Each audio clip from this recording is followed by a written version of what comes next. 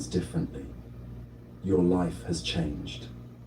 The weight you carry now is not the weight you carried yesterday. These are not lessons to memorize. They are doorways you walk through. Right now, wherever you are, lying in darkness in Chicago, sitting in afternoon light in Singapore, stealing quiet minutes in your car in Manchester, notice that you stopped. That stopping is already the beginning. The Buddha taught that suffering ends not when you gain something new, but when you release what you have been holding. Each story shows one person discovering what they could let go. Isolation, relentless striving, the need for certainty, clinging to what has passed, the belief you must save everyone, fear of change itself. By the end, you will know which burden to set down first. Your breath will slow before the first story ends. Your shoulders will drop before the second story finishes. This is not hope. This is what happens when you meet suffering that has already found its release. The first encounter begins now. A mother carries her dead child through the streets, desperate for medicine. What she finds transforms how she sees her grief.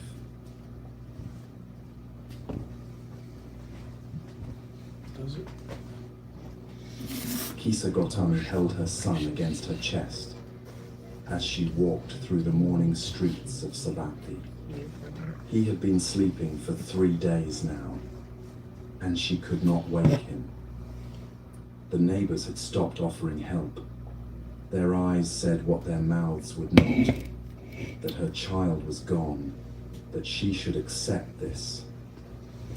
But somewhere in this city, someone had medicine that would wake him. She knocked on doors before the sun had fully risen. An old woman answered, her face softening when she saw the bundle in Kisa's arms. Please, do you have medicine for my son?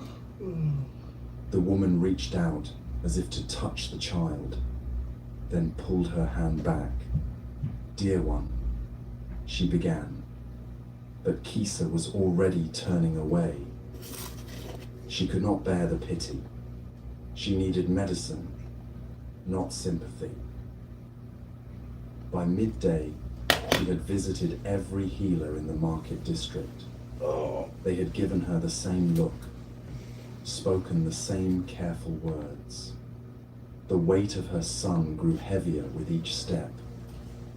What she knew was this: she would find help, or she would die, searching.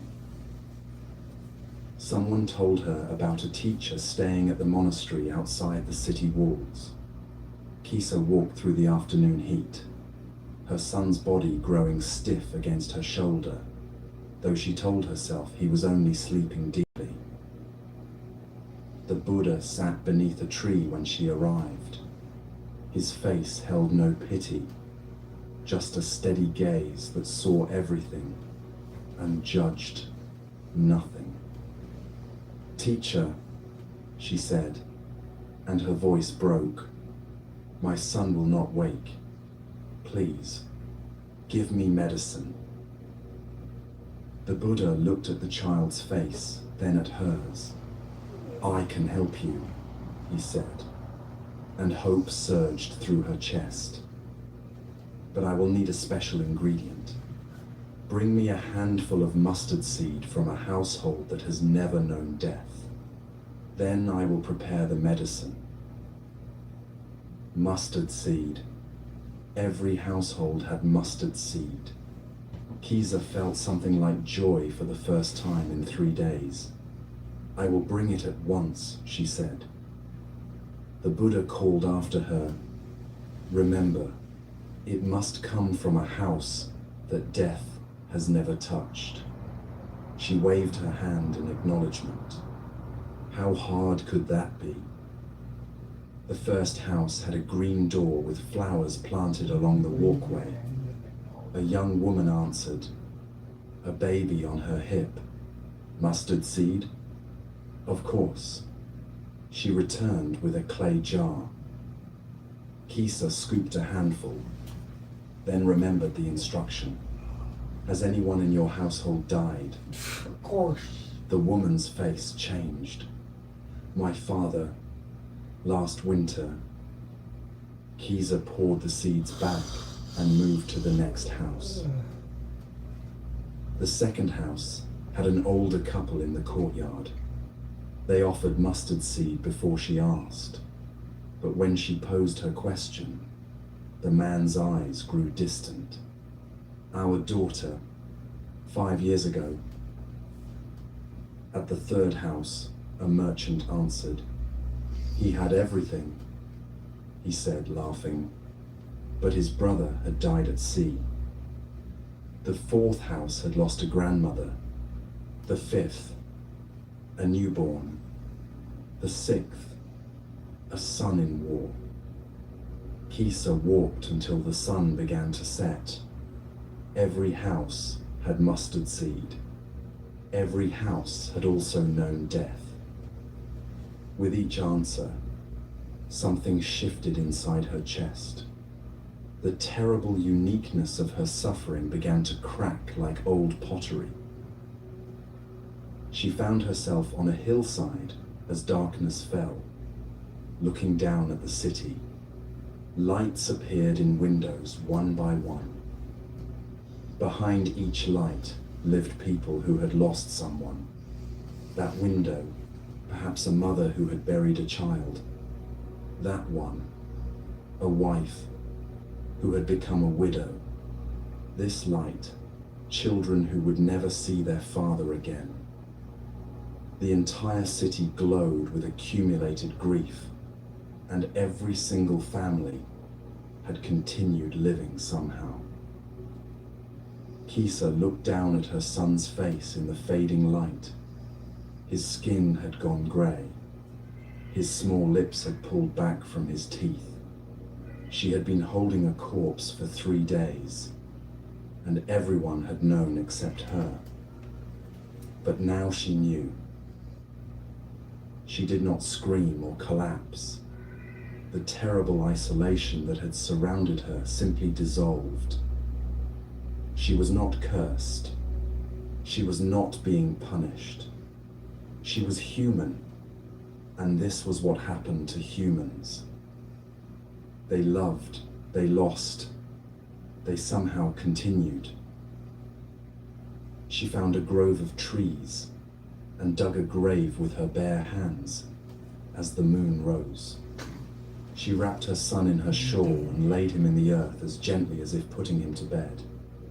She spoke to him as she covered him with soil, told him she loved him, that she was sorry she had not let him rest sooner. When she finished, her hands were bleeding and caked with dirt, but her chest felt strangely light. She walked back to the monastery as dawn broke. The Buddha sat in the same place. I could not find the mustard seed you asked for, she said. I know, he replied.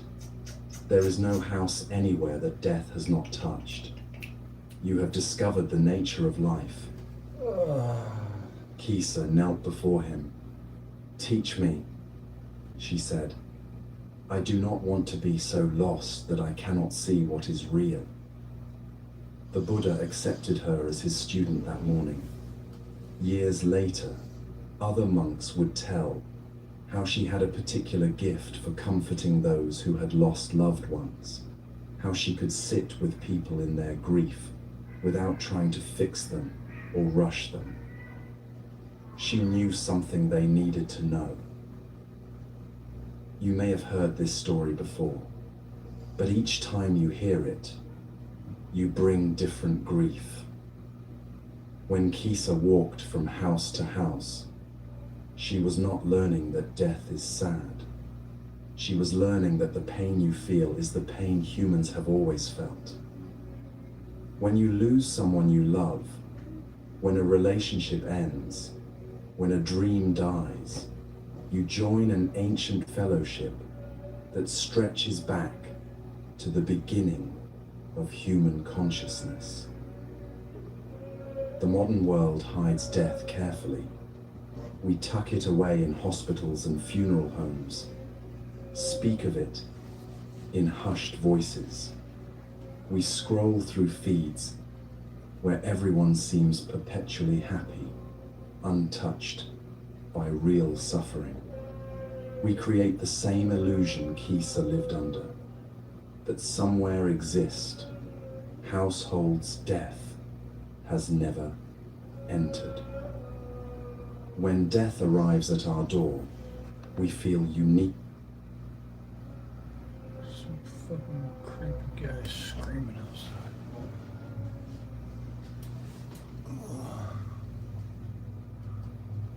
Shut up.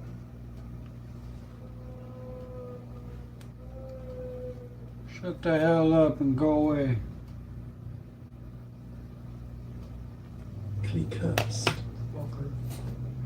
Walk through your neighborhood tonight and look at the lit windows. Behind each one lives someone who has lost something irreplaceable. The quiet man who waters his garden buried his wife 2 years ago. The woman who drives past each morning lost her sister to cancer. The teenager shooting baskets in the driveway will never meet his grandfather. Not one house stands untouched. This is not meant to depress you, but to connect you. When you sit with your own grief, you are not sitting alone. The isolation you feel is not the truth. You are surrounded by others who know this territory, who have walked this path, who understand without needing explanation. Kisa learned to ask a different question. Instead of, "Why is this happening to me?" she began to ask, "How do humans bear this?" The first question has no good answer and leads only to more suffering. The second connects you to everyone who has ever had to continue living after loss. When you ask how humans bear this, you discover they bear it together, that sharing grief somehow makes it lighter even though nothing about the loss has changed. The Buddha did not give Kisa medicine to wake her dead child, because no such medicine exists. He gave her a way to wake herself from the illusion of being alone in suffering. The mustard seed teaching is not about death. It is about connection. It is about discovering that what you thought made you different actually makes you human. Years later, Kisa would sit with newly grieving mothers and say very little. She did not offer platitudes about time healing wounds or loved ones being in better places. She simply sat with them in their rawness, in their disbelief, in their rage at a world that continues spinning when their world has stopped. Her presence said what words could not. "I know this place. I have walked this ground.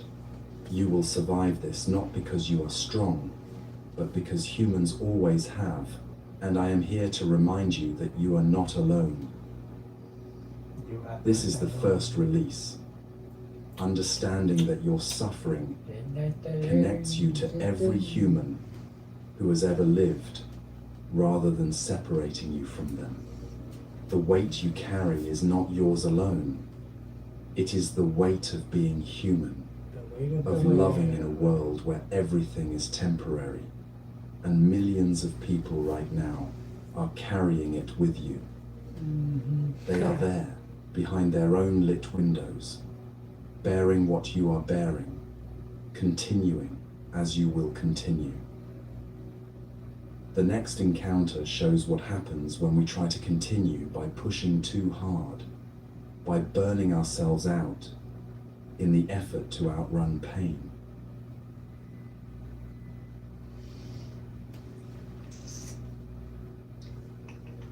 Sona's feet left small bloodstains on the walking path. He had been practicing walking meditation for hours, back and forth on the same stretch of ground, and the skin on his soles had worn through. But he could not stop. If he stopped, if he rested, if he gave himself even a moment's ease, he might never attain the freedom he sought. So he walked, and his feet bled, and he told himself this was what dedication looked like.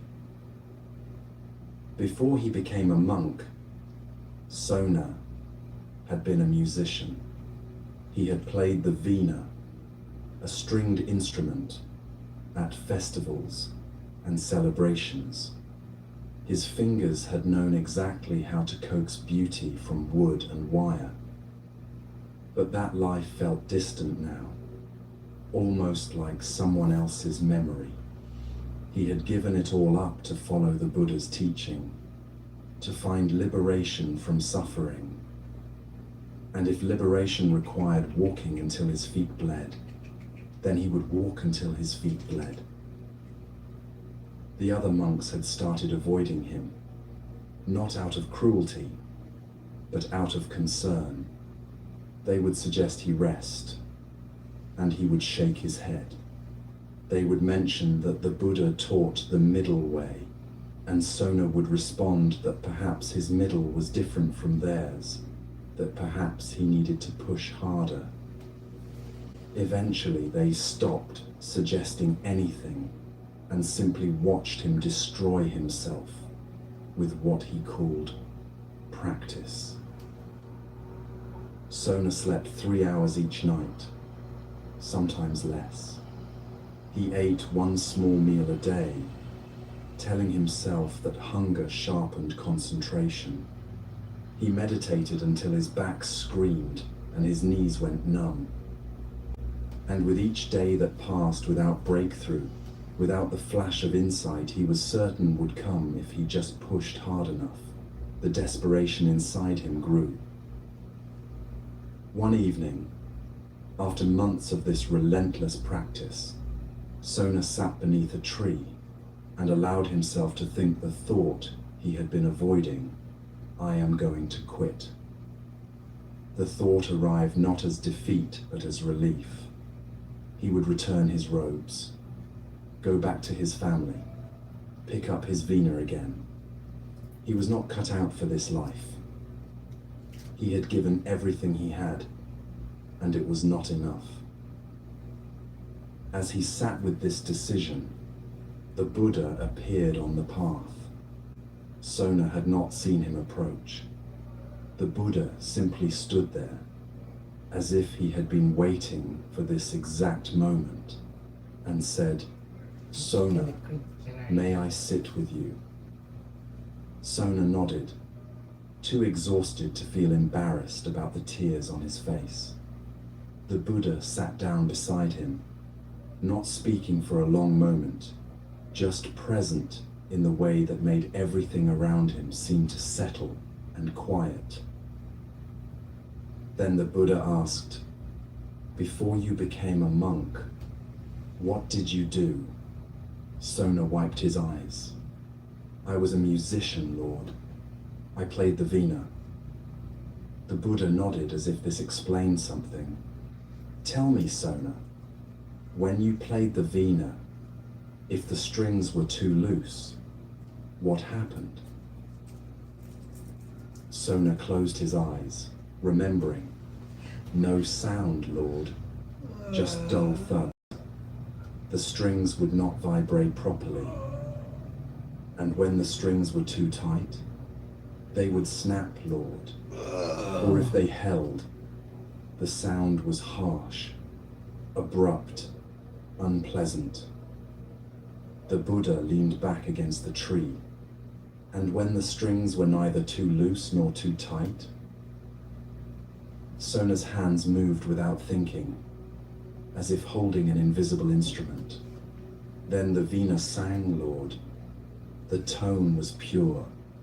You could play for hours, without the strings breaking or going flat. The sound would fill a room, fill a courtyard. People would stop what they were doing just to listen. He opened his eyes and found the Buddha watching him with something that looked like affection.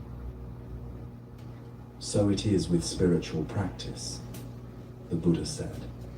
If your energy is too loose, too slack, you will make no progress. You will spend your days in comfort, but arrive nowhere. But if your energy is too tight, too forced, you will break. You will snap like an over-tightened string, and a broken string produces no music at all. Sona looked down at his bleeding feet, at his trembling hands, at the body he had been treating like an enemy that needed to be conquered. I thought I had to push harder than everyone else, he said quietly. I thought that was what dedication meant. The Buddha shook his head. Dedication means finding the tension that allows you to continue, not the tension that breaks you before you arrive. Something shifted in Sona's chest, like a knot loosening. He had spent months trying to force himself into enlightenment, believing that suffering equaled progress, that if he was not in pain, he was not trying hard enough. But he had forgotten what his hands already knew, that instruments need tuning, that the right tension produces beauty, while the wrong tension produces only noise or silence or breaking. How do I know when the tension is right? Sona asked. The Buddha smiled. Your body knows. Your breath knows. When you can sustain your practice day after day without collapsing, without fleeing, without breaking, then you have found your tuning. Not my tuning, not another monk's tuning, but yours. Sona began practicing differently after that conversation. He still rose early, still meditated, still walked. But he also rested when his body needed rest. He ate enough to maintain his strength. He slept enough to let his mind settle. The other monks noticed the change but said nothing, just nodded when they passed him on the path, his feet healing, his face less drawn. Within a year, Sona attained full enlightenment, not through pushing harder, but through finding the sustainable rhythm that allowed him to continue without destroying himself in the process. He would later teach this same lesson to other monks who came to him burning out, and he would always ask them, if you were tuning a vina, would you tighten the strings until they snapped? This story has survived 25 centuries because the question it asks has never stopped being relevant. How much effort is enough? We live in a culture that worships exhaustion, that treats burnout as a badge of honor, that suspects anyone who is not perpetually busy of being lazy or uncommitted. We have entire industries built on helping people optimize their productivity, squeeze more into each day, sleep less, do more, push harder. And we are snapping like over-tightened strings. You know this if you have ever worked yourself sick, if you have ever believed that rest was weakness, if you have ever measured your worth by how much you could endure. You know the particular exhaustion that comes not from hard work, but from unsustainable work, from trying to maintain a pace that no human body was designed to hold. You know what it feels like when the string is about to snap. The Buddha did not tell Sona to stop practicing. He did not suggest that effort was the problem. He suggested that the wrong kind of effort, the kind that destroys rather than develops, was the problem.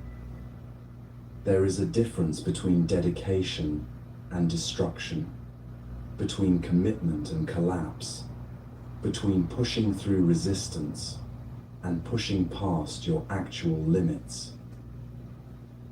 Sona had forgotten this difference because he had confused suffering with progress. If his feet bled, he must be getting somewhere. If he could barely stand, he must be close to breakthrough. But suffering is not the same as growth, and pain is not proof of dedication. Sometimes pain is just your body telling you that you are damaging yourself, that the string is too tight, that you need to adjust before you break. Think about the last time you pushed yourself too hard.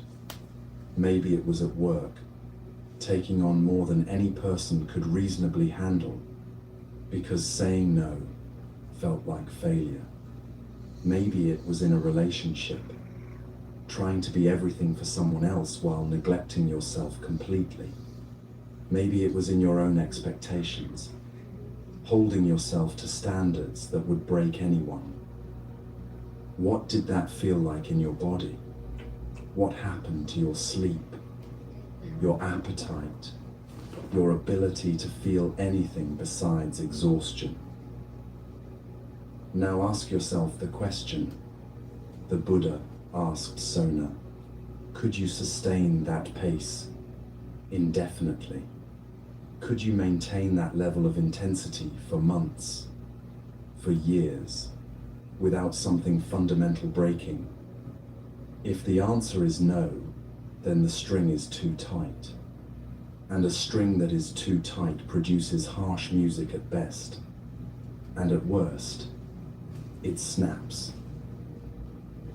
The middle way is not mediocrity. It is not settling or giving up or lowering your standards.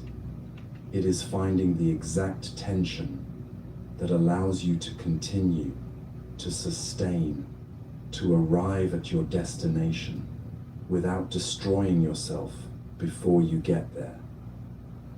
A vina strung with perfect tension can play for hours, can produce beauty consistently, can last for years. A vina with strings too tight breaks during the first song. Your life is not a sprint where the person who suffers most wins. Your life is a long practice, and the only way to complete a long practice is to find a rhythm you can sustain. This means rest is not optional. This means listening to your body is not weakness. This means that when you feel the string getting too tight, when you notice yourself edging toward collapse, you stop and adjust before you break. Sona's bleeding feet were not a sign of dedication. They were a sign that he had lost his tuning, that he was trying to force an outcome rather than allow a process. When he learned to trust the middle way, when he found his sustainable rhythm, enlightenment came not as something he wrestled into submission, but as something that arose naturally from consistent, balanced practice. You do not need to bleed to prove you are trying. You do not need to collapse to demonstrate commitment. You need to find the tension that lets you continue tomorrow, and the day after that, and the day after that, until one day you look up and realize you have arrived somewhere you could never have reached by breaking yourself. This is the second release, understanding that sustainable effort, not maximum effort, is what carries you through. The string that sings is neither too loose nor too tight. and only you can feel when your own tuning is right. Trust that feeling more than you trust the voice that says you should be doing more, pushing harder, sleeping less. That voice does not care if you break, but you should care. You should care enough to find your middle way. The next encounter reveals what happens when the mind itself becomes the obstacle, when thinking about problems replaces solving them.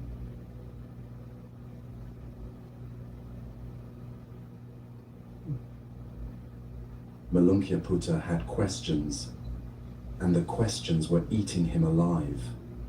Every night as he lay down to sleep, they circled his mind like vultures. Is the universe finite or infinite? Does an enlightened being exist after death or not? Is the body different from consciousness or the same? These were not idle curiosities. They felt urgent, essential, like the foundation upon which everything else rested. How could he practice if he did not understand the nature of existence itself? He had been a monk for 3 years now, and the Buddha had never answered these questions. Malunkyaputta had asked them directly, had posed them to senior monks, had waited for a teaching that would finally address what seemed to him the most important issues of all. But the Buddha spoke instead about suffering, about craving, about the path to liberation. He talked about what to do, not what to believe about cosmic mysteries. And this felt to Malunkyaputta like an evasion, like the Buddha was withholding the real teaching. So one afternoon, after weeks of sleepless nights and mounting frustration, Malunkyaputta went to the Buddha with an ultimatum. He found him sitting beneath a tree, and without the usual courtesies, he said, "Lord, I need answers to certain questions, or I cannot continue as your student." The Buddha looked at him with the same calm gaze he gave everyone. "What questions, Malunkyaputta?" Malunkyaputta listed them, his voice growing more insistent with each one. Is the universe eternal or not eternal? Is it finite or infinite? Is the life force the same as the body or different? Does the enlightened one exist after death? Not exist, both, or neither? He took a breath. If you will answer these questions, I will continue as your disciple. If you will not answer them, then I must leave the Sangha. The Buddha let the words settle in the air between them. Then he asked, "Malunkyaputta, when you came to me and asked to be ordained, did I promise to answer these questions?" Malunkyaputta shifted his weight. "No, Lord. Did you say to me, I will live the spiritual life under the Buddha only if he explains to me whether the universe is eternal or not eternal?" "No, Lord." "Then why," the Buddha said gently, "do you now demand what was never promised?" Malunkyaputta had no answer to this, but the question still burned in him. "Lord, these matters seem fundamental. How can I practice without understanding them?" The Buddha leaned back against the tree. "Let me tell you a story, Malunkyaputta. Suppose a man is struck by a poisoned arrow. His friends and relatives bring a surgeon to remove it. But the man says, 'Wait, I will not let this arrow be removed until I know who shot me. What is his name? What clan does he belong to? Is he tall or short? Dark or fair?'" The Buddha's voice took on a rhythm, painting the scene. The man continues. What kind of bow did he use? What kind of bowstring? What kind of arrow shaft? What kind of feathers fletched the arrow? What kind of arrowhead? I will not allow treatment until I know all of this. Malunkyaputta could see where this was going, but the Buddha continued. What would happen to that man, Malunkyaputta? He would die, Lord, Malunkyaputta said quietly. He would die before all those questions could be answered. Exactly, the Buddha said. So too, if someone says, I will not live the spiritual life under the Buddha until he explains whether the universe is eternal or not eternal, that person would die before these things could be explained. The Buddha shifted forward, and his voice grew more direct. Whether the universe is eternal or not eternal, Malunkyaputta, there is still birth, aging, death, sorrow, pain, and despair. I teach the end of these things in this very life. Whether the universe is finite or infinite, you still suffer. Whether consciousness is the same as the body or different, you still experience craving, aversion, and delusion. Will knowing the answers to your questions remove the arrow of suffering from your heart? Malunkyaputta sat with this. The honest answer was no. Even if the Buddha told him the universe was eternal, even if he explained in perfect detail the nature of existence after death, Malunkyaputta would still wake up tomorrow with the same anxieties, the same restless mind, the same subtle dissatisfaction that had driven him to become a monk in the first place. What I teach is this, the Buddha said. This is suffering. This is the origin of suffering. This is the cessation of suffering. This is the path leading to the cessation of suffering. Why do I teach this and not other things? Because this is useful. This leads to the end of suffering, to peace, to direct knowledge, to liberation. Your metaphysical questions do not lead there. They lead only to more questions, more speculation, more mental proliferation. Malunkyaputta felt something crack open in his chest, and with it came embarrassment, but also relief. He had been so certain that he needed answers before he could progress, that understanding the architecture of the universe was prerequisite to freedom. But he had been confusing the map with the territory, the description with the experience. He had been so busy demanding to know about the arrow that he had forgotten it was killing him. Forgive me, Lord, Malunkyaputta said. I have been asking the wrong questions. The Buddha smiled. There are no wrong questions, Malunkyaputta. Only questions that help, and questions that do not help. You are free to spend your life contemplating whether the universe has an edge or goes on forever. But while you contemplate, the arrow remains and the poison spreads.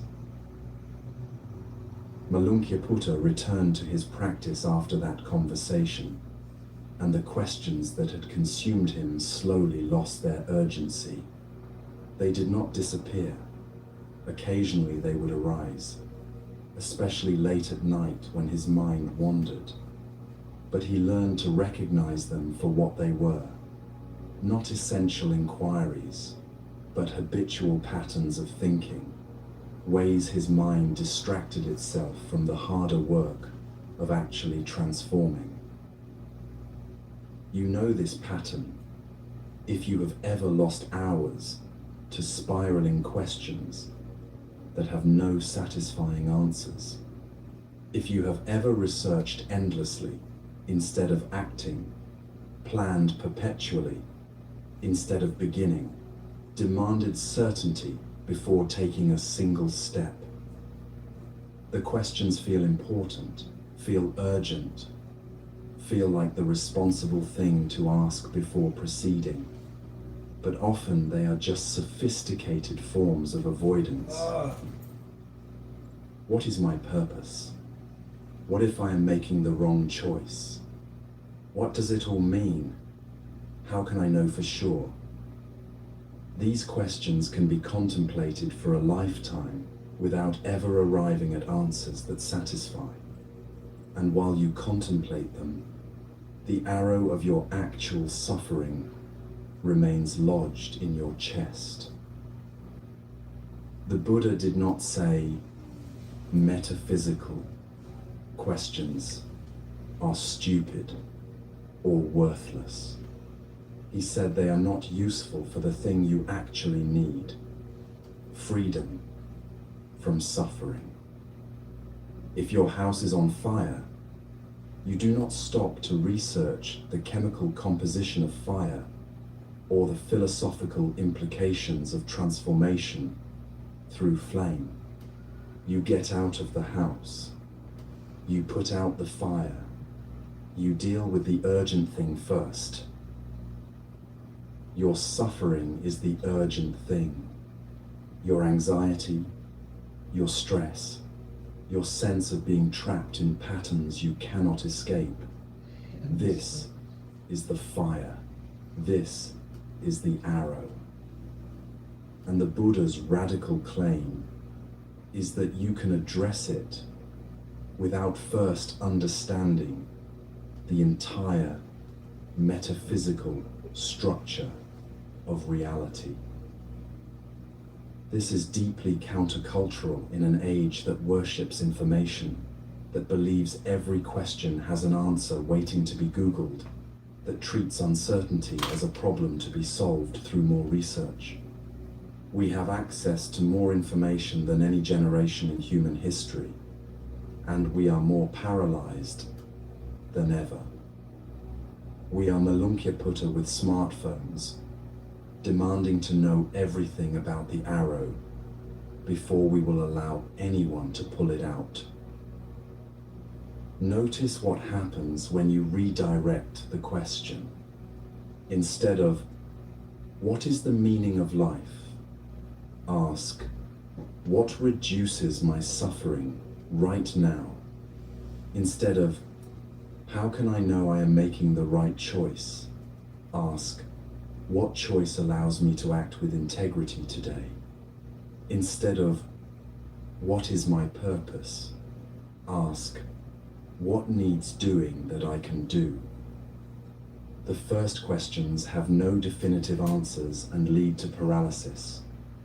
The second questions can be answered through action.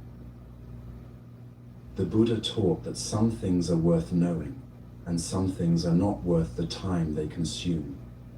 Worth knowing: how suffering arises in your own mind, what feeds it, what diminishes it, what actions lead to more peace. Not worth the time: whether the universe had a beginning, what happens after death to enlightened beings, whether consciousness is generated by the body or independent of it. Not because these questions are meaningless, but because answering them does not remove your suffering. Malunkyaputta eventually became fully liberated, and when he did, the old questions still had no cosmic answers, but they also no longer mattered. He had discovered something more valuable than knowledge about the structure of reality. He had discovered freedom within reality, however it is structured. The arrow was gone. The poison had been neutralized, and it turned out You could live without knowing who shot the arrow or whether the universe has edges. This is the third release, understanding that some questions serve liberation and some serve only endless questioning. Your suffering is real and present. The tools for addressing it are available. You do not need permission from the cosmos to begin. You do not need absolute certainty about metaphysics to take the next right action. You need only to recognize the arrow, acknowledge the poison, and allow the healing that becomes possible when you stop demanding answers that will not heal you. But even after you stop asking useless questions, you may still be holding on to what once served you well, but now weighs you down.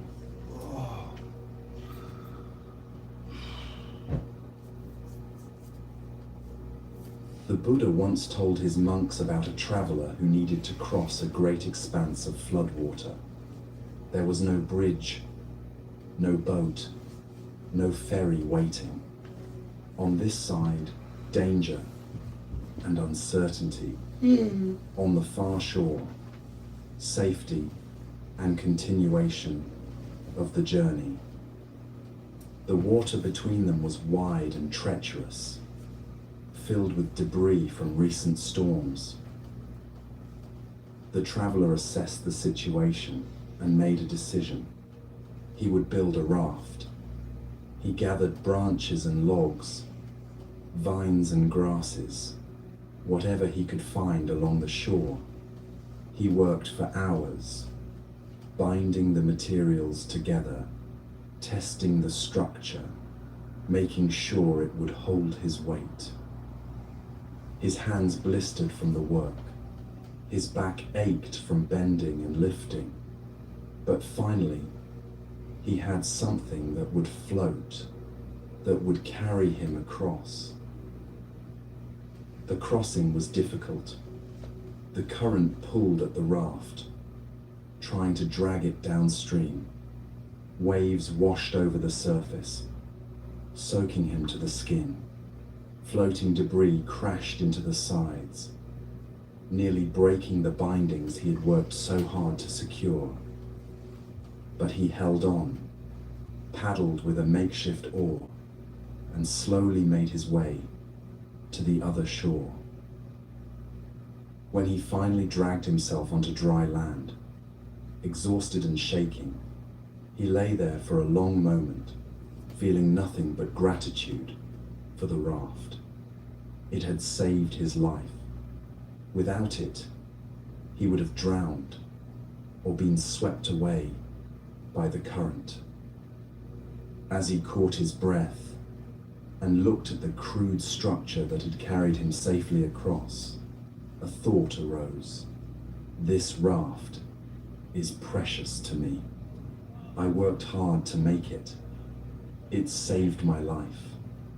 I should take it with me. So the traveler hoisted the raft onto his shoulders. Or perhaps he balanced it on his head. The Buddha told the story both ways, and both images are equally absurd.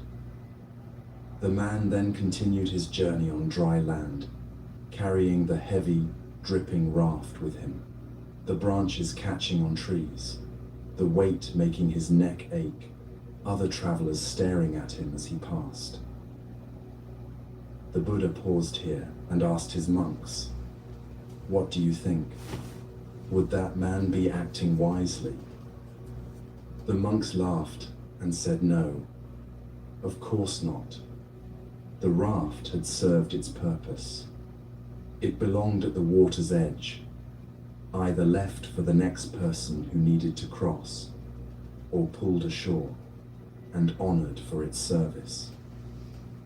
But carrying it on land made no sense. On land, it was not a raft anymore. It was just dead weight. Just so, the Buddha said, the teachings I give you are like a raft. They are for crossing over, not for holding on to.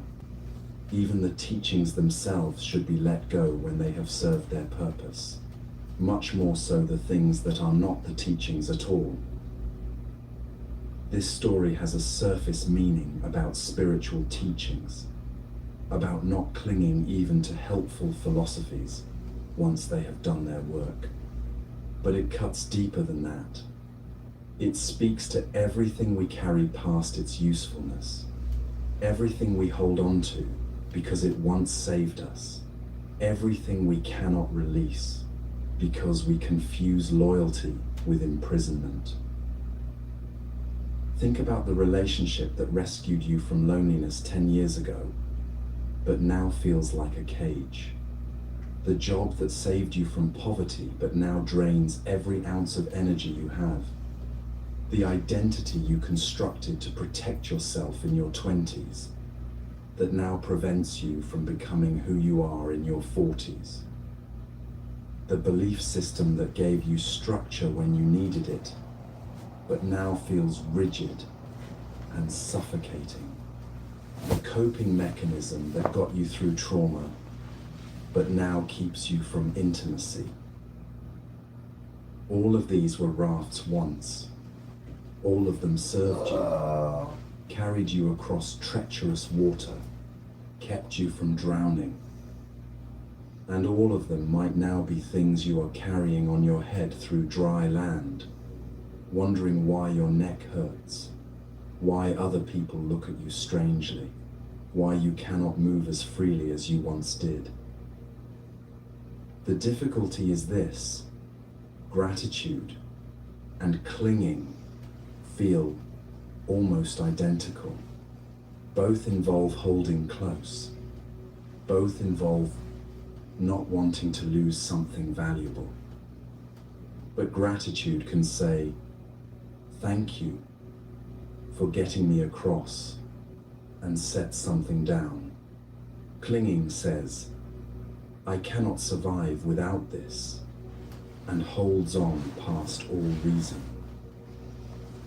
The traveler in the story was not wrong to value the raft. The raft was genuinely valuable, genuinely life-saving. The error was in failing to recognize when the context changed. What was useful in water became useless on land. The error was in confusing honoring something with carrying it forever. You can honor the relationship that taught you what love could feel like while acknowledging it has run its course. You can be grateful for the job that paid your bills and gave you skills while recognizing it is time to move on. You can appreciate the version of yourself that survived difficult years while letting that version evolve into someone new. Honor and release are not opposites. Sometimes releasing is the most honoring thing you can do. But we resist this, and for good reasons. Letting go feels like betrayal when what we are releasing once saved us. It feels like ingratitude, like saying the raft was not good enough, like denying the service it provided. We tell ourselves, if this relationship once made me happy, who am I to leave it now? If this career once gave me purpose, how can I walk away? If this belief once gave me certainty, what does it say about me that I no longer believe it? What it says is that you crossed the water. You are on the other shore now. The raft did exactly what it was meant to do, and now the journey continues on different terrain that requires different tools. Notice the Buddha did not say, burn the raft, curse the raft, pretend the raft never helped. He said, leave it at the shore, pull it up so it does not float away. Acknowledge its service. Maybe someone else will need it. And then continue your journey unencumbered. This is different from the modern tendency to dispose of things the moment they stop serving us, to discard relationships when they become difficult, to quit jobs at the first sign of boredom. The Raft teaching is not about avoiding commitment or running from challenge. It is about recognizing when you are genuinely on the other shore versus still crossing the water. It is about the difference between difficulty that signals growth and difficulty that signals you are trying to use the wrong tool for the wrong terrain. How do you know the difference? Your body knows before your mind admits it. You know you are carrying a raft on dry land when the thing that once energized you now depletes you completely. When what once felt like protection now feels like prison. When you find yourself defending your choices more than living them. When you cannot imagine life without it, but also cannot imagine continuing with it much longer. When the weight on your shoulders is no longer the good weight of meaningful burden, but the dead weight of something whose time has passed.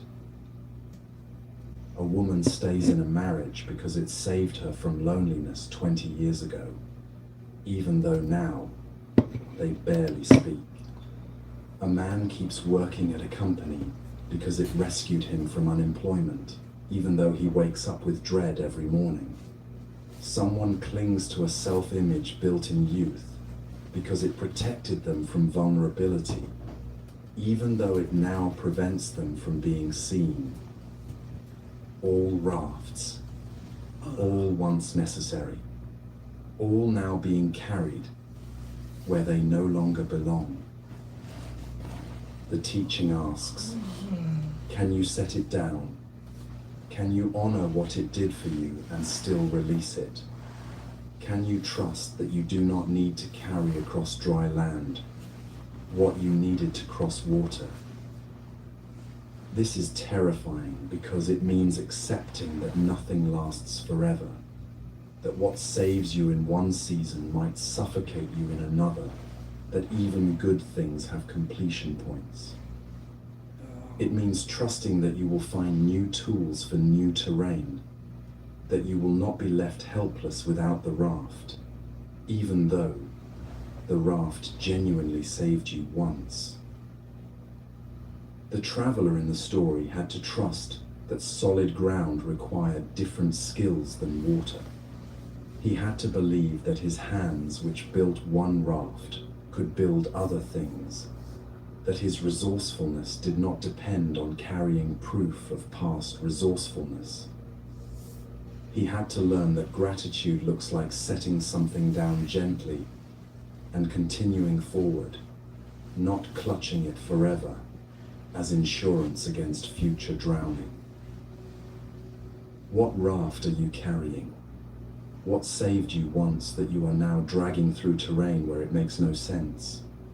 What are you loyal to past the point of actual use because you believe releasing it would mean you were never grateful for its service?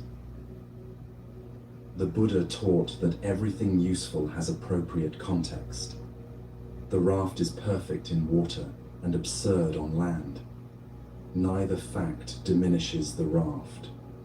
It simply means the raft is not universal, not required forever, not meant to be carried as proof of your journey, but used during your journey, and then honored by letting it serve its purpose fully and completely, which includes ending. When you set down the raft, your hands are free, your shoulders drop, your neck stops aching. You can move faster, turn more easily, pick up new things when new things are needed. And the raft remains what it always was, something that carried you across when you needed carrying, something that deserves your gratitude precisely because it did its work so well that you made it to the other shore. This is the fourth release, learning to honor what helped you by letting it complete its service rather than forcing it to serve forever in contexts where it no longer fits. Gratitude does not mean carrying something until you collapse. It means recognizing when the crossing is finished and the raft belongs at the water's edge, serving its purpose by being exactly what it was meant to be and nothing more. But what happens when you cannot let go because you believe everyone else depends on you to hold everything together?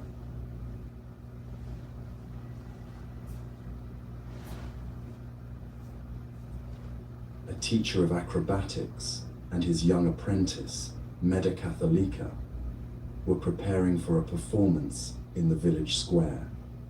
Their act was simple but dangerous. The teacher would balance a tall bamboo pole on his shoulders, and the apprentice would climb to the top and perform movements while perched there. One slip from either of them, and both would fall. One wobble, one moment of lost concentration, and they would both be injured, possibly killed. Before they began their practice, the teacher gave his apprentice what he thought was wise instruction. Medakathalika, you protect me, and I will protect you. This way, guarding one another, we will display our skill, make a good profit, and come down safely from the bamboo pole. It sounded reasonable, even caring. It sounded like partnership, like the kind of mutual support that keeps people safe. But Medakathalika, young as she was, saw something her teacher had missed. She looked up at him and said, "That is not the way to do it, teacher. You should protect yourself, and I will protect myself.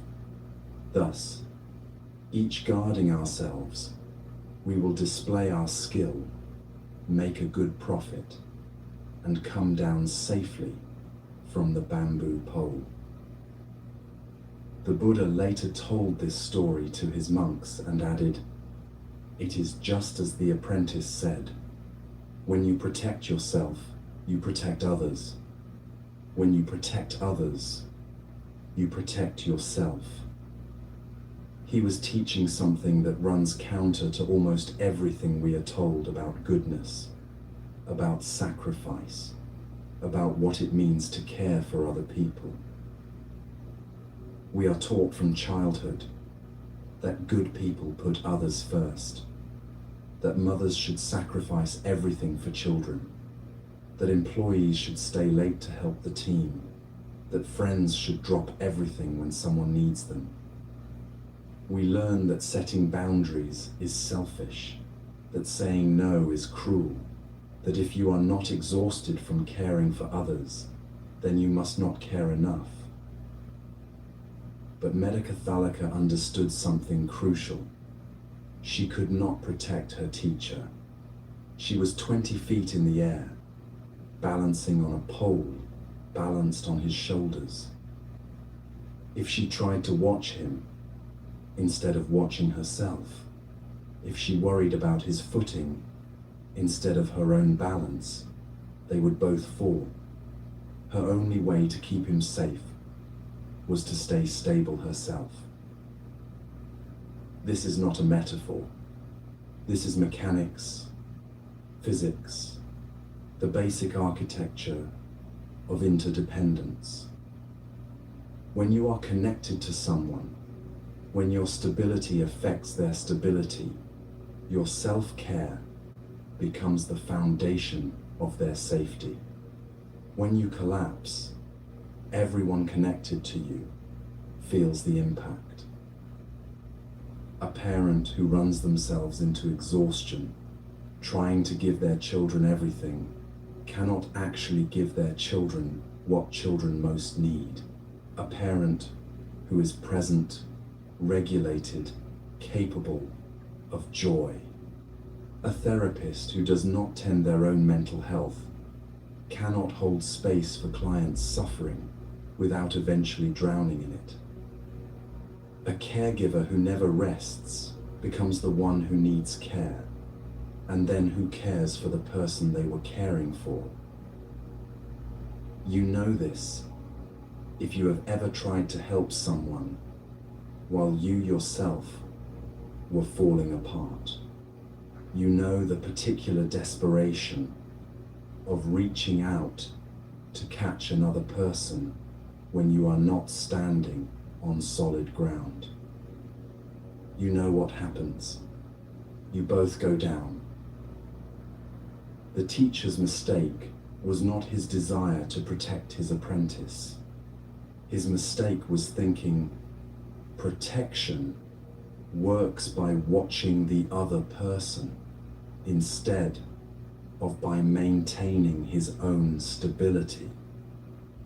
If he focused on her balance up there, trying to shift his shoulders to correct her wobbles, he would lose his own footing. The pole would tilt. She would fall and bring him down with her.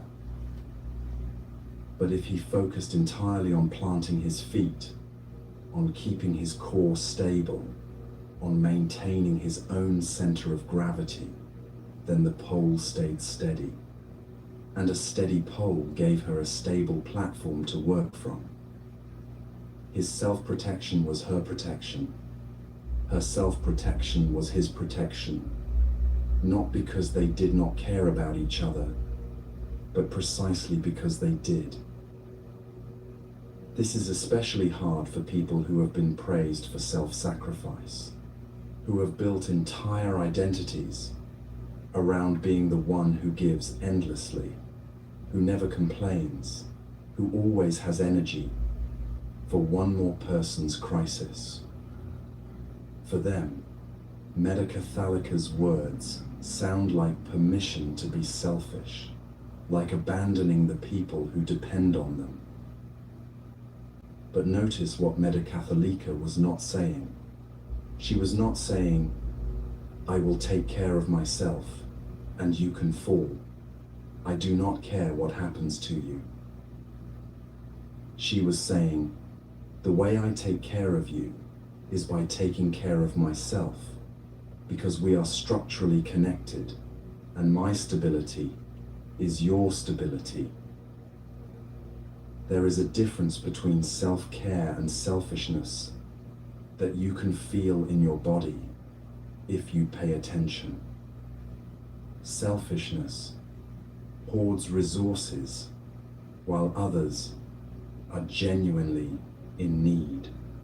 Selfishness says, I refuse to help even though I easily could, because your suffering is not my problem. Self-care says, I cannot help right now because I am not stable enough, and if I try to help from this place, we will both fall. Selfishness comes from a place of abundance, refusing to share. Self-care comes from a place of depletion, acknowledging limits. You know which one you are doing. Your body knows, even when your mind tries to justify. When you say no to something because you genuinely do not have capacity, your body relaxes slightly. When you say no because you do not want to share resources you have, your body tenses with defensiveness. When you rest because you need rest, there is ease, even in the guilt. When you avoid because you do not want to deal with difficulty, there is agitation, even in the relief. The bamboo pole teaching asks you to examine your actual structural position. Are you the one holding the pole, the one balancing on top, or somewhere in between? And what does your position require for everyone's safety? If you are the pole holder and you try to catch the person above you when they start to fall, you both go down. If you are the one balanced above and you try to steady the person below you, you lose your own balance and fall onto them. The only way this works is if each person maintains their own position with full attention and presence. This does not mean isolation. This does not mean refusing all help or never depending on anyone. It means understanding that dependence works when each person brings their full structural integrity to the connection. The pole needs the ground to be stable. The person on top needs the pole to be stable. But the ground cannot stand for the pole, and the pole cannot balance for the person on top. Each element must do its own work. You see the opposite of this in relationships where one person has made themselves responsible for another person's emotional state, where a wife manages her husband's moods by never saying anything that might upset him, where a parent tries to protect their child from every disappointment by fixing every problem, where a friend becomes the unpaid therapist for someone who will not actually seek help. These arrangements feel like love, like devotion, like the right thing to do, but they are the teacher's mistake, not the apprentice's wisdom. The wife trying to manage her husband's moods loses her own emotional footing. The parent fixing every problem prevents the child from developing their own problem-solving capacity. The friend playing therapist burns out and then has nothing left to give. Everyone falls eventually because the structure was unstable from the beginning. Medakathalika's way works differently. Each person tends their own balance, and in doing so, creates reliable support for the other. The husband learns to manage his own emotional reactions because his wife will not sacrifice her peace to tiptoe around them. The child develops resilience because the parent trusts them to handle manageable difficulties. The friend maintains their own well-being and therefore remains available for genuine connection rather than codependent rescue. This requires trusting that other people have their own capacity to stand, to balance, to manage themselves. And when they genuinely do not have that capacity, when someone is in real crisis, real danger, real need, then you assess whether you are actually stable enough to help, or whether your attempt to help will just add your body to the pile of fallen people. Sometimes the most helpful thing you can do is say, I cannot hold this for you right now, but I can help you find someone who can. Sometimes the most loving thing you can do is maintain your own stability rather than dive into someone else's chaos and drown together. This is not abandonment. This is structural honesty. The Buddha affirmed the apprentice's wisdom because he understood that suffering spreads through connection. When you neglect yourself in service of others, your depletion becomes their burden. Your resentment, your exhaustion, your collapse, these all affect the people connected to you. Your self-sacrifice does not actually protect them from suffering. It just changes what they suffer from and adds your suffering to the mix. But when you protect yourself, when you maintain boundaries, when you rest, when you feed your own needs and tend your own balance, you become reliable support. You become the steady pole, the solid ground, the stable platform that others can work from. Not because you are doing it for them, but because structural integrity benefits everyone in the structure. This is the fifth release, understanding that self-protection and mutual protection are not opposites, but the same movement seen from different angles. When you guard your own balance, you guard everyone connected to you. When you maintain your own footing, you provide stable ground for others to stand on. Not selfishness, but structural wisdom. Not abandonment, but the only kind of support that actually holds over time. When each person tends their own balance, they can finally see clearly what they have been avoiding, and a sheltered prince was about to discover what his father's protection had hidden from him.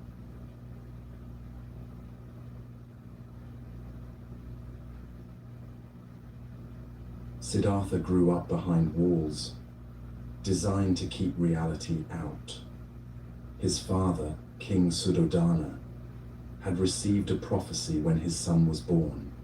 The child would become either a great king or a great spiritual teacher. The father wanted a king, not a renunciant, so he made a decision. He would build a world so perfect, so insulated from suffering, that his son would never question existence, never seek anything beyond the pleasures of palace life. So Siddhartha's childhood was orchestrated like a beautiful play. 3 palaces, one for each season, each filled with every luxury imaginable. Musicians and dancers, the finest foods, the most beautiful companions. And most importantly, no old people, no sick people, no dead bodies, no evidence that life contained anything but youth and health and pleasure.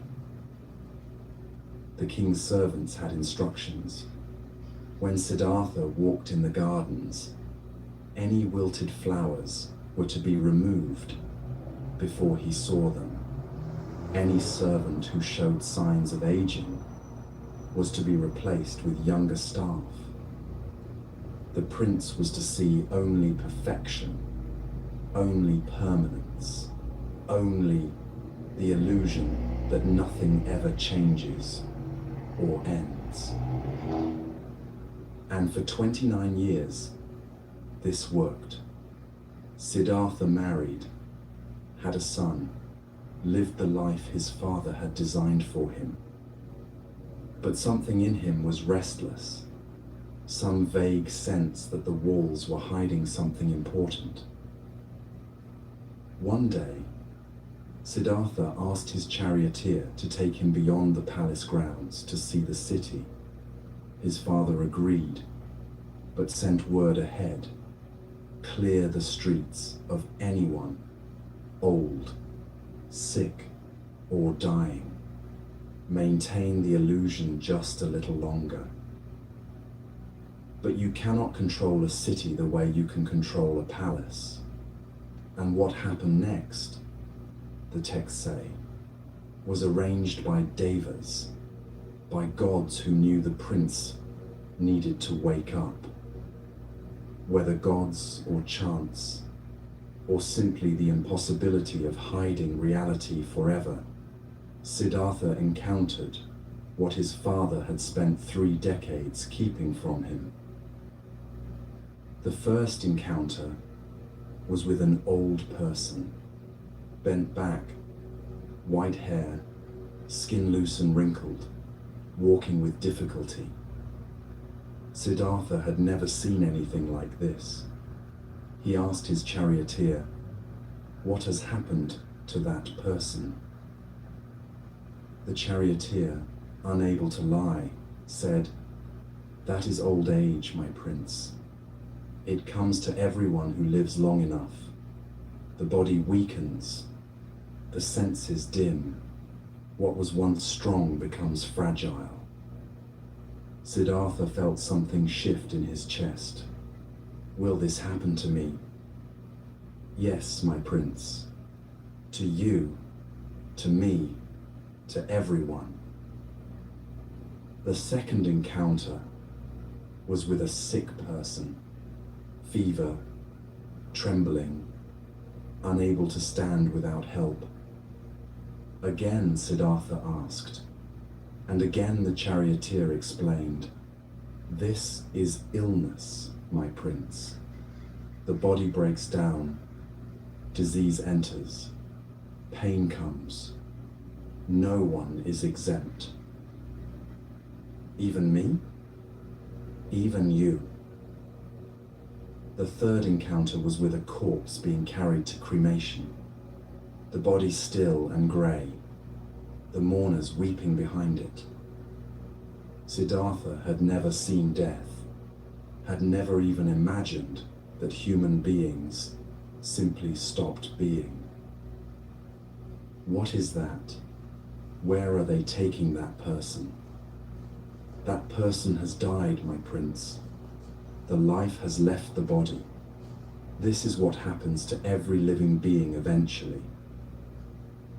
To everyone. To everyone. Your father, your wife, your son, you, me. No one who is born escapes death. Siddhartha rode back to the palace in silence. The musicians and dancers were there, the beautiful gardens, the perfect constructed world. But now he could not unsee what he had seen. Every young face would age. Every healthy body would sicken. Everyone he loved would die. And he would die too. The palace was not protection. It was just prettier scenery on the way to the same destination as everyone else. But there was a fourth encounter. Days later, still reeling, Siddhartha saw someone different, a wandering spiritual seeker. Shaved head, simple robes, a peaceful expression that stood in stark contrast to the anxiety Siddhartha now felt constantly. Who is that person? That is someone who has renounced the household life, my prince. Someone who seeks a way beyond aging, sickness, and death. Someone who looks for liberation from suffering. And Siddhartha understood. There were only two choices.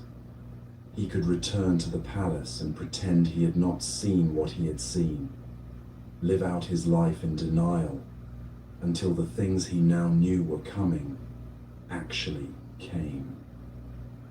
Or he could do what that peaceful seeker was doing, face reality directly and search for a way through it rather than around it. That night, Siddhartha left the palace. He kissed his sleeping wife and infant son goodbye, cut his hair, exchanged his royal clothes for simple robes, and walked away from everything his father had built to protect him from the truth. The story does not end there. We know Siddhartha eventually became the Buddha, that he found what he was looking for. But what matters for us is this: the moment he stopped pretending, the moment he let the walls fall and looked directly at impermanence, his real life began. You live in a palace too. though yours does not have 3 buildings and gardens.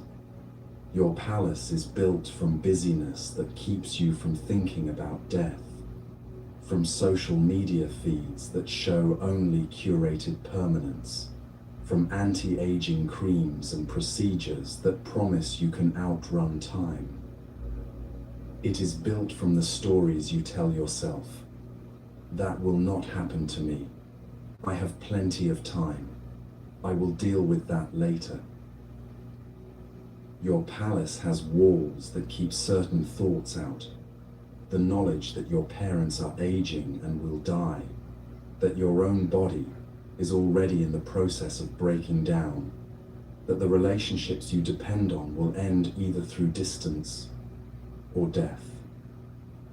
We work very hard to maintain these walls, to keep the 4th messenger visible and the first 3 hidden. But the messengers find you anyway. A diagnosis, a funeral, a birthday that hits differently, a moment when you catch your reflection and do not recognize how you have aged. The walls crack, reality seeps through, and you have Siddhartha's choice: patch the walls and pretend harder, or let them fall completely and see what is actually here. What Siddhartha discovered was not that impermanence is a problem to solve. It was that fighting impermanence is what creates suffering. The palace walls did not protect him from aging, sickness, and death. They just delayed his awareness of them, which meant when awareness came, it arrived as shock and betrayal rather than as simple reality. When you pretend your parents will live forever, their aging feels like a cruel surprise. When you pretend you will always be young and capable, your body's natural changes feel like personal failure.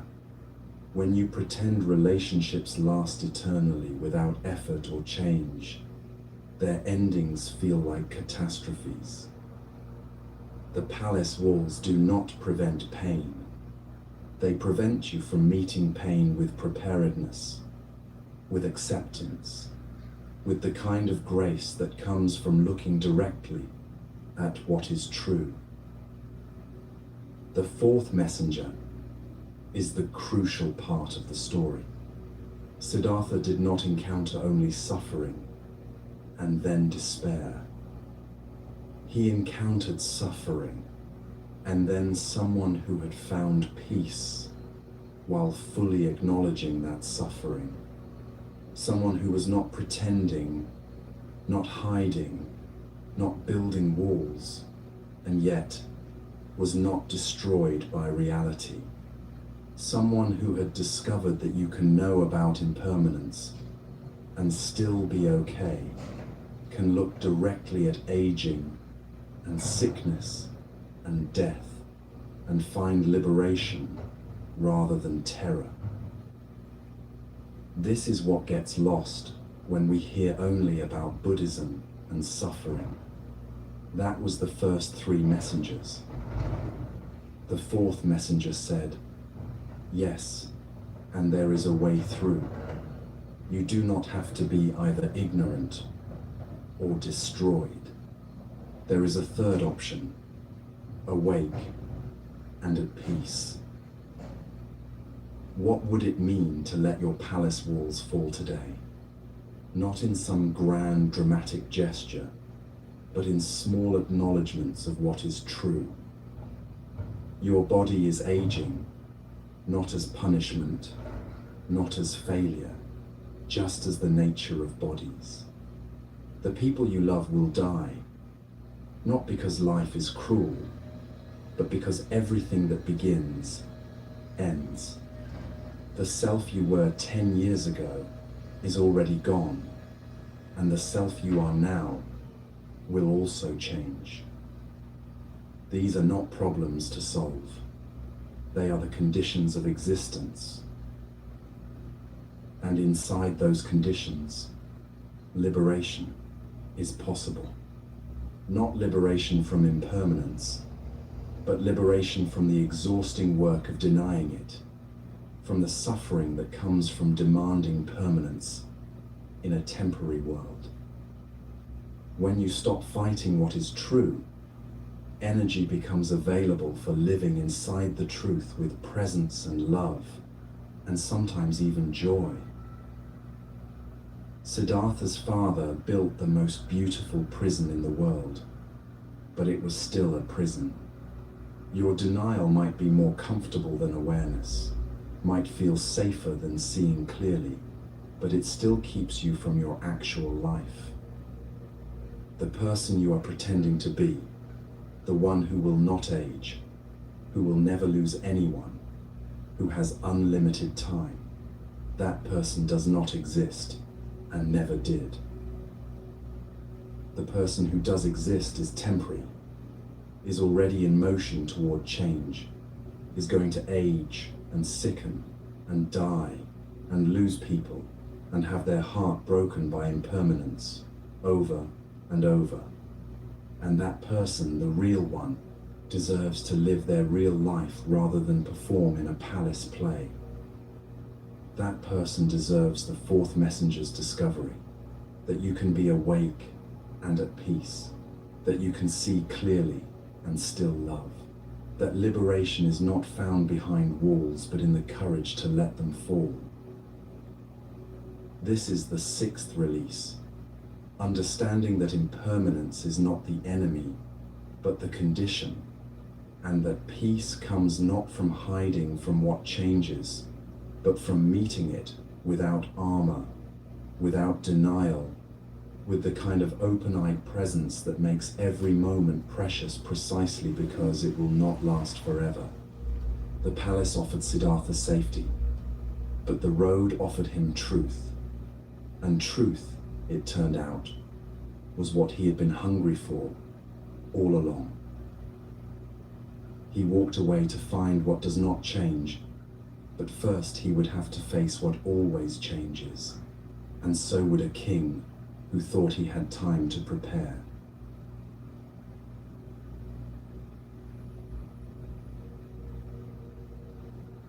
King Pasenadi ruled the kingdom of Kosala, and like most kings, he spent his days managing territory disputes, tax collection, military strategy, diplomatic relations.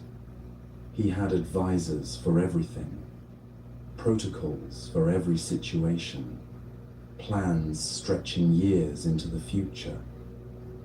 He was good at his work, conscientious, always thinking 3 moves ahead. One afternoon he visited the Buddha and asked a question that had been troubling him.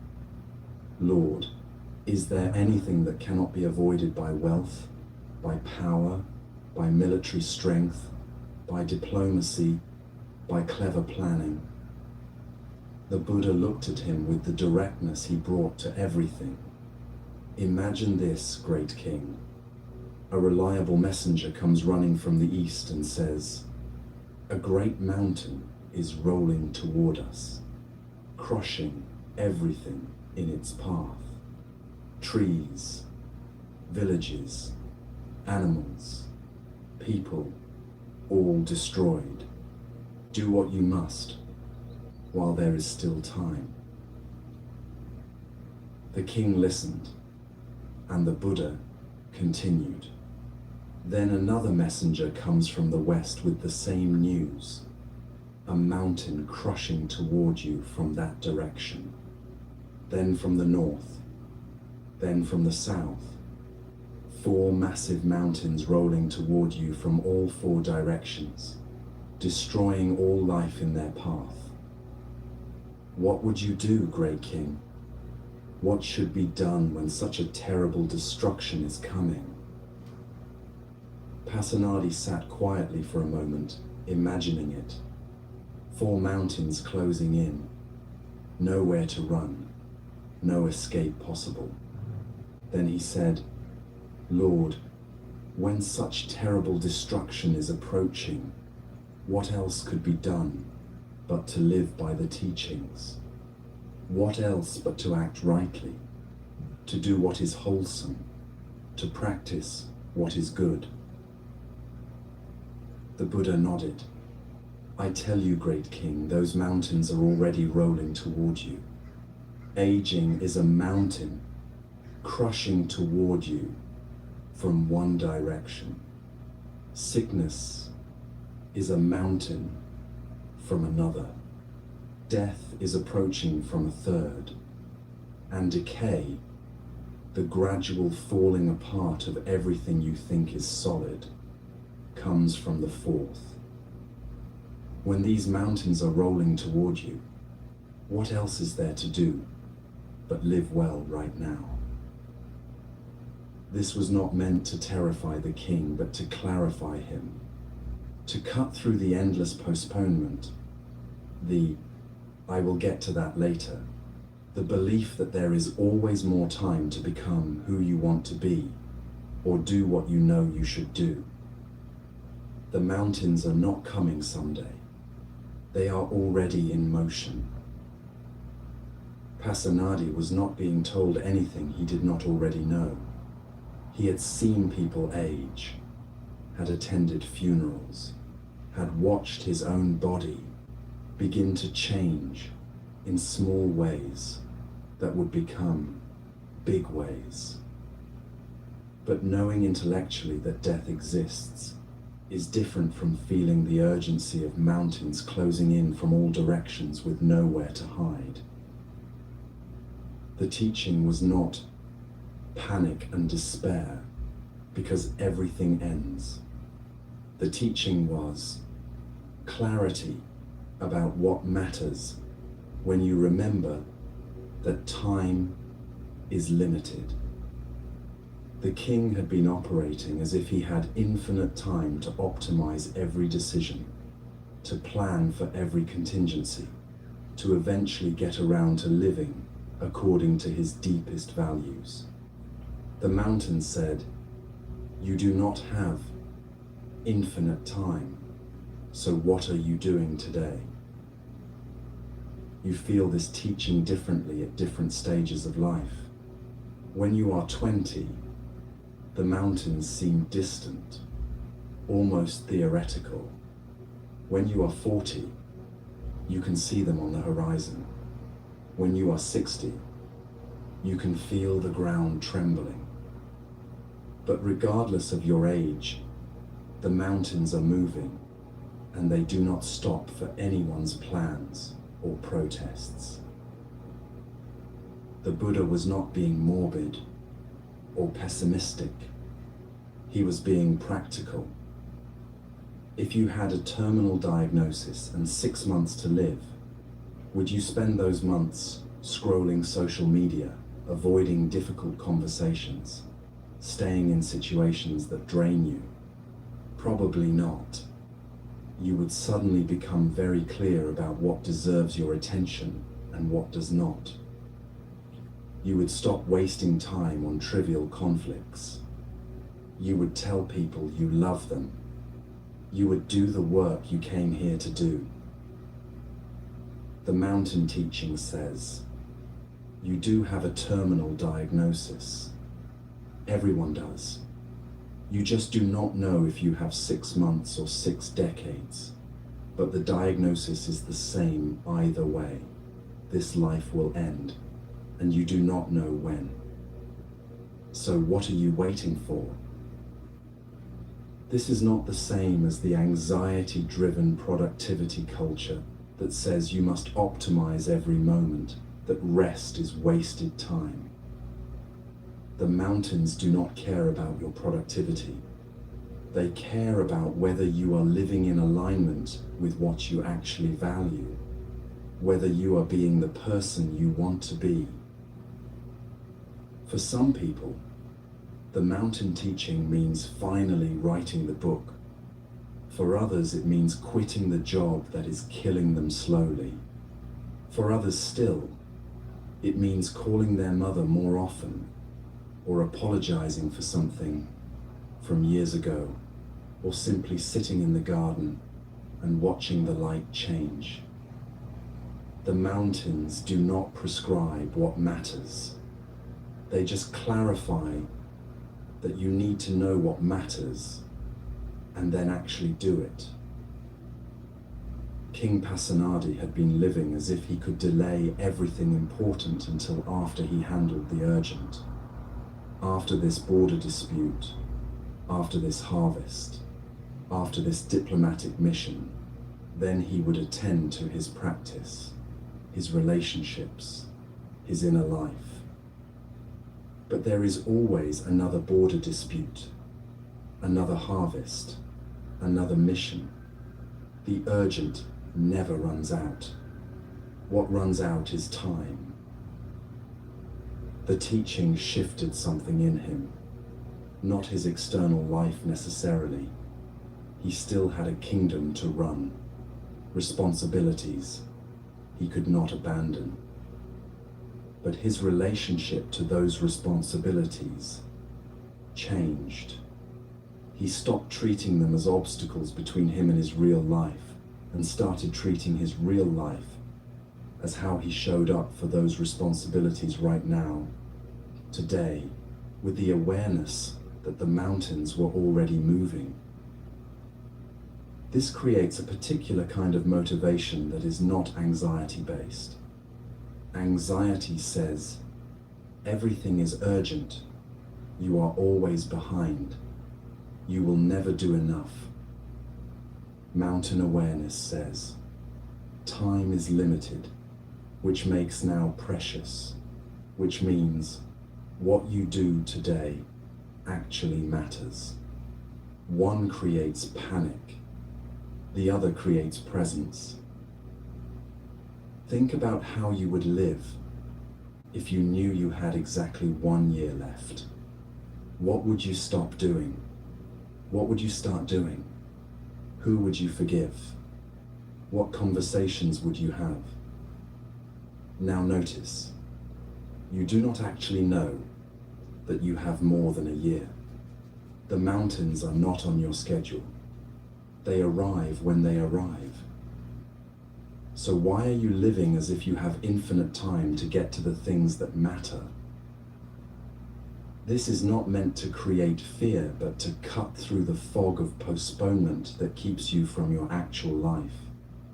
How many years have you spent planning to start the thing, preparing to have the conversation, waiting to become ready? The mountain teaching says, you are as ready as you will ever be. The moment is now, and pretending you have unlimited time is the real danger. Pasenadi could have responded to the teaching with paralysis or despair. Instead, he responded with clarification. If the mountains are coming and nothing can stop them, then what actually matters is how he lives between now and when they arrive. Not what he accomplishes, not what he accumulates, but how he shows up, how he treats people, whether he lives according to his values or in contradiction to them.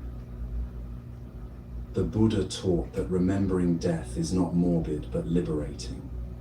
It frees you from the tyranny of the trivial, from wasting energy on things that will not matter when the mountains arrive.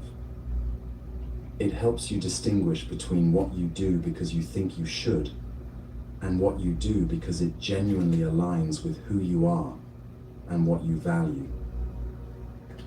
Sometimes the mountains clarify that you need to leave. Sometimes they clarify that you need to stay, but show up differently. Sometimes they clarify that the problem is not the external situation, but your internal story about it. But they always clarify something if you let them. Pasenadi lived differently after that conversation. Not radically different in external ways.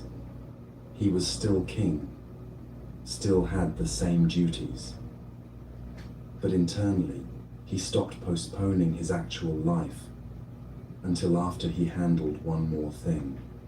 He started treating each interaction, each decision, each moment as if it mattered, because he understood that it did. The mountains were coming. They had always been coming, and there was no retirement from human existence where he could finally relax and be himself. Now was the time. Now was always the time. This is the 7th release. Understanding that urgency without panic is possible when you remember that time is limited and therefore precious. The mountains are not meant to terrify you into frantic activity or paralyze you with existential dread. They are meant to clarify what deserves your attention and what does not, to help you live today as if it matters, because it does. You do not know when the mountains will arrive, but you know they are already in motion, and the only question is what you will do with the time between now and then. That clarity about time running short creates readiness, and for one young seeker, readiness met teaching in a way that changed everything.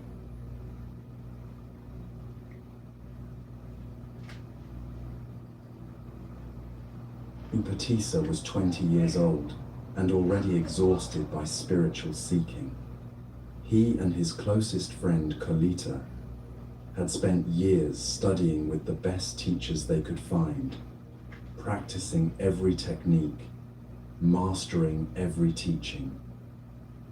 They had memorized scriptures, performed rituals, debated philosophy with scholars who seemed to know everything, and yet something remained unsatisfied, some question unanswered, some peace they had not found.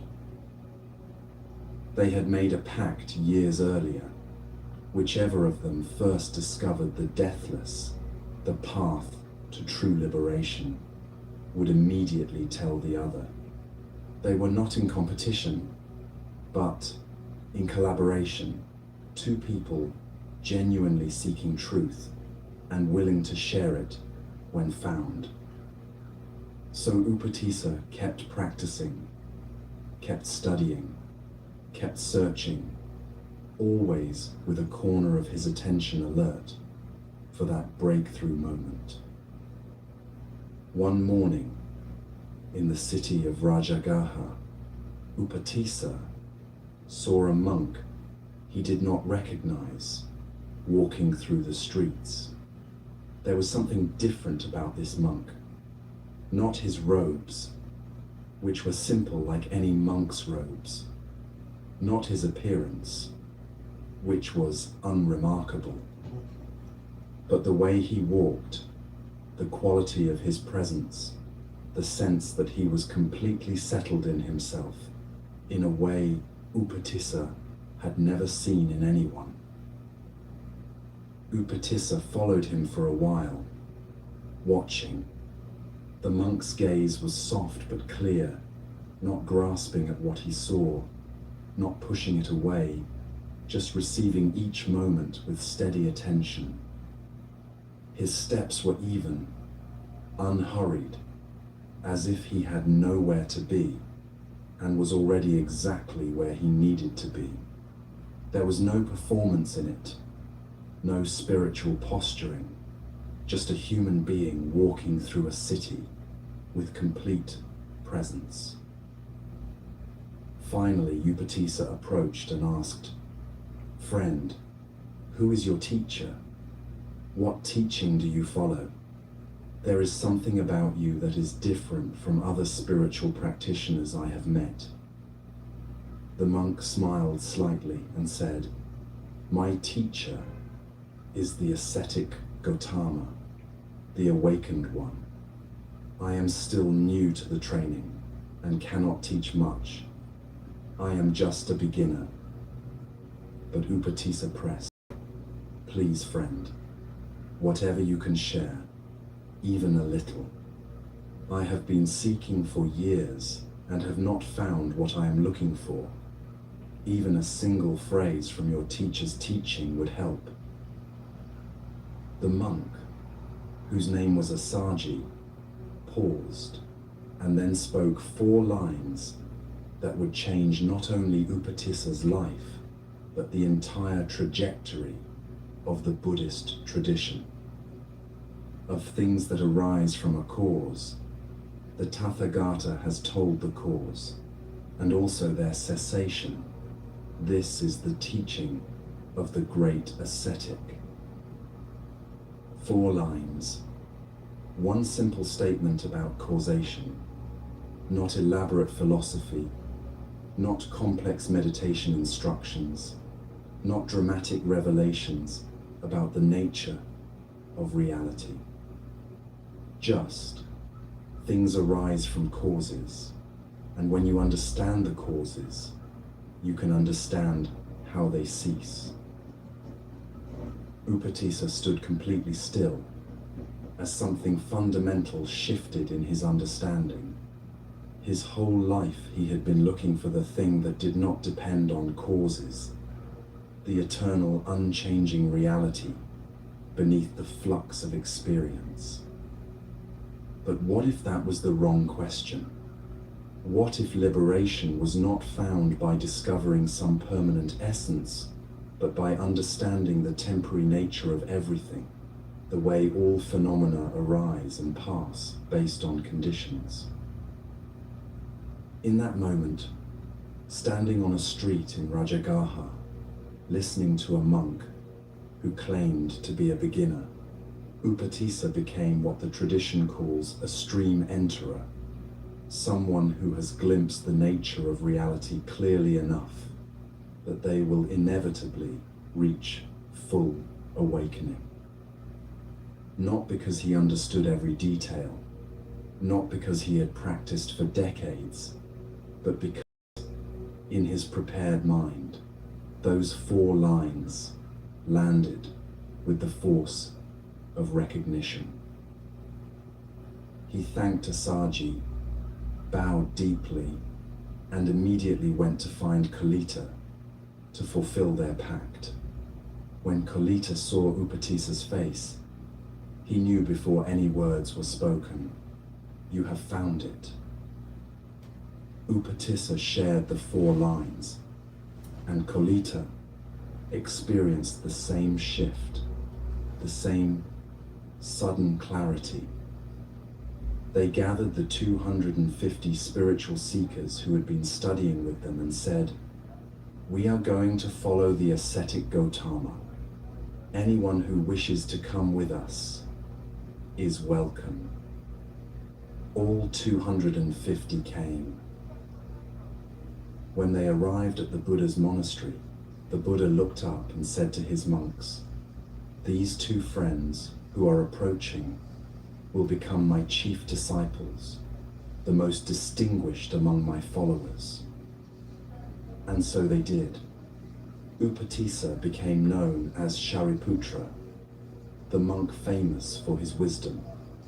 Kolita became Moggallana, the monk famous for his psychic powers. This story is not about the content of those 4 lines, though they point to something true and important. This story is about readiness. Why did 4 simple lines unlock complete transformation for Shariputra when he had heard thousands of elaborate teachings before? Because those years of seeking had prepared the ground. Because his mind was no longer cluttered with the need to be right or the fear of being wrong. Because he was genuinely open rather than defending a position. You know how this works if you have ever had the experience of reading a book for the second time and discovering an entirely different book than the one you read before. The words did not change. You changed. The first time you read it, you were not ready to see what was there. The second time, life had prepared you, and the same words reveal depths you could not previously access. Or you know this: if someone has given you advice that made no sense at the time, and then years later, you found yourself in a situation where suddenly that advice was the only thing that made sense. The advice was always true, but you were not always ready to hear it. Shariputra's instant awakening was not luck or grace arbitrarily bestowed. It was the result of years of preparation, meeting the exact teaching at the exact moment he was capable of receiving it. The readiness came first. The teaching came second. And when readiness meets teaching, transformation happens not as a long, slow process, but as immediate recognition.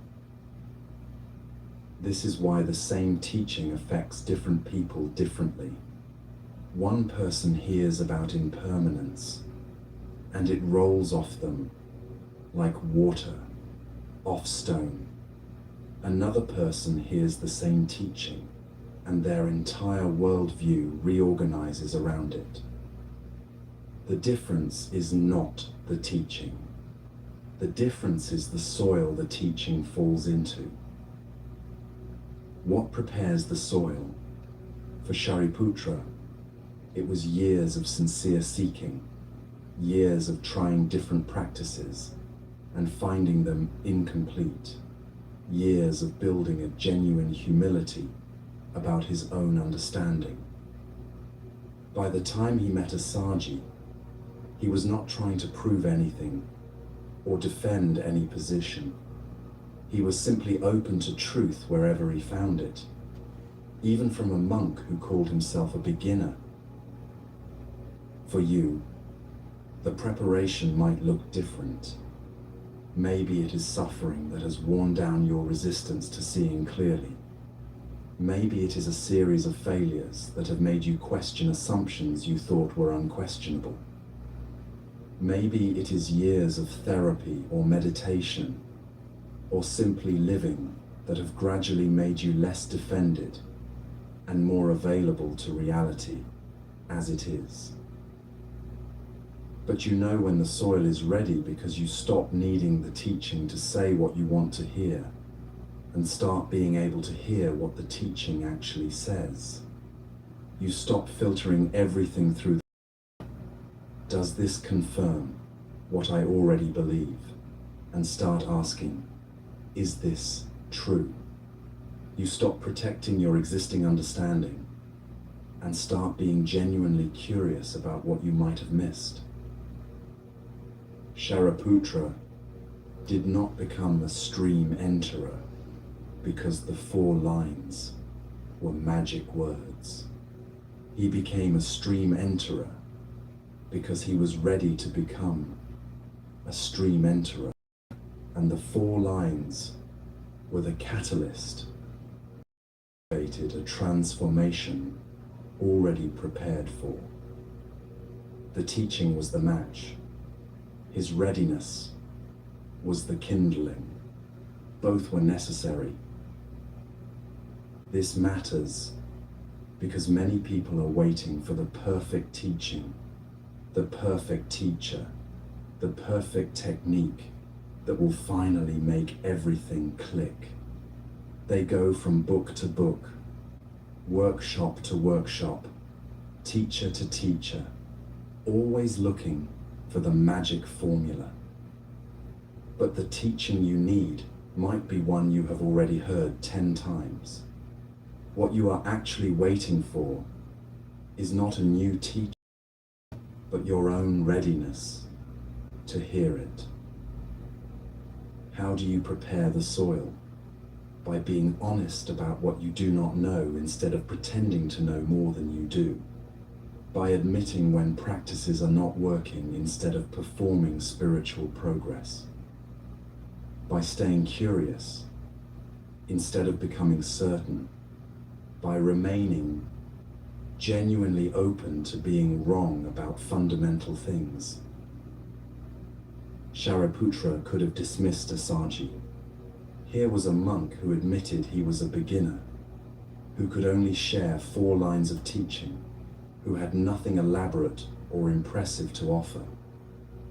Shariputra had studied with renowned teachers, had access to sophisticated philosophical systems, had spent years in advanced practices, but he listened anyway, without hierarchy, without dismissal, without the assumption that he already knew better. That quality of listening, open, humble, genuinely receptive, is what made the 4 lines land. If he had been defending his existing understanding, if he had been comparing this teaching to others he had learned, if he had been evaluating Asaji's qualifications before deciding whether to take the word seriously, the moment passed. But he listened the way soil receives seeds, without judgment, just open. This is the 8th release, understanding that transformation happens not when you find the perfect teaching, but when you become ready to hear what has always been available.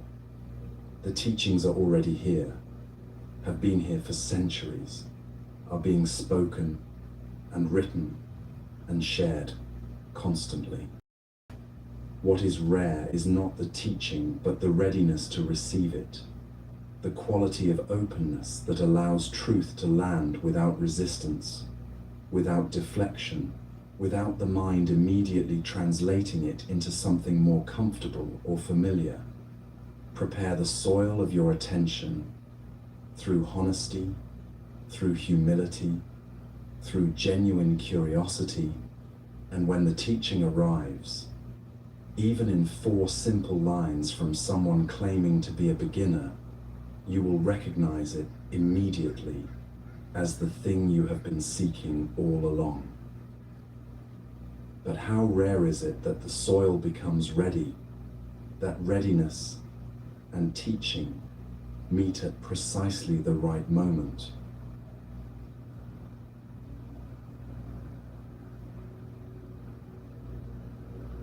The Buddha once gathered his monks and asked them to imagine something almost absurdly specific. Picture the entire earth covered by a vast ocean, he said. At the bottom of this ocean lives a blind turtle. This turtle is ancient and slow, and it surfaces to breathe only once every 100 years. Now imagine, the Buddha continued, that floating somewhere on the surface of this enormous ocean is a single wooden yoke, the kind used to harness oxen, with one hole in the center. The wind and currents push this yoke rapidly across the water, never staying in one place, drifting east and west, north and south without pattern or predictability. The Buddha looked at his monks and asked, "What do you think? When that blind turtle surfaces once every 100 years, what are the chances its head will rise up precisely through the hole in that wandering yoke?" The monks laughed at the absurdity of the question. One of them answered, "Lord, it is extraordinarily rare. The ocean is vast, the yoke is small and constantly moving, and the turtle is blind and surfaces so infrequently. The chances would be nearly impossible." "Just so," the Buddha said, "and yet I tell you, it is even more rare than that, to be born as a human being." The teaching landed like a stone in still water, ripples spreading through the assembly. These monks had given up everything to practice: their homes, their families, their comfortable lives. They had made the extraordinary choice to dedicate themselves entirely to awakening. And yet the Buddha was telling them that simply being born human, simply having this body and this mind and this brief window of existence was already more precious than the rarest lottery win imaginable. Why does this matter? Because we live as if we have infinite chances, infinite time, as if being born human is ordinary and unremarkable instead of statistically miraculous.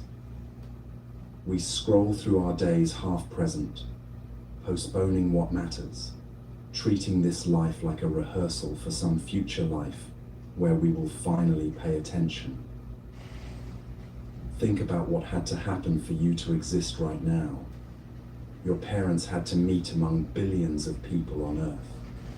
Their parents had to meet, going back through generations, an unbroken chain of meetings and survivals and births that stretches back to the beginning of human existence.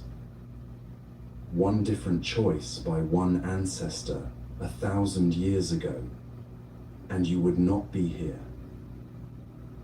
Beyond that, you had to be born human rather than one of the countless other life forms on this planet. You had to be born with enough cognitive capacity to understand language, to reflect on your experience, to choose how you respond to what happens. You had to be born in a time and place where teachings about liberation are available, where you have freedom and resources to actually consider questions deeper than immediate survival. The blind turtle teaching is not meant to make you feel lucky in a generic, Hallmark card kind of way. It is meant to create a specific urgency about how you use this improbable life. If you truly grasped how rare this is, how easily you might never have existed at all, how this chance will not come around again after you die, would you spend today or planning to spend it? The turtle surfaces once every 100 years. You get one human life, maybe 70 or 80 years if you're fortunate, and much of that will be spent in childhood learning basic skills, in old age declining, in sleep resting. The actual window where you have full capacity and genuine freedom to practice, to love, to create, to wake up, that window is shockingly small. And yet, how much of that window do you waste waiting for conditions to be perfect? Waiting until you have more money, more time, more energy, more certainty about which path to take. Waiting until the kids are grown, until you retire, until you finally figure out what you are supposed to be doing with your life. Meanwhile, the turtle has surfaced. Its head is above water, and you are spending these precious moments scrolling, worrying, rehearsing conversations that will never happen, holding grudges about things that no longer matter. The Buddha was not trying to induce guilt or shame with this teaching. He was trying to wake people up to the preciousness of what they already have before they waste it entirely. You do not need different circumstances to begin practicing, to start living according to your values, to stop postponing your actual life. You need to recognize that these are already the circumstances. This is already the life, and the turtle is already at the surface. Consider what it means that you can read these words right now. You have eyes that work.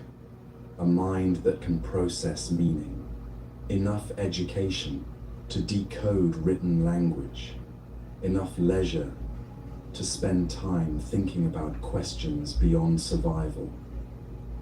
Billions of humans throughout history did not have these conditions. Billions alive right now do not have them. You hit the lottery of being born in circumstances where liberation is not just theoretically possible, but practically accessible. And what are you doing with that access?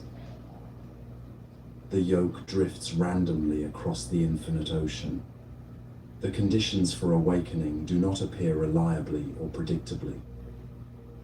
You happen to be born into a moment where the teachings exist, where you have freedom to explore them, where your needs are met enough that you can turn attention to deeper questions. This is not guaranteed to last. Political situations change, personal circumstances shift, bodies decline, mental capacity fades. The yoke might drift away before you surface again. This creates a particular quality of urgency that is different from anxiety. Anxiety says, you are running out of time and failing, and nothing you do is enough. Gratitude urgency says, you have this moment, which is astonishing and precious, so do not waste it on things that do not matter. One paralyzes, the other galvanizes. When you truly feel the rarity of human birth, certain choices become easier. The petty argument with your partner, is this how you want to spend your blind turtle surfacing moment? The hours lost to resentment about something that happened years ago, is this worthy of this rare and precious life? The postponement of important conversations, meaningful work, genuine presence with people you love. Can you afford to wait when the turtle only surfaces once? The teaching asks you to take seriously the fact that you will not always be here, that this specific configuration of consciousness and body and circumstance is temporary and will dissolve, and that right now, in this moment, you have capacities and opportunities that are genuinely rare. Not rare compared to other humans you know, but rare in the scope of all possible existence across all time. A bacteria does not contemplate the nature of suffering. An insect does not choose to forgive. Most animals do not have the cognitive architecture to recognize their own patterns and intentionally change them. But you do. You can notice when you are being petty and choose generosity instead. You can see your own defensive patterns and work to soften them. You can recognize suffering in yourself and others and respond with compassion rather than reactivity. This capacity is the hole in the yoke, and you have surfaced right through it. So what now? The turtle is at the surface, the yoke is right there, and you have maybe a few decades before you sink back down into the depths. The Buddha is not suggesting you panic or force yourself into some exhausting spiritual marathon. He is suggesting you pay attention, that you stop sleepwalking through the one life you have, that you recognize extraordinary circumstances when you are in them, rather than only in retrospect. This means making choices today that reflect the preciousness of today, not someday, when you have more time, or better conditions, or a clearer sense of purpose, but today, with exactly the time and conditions and clarity you have right now.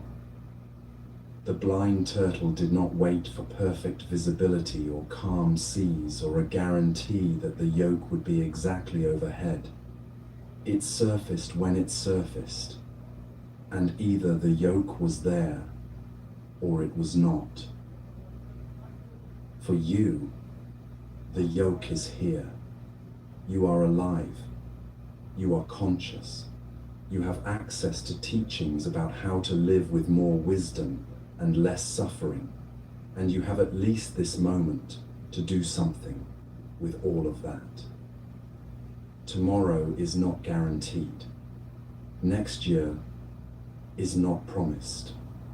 But right now, you have what the turtle spent 100 years submerged to reach: air, light, and the chance to see clearly before diving back down. The monks who heard this teaching were already living as if their human birth mattered. They had given up ordinary life to train full-time in awakening. But even they needed the reminder. This is rare, this is precious. Do not take it for granted even for a moment. If they needed that reminder, how much more do we need it? We who have the same rare circumstances, but fill them with distraction and postponement and the illusion that there will always be more time.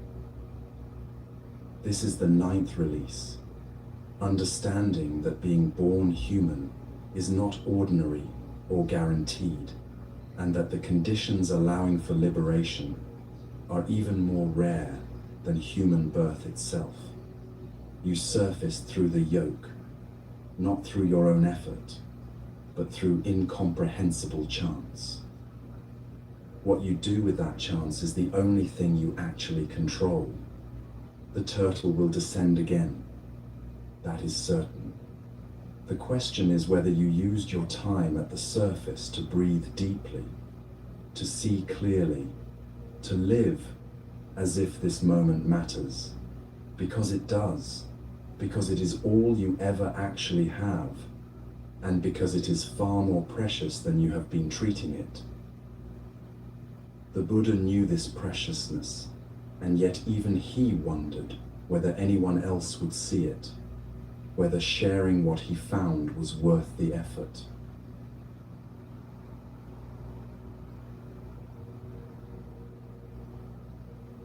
After 6 years of extreme practice, after finally sitting beneath the Bodhi tree and breaking through to complete awakening, the Buddha sat in the silence of his liberation for 7 weeks. He had found what he had been seeking, the end of suffering, the understanding of how craving creates bondage and how its cessation creates freedom.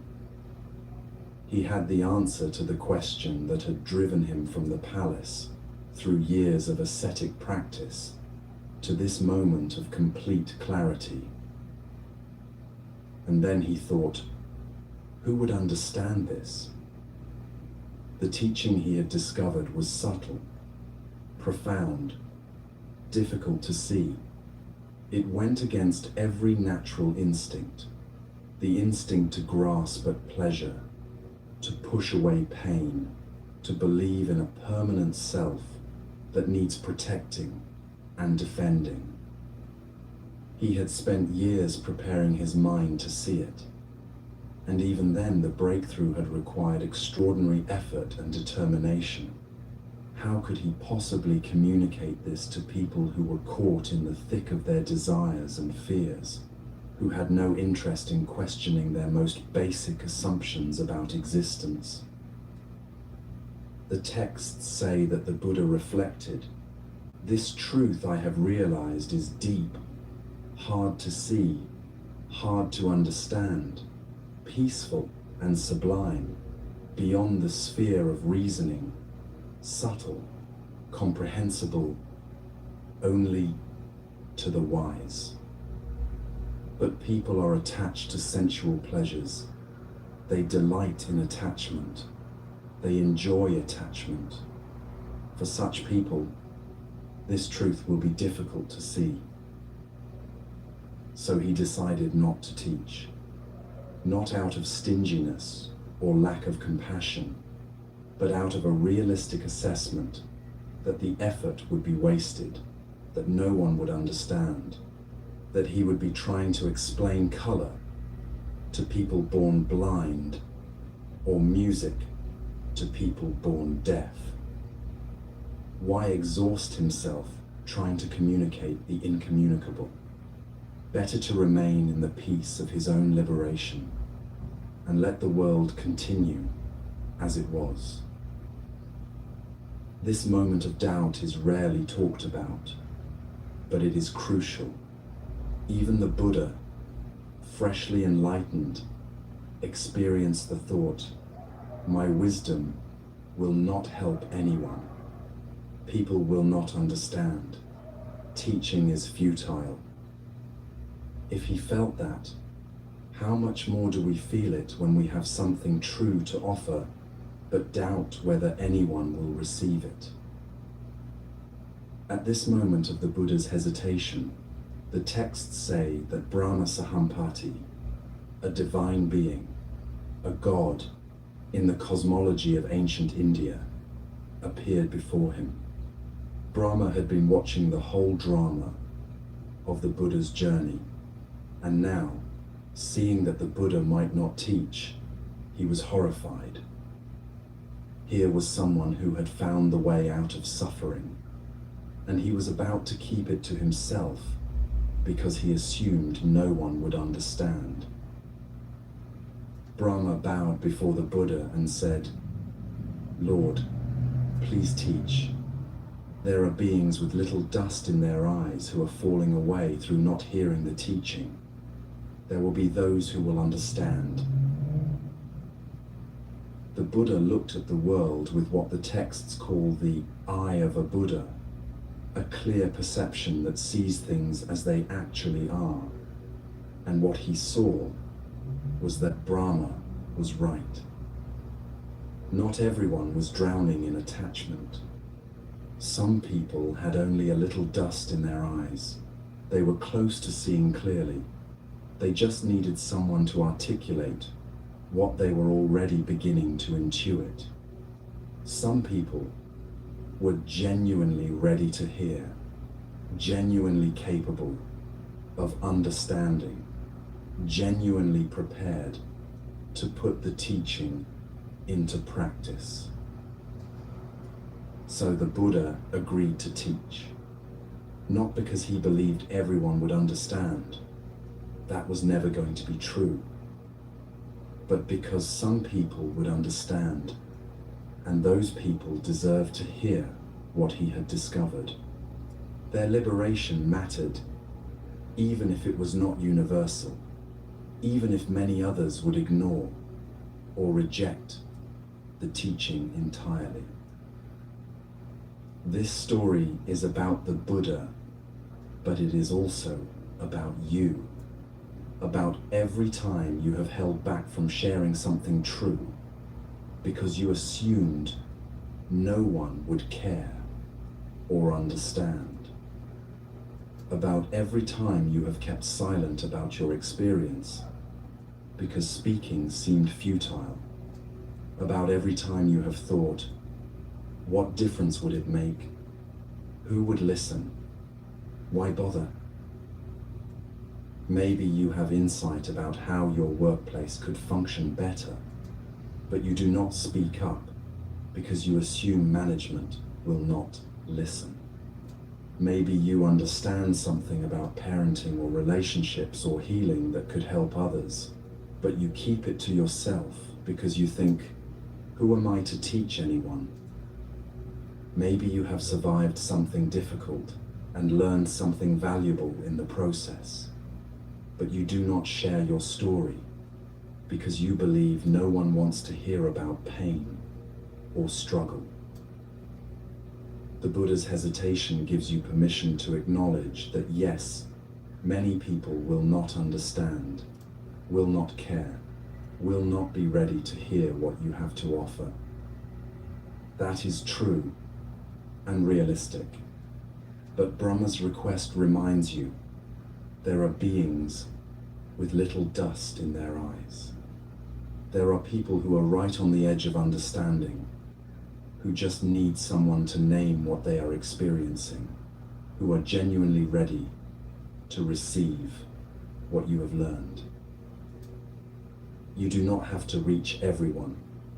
You do not have to convince the unconvincible or wake up people who are determined to stay asleep. But there are some, maybe just a few, maybe more than you think, who are ready, who are waiting, who need exactly what you know, in exactly the way you know how to share it. And they matter enough to make the effort worthwhile. This is different from the contemporary pressure to have a platform, to build an audience, to monetize your knowledge, or perform your expertise. The Buddha was not trying to become an influencer or build a following. He was responding to the genuine need of people who were ready to learn, sharing what was true because it was true, and because someone needed to hear it. The question is not, how can I reach millions of people? But, are there a few people who are ready? And the answer is almost always yes. In your family, in your workplace, in your community, in the random interactions you have throughout your day, there are people with less dust in their eyes than they had yesterday. People who are becoming ready to see something they could not see before. People who would benefit from hearing what you have learned. Brahma's request also teaches something about doubt. The Buddha's hesitation was not weakness or failure. It was a realistic assessment of how difficult communication is, how rare deep understanding is, how easy it is for truth to be misunderstood or rejected. His doubt was not wrong. It just was not the whole picture. You will doubt whether your wisdom matters. You will question whether speaking up makes any difference. You will wonder if staying silent is easier and equally effective. These doubts are natural and in some ways accurate. Yes, many people will not understand. Yes, your words will not change everything. Yes, silence is often easier. But the doubt is not the end of the conversation. After the doubt comes the question Brahma poses, but what about those with little dust in their eyes? What about the ones who are ready? Do they not deserve to hear? And when you ask that question honestly, the answer shifts from no one will understand to some people will understand, and that is enough. The Buddha spent the next 45 years teaching. Not everyone who heard him became enlightened. Many rejected his teaching outright. Some misunderstood it completely. Some practiced for years and made minimal progress. But some, like Shariputra, like Moggallana, like thousands of monks and nuns and lay people across generations, heard the teaching and were transformed by it. The ones with little dust in their eyes did exist, and they received exactly what they needed. Your experience, your understanding, your hard-won wisdom from years of living and struggling and learning, someone needs it. Not everyone, not even most people, but someone whose eyes are almost clear, who is right on the edge of seeing what you see, who is waiting for someone to name the thing they are experiencing so they know they are not alone and not crazy. The question is whether you will let your doubt about reaching everyone prevent you from reaching the few who are actually ready. Whether you will stay silent because most people will not understand or speak anyway because some people will. Whether you will hoard your wisdom because it seems futile to share, or offer it freely to whoever has ears to hear.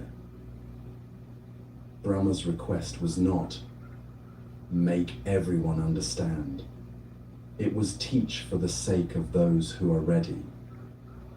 The Buddha could not enlighten everyone, but he could make the teaching available so that those who were prepared to receive it would have access to it. That was enough. That is always enough. This is the 10th release. Understanding that your wisdom does not have to reach everyone to matter, that there are people with little dust in their eyes who are ready to hear what you have learned, and that your doubt about whether teaching makes a difference should not prevent you from offering what is true to those who are genuinely prepared to receive it. The Buddha almost stayed silent. He almost let his realistic assessment of human limitation keep him from sharing what he knew. But Brahma reminded him, the ready ones exist. They are waiting. They deserve to hear, and reaching them is worth the effort, even if many others will not understand. Your wisdom is like that too, not for everyone, but essential for someone, and that someone's readiness makes your voice necessary. Yet once you decide to offer what you know, you will face another choice between quick comfort and lasting peace, between what satisfies immediately and what sustains indefinitely.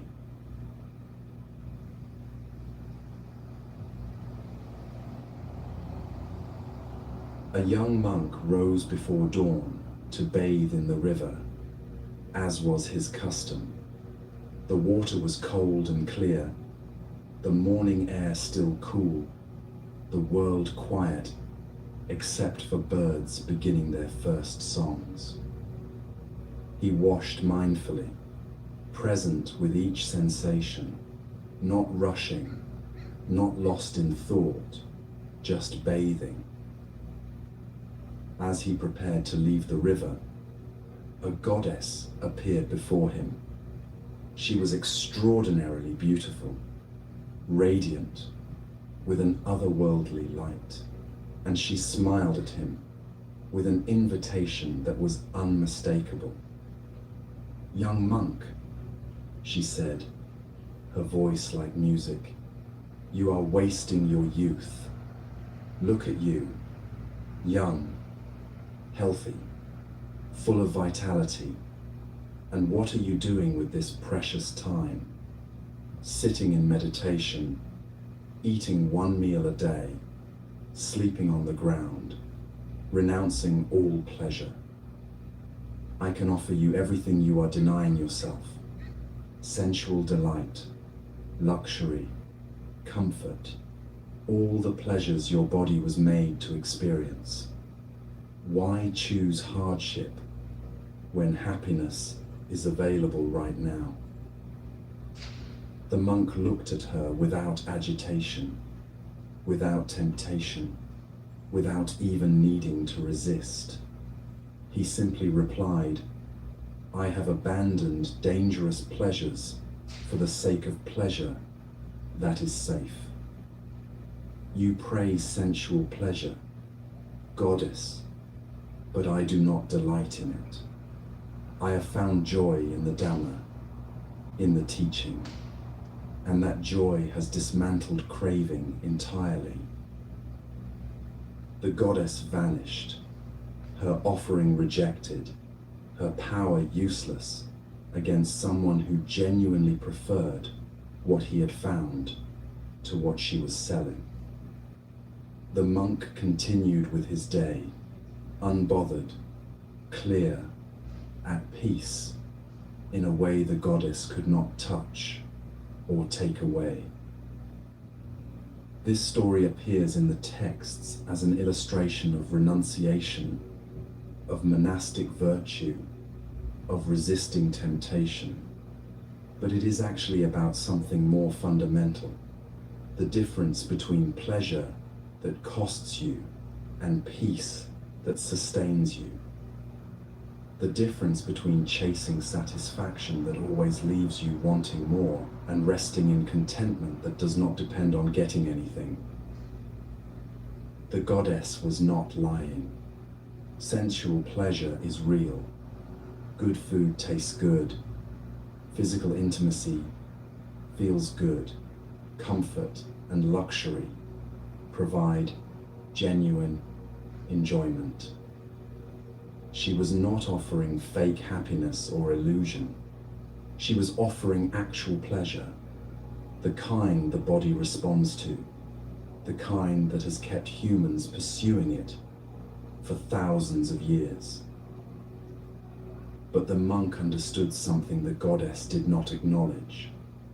Those pleasures come with a cost, not a moral cost, not punishment from the universe, but a structural cost built into their nature. They require constant maintenance, constant pursuit, constant defense against their inevitable ending. They create dependency, craving, the sense that you need them to be okay. And when you need something to be okay, you are no longer free. He called them dangerous pleasures, not because they are evil, but because they are unstable foundations. Build your happiness on them, and you are building on sand that shifts with every tide of circumstance. The delicious meal ends, and you are hungry again. The passionate relationship cools or ends, and you are alone again. The beautiful body ages, and you are confronted with loss. None of this makes pleasure wrong, but it does make it unreliable as a basis for lasting peace. What the monk had found instead was what he called safe pleasure, not in the sense of risk-free, but in the sense of not creating more suffering in its wake. The joy that comes from understanding how things actually work, from living in alignment with reality rather than in constant tension with it, from not needing anything to be different than it is in order to be at peace. This is a hard teaching for a culture built entirely on the pursuit of pleasure and the avoidance of pain. We are taught from birth that happiness means getting what you want, that the good life means maximizing pleasure and minimizing discomfort. Entire industries exist to sell us the next thing that will finally make us happy. The right partner, the right body, the right house, the right experience. And we keep buying, keep pursuing, keep believing that this next thing will be the one that finally satisfies. But it never quite does it? The satisfaction is real but temporary, the pleasure genuine but fleeting, and then you are back to wanting, back to seeking, back to the sense that something is missing, and if you could just get that one thing, then you would finally be okay. The monk was not denying that sensual pleasure feels good. He was recognizing that building your life around chasing it creates a particular kind of suffering, the suffering of always wanting more, always fearing loss, always dependent on conditions outside your control to determine whether you are happy or miserable. He had tried that approach and found it exhausting. What he discovered instead was that when you stop making happiness conditional on getting specific pleasures, a different kind of contentment becomes available. Not the spike of excitement when you get what you want, but the steady baseline of being okay, regardless of what you get or do not get. Not needing the world to arrange itself perfectly for you to be at peace, but being at peace with the world as it actually is. This does not mean becoming numb or indifferent or joyless. The monk still experienced pleasure, the cold water on his skin, the beauty of dawn, the satisfaction of a mind at rest. But he was not dependent on those pleasures, not driven by them, not afraid of their absence. They arose when conditions were right, and passed when conditions changed, and neither the arising nor the passing determined his fundamental state of being. The goddess represented the voice that still lives in all of us, the voice that says, "You are missing out. You could have more pleasure, more comfort, more excitement. Why deny yourself? Why choose discipline when indulgence is available? Why sit with difficulty when you could escape into distraction?" That voice is not evil or wrong. It is trying to help, trying to protect you from discomfort, trying to get you what it thinks you need. But the monk's response teaches that sometimes what the voice is offering, while genuine, is not actually what you most deeply want. Sometimes the pleasure being offered would cost you the peace you have been cultivating. Sometimes saying yes to immediate gratification means saying no to something more valuable that requires patience and discipline to develop. You know this if you have ever chosen to stay with difficult feelings instead of numbing them with food or alcohol or shopping or screens. The numbing would have felt good immediately, would have provided real relief, would have worked in the short term. But staying with the difficulty, learning to be present with discomfort without needing to escape it, develops a capacity that no amount of pleasure-seeking ever could, the capacity to be okay, even when things are not okay, to have peace that does not depend on circumstances being pleasant.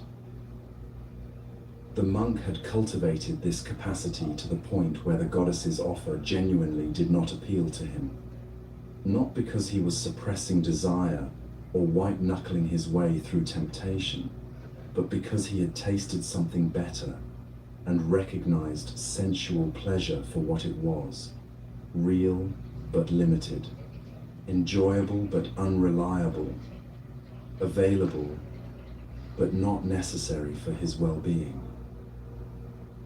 This is what the modern self-care movement often misses when it prescribes bubble baths and chocolate as the answer to stress.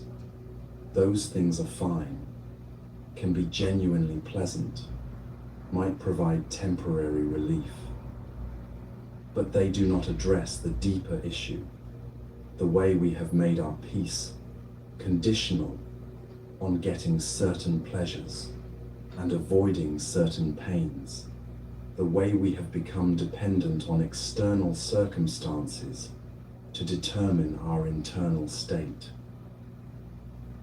Real self-care, the kind that actually heals anxiety and stress rather than just temporarily covering it up, looks more like what the monk was doing, waking early to practice before the world makes demands, sitting with discomfort instead of immediately reaching for comfort, developing the capacity to be present with whatever arises, pleasant, unpleasant, or neutral, without needing it to be different, building happiness on the foundation of understanding and acceptance rather than on the shifting sand of getting what you want. The goddess offered immediate pleasure, and the monk chose lasting peace, not because pleasure is bad, but because he had learned the difference between satisfaction that depends on conditions and contentment that does not. Not because he was afraid of pleasure, but because he was no longer interested in the particular suffering that comes from needing it. You face this choice constantly, though rarely as dramatically as a goddess appearing at dawn. The choice between the quick fix and the sustainable solution, between what feels good now and what serves you long term, between chasing the next thing and resting in what is. Neither choice is wrong, but they lead to different destinations. One keeps you dependent and seeking. The other develops independence and peace. This is the 11th release, understanding that some pleasures cost you more than they give you, and that real happiness comes not from getting everything you want, but from no longer needing everything you want in order to be okay. The goddess will always be there offering shortcuts to satisfaction, and sometimes you will take them, and that is fine. But know that there is another option, the patient work of developing peace that does not depend on pleasures arriving or pains departing, contentment that remains stable regardless of what the goddess is selling, freedom that comes not from getting everything, but from needing nothing you do not already have. That peace can arrive at any moment, can land even when time has nearly run out, can transform even final hours into doorways.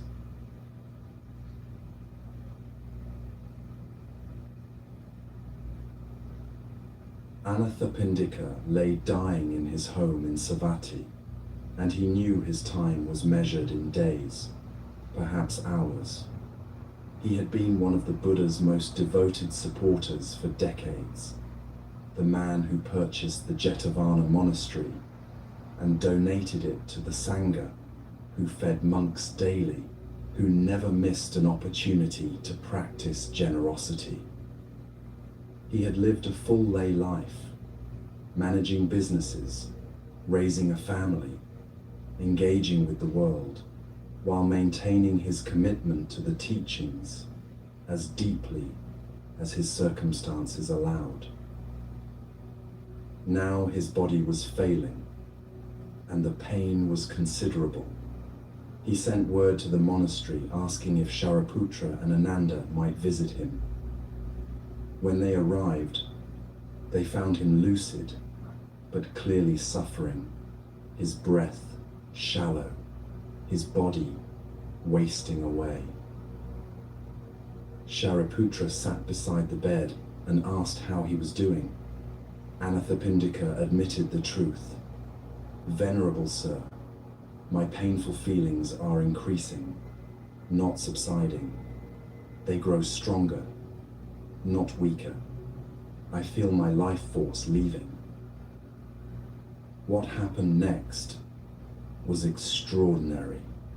Shariputra began to teach him meditation instructions that Anathapindika had never heard before, profound practices usually reserved for monks in intensive training. Instructions about not identifying with the six sense bases, about the nature of consciousness, about releasing attachment to perception itself, about the unconditioned reality beyond all constructed experience. He guided Anathapindika through a systematic release of everything he had been clinging to, without even knowing he was clinging. Not just obvious attachments like possessions or relationships, but subtle ones, attachment to seeing, to hearing, to consciousness itself, to the very sense of being someone who experiences. Layer after layer of identity and grasping revealed and released, all while Anathapindika lay dying in physical pain. As Shariputra spoke, something shifted in Anathapindika's experience. The pain did not disappear, but his relationship to it changed fundamentally. He was no longer the person to whom this pain was happening, being victimized by it, needing it to stop. He was simply awareness within which pain was arising and passing, like everything else, arises and passes. When Shariputra finished teaching, Anathapindika was weeping, not from pain or fear or sadness about dying, but from a kind of overwhelmed gratitude. Through his tears, he said, "Venerable Shariputra, I have been a follower of the Buddha for many years. I have listened to countless teachings, supported the Sangha in every way I could, practiced as fully as a householder can practice. But never, in all that time, have I heard a teaching as profound and liberating as what you just shared. Why have lay people not been taught this before?" Shariputra replied gently, "Householder, such deep teachings are not usually given to lay people dressed in white. They are taught to those who have gone forth into homelessness." Anathapindika, even from his deathbed, even in his gratitude, pushed back with clarity, "Venerable sir, please do not think that way. There are people living as householders who have little dust in their eyes, who would understand these teachings, who would benefit from them, who are capable of the deepest practice, even while living in the world. Do not withhold the profound teachings from lay people. Some of us are ready." Shortly after this exchange, Anathapindika died. The texts say he was reborn in a heavenly realm. But what matters more is this: he died having received exactly what he needed, at exactly the moment he needed it, having touched a depth of understanding that transformed his final hours from suffering into liberation. This story breaks open several assumptions we carry about timing and readiness, and who deserves access to the deepest teachings. First, it confronts the belief that it is ever too late to learn something profound, to have a breakthrough, to touch real freedom. Anathapindika was literally dying. If anyone had an excuse to say, "Well, there is no point now," it was him. But the teaching found him anyway, landed anyway, transformed his experience anyway. How many times have you thought, "I am too old to start that now," or "I should have learned this decades ago," or "What is the point when I have so little time left?" Anathapindika teaches that the point is the transformation itself, the understanding itself, the freedom itself, not what you will do with it afterward, or how much time you have to apply it. The teaching has value in this moment, for this moment, regardless of how many moments follow. Second, the story challenges the gatekeeping impulse that says certain teachings are only for certain people, that you need special credentials or circumstances to access the deepest wisdom. Shariputra genuinely believed he was being appropriate by withholding these teachings from lay people. He was following convention, protecting what was considered advanced material, making reasonable assumptions about who was ready for what. But Anathapindika, even dying, had the clarity to say, that assumption is wrong. Some householders are ready. Some people living ordinary lives, working jobs, raising families, paying bills, have little dust in their eyes and would benefit from the teachings you think are too advanced for them. Do not decide for them what they can handle or understand. This matters now because there is still a tendency to believe that deep spiritual practice requires monastic life, that real transformation is only available to people who can dedicate themselves full-time, that if you have responsibilities in the world, you should settle for beginner-level teachings and leave the profound stuff to the renunciants. Anathapindika's deathbed challenge says, no, do not make that assumption. Do not withhold depth from people based on their life circumstances. Third, the story reveals that sometimes the deepest teachings land most powerfully when the stakes are highest, when you cannot postpone or theorize or make it abstract. Anathapindika did not have the luxury of thinking, I will practice this later, when I have more time. He was dying right now.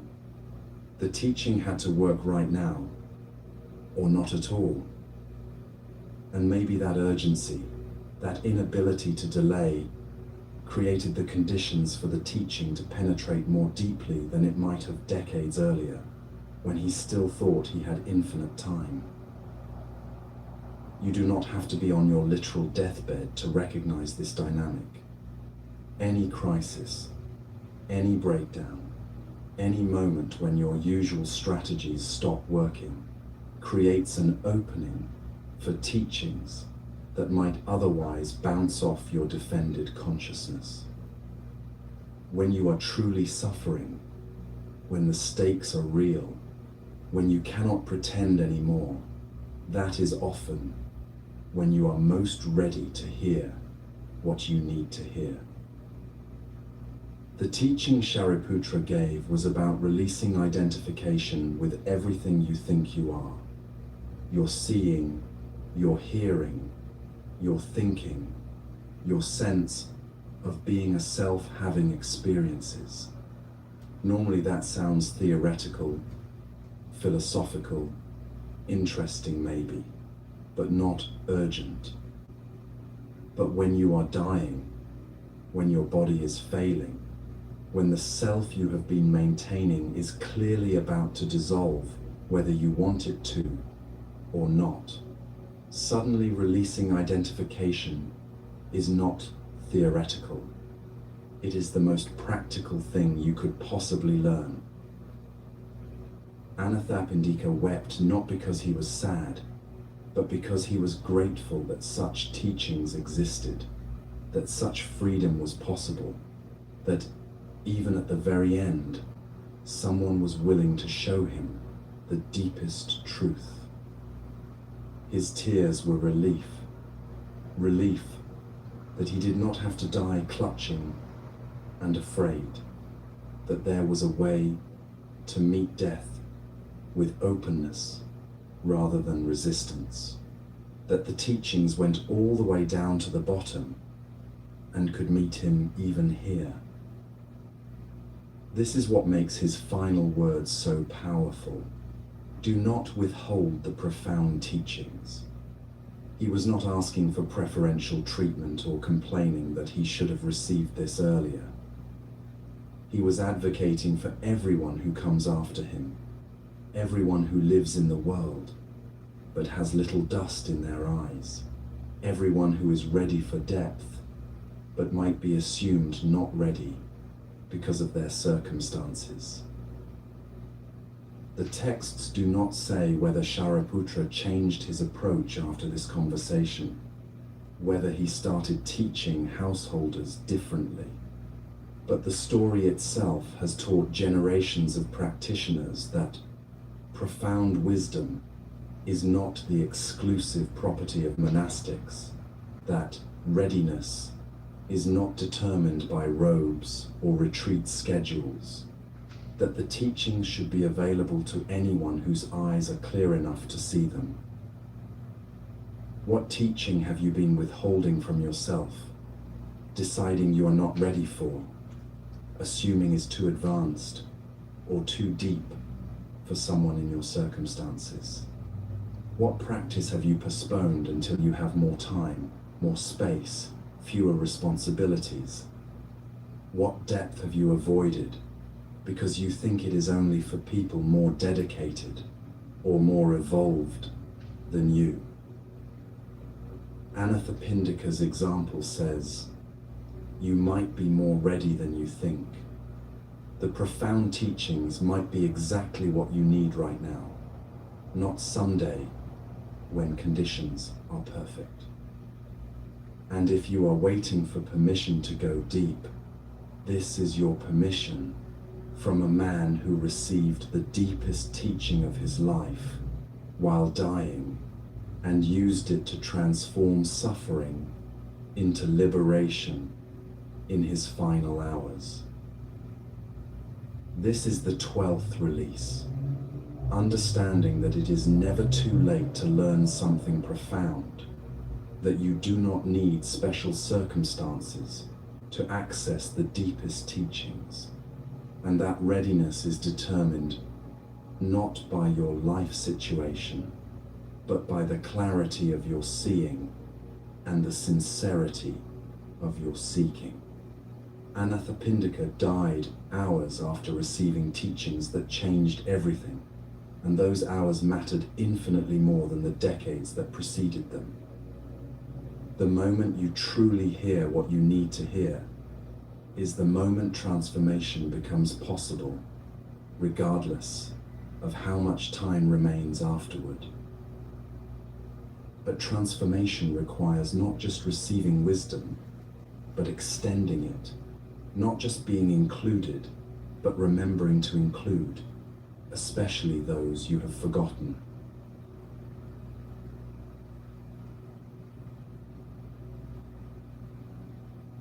King Bimbisara of Magadha was known for his generosity. He regularly hosted large offerings to monks and wandering ascetics, feeding hundreds at a time, giving freely from the royal treasury to support spiritual practitioners. After the Buddha's enlightenment, Bimbisara became one of his earliest and most devoted lay supporters, offering the Bamboo Grove Monastery and ensuring the Sangha never lacked for food or shelter. One day, after a particularly lavish offering ceremony, Bimbisara heard something that disturbed his sleep. Wailing, terrible cries of anguish coming from somewhere beyond the palace walls.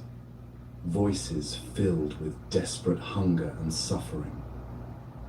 The sounds continued night after night, keeping him awake, filling him with unease he could not shake. Finally, he went to the Buddha and described what he was hearing. Lord, every night I hear these cries of suffering. What are they?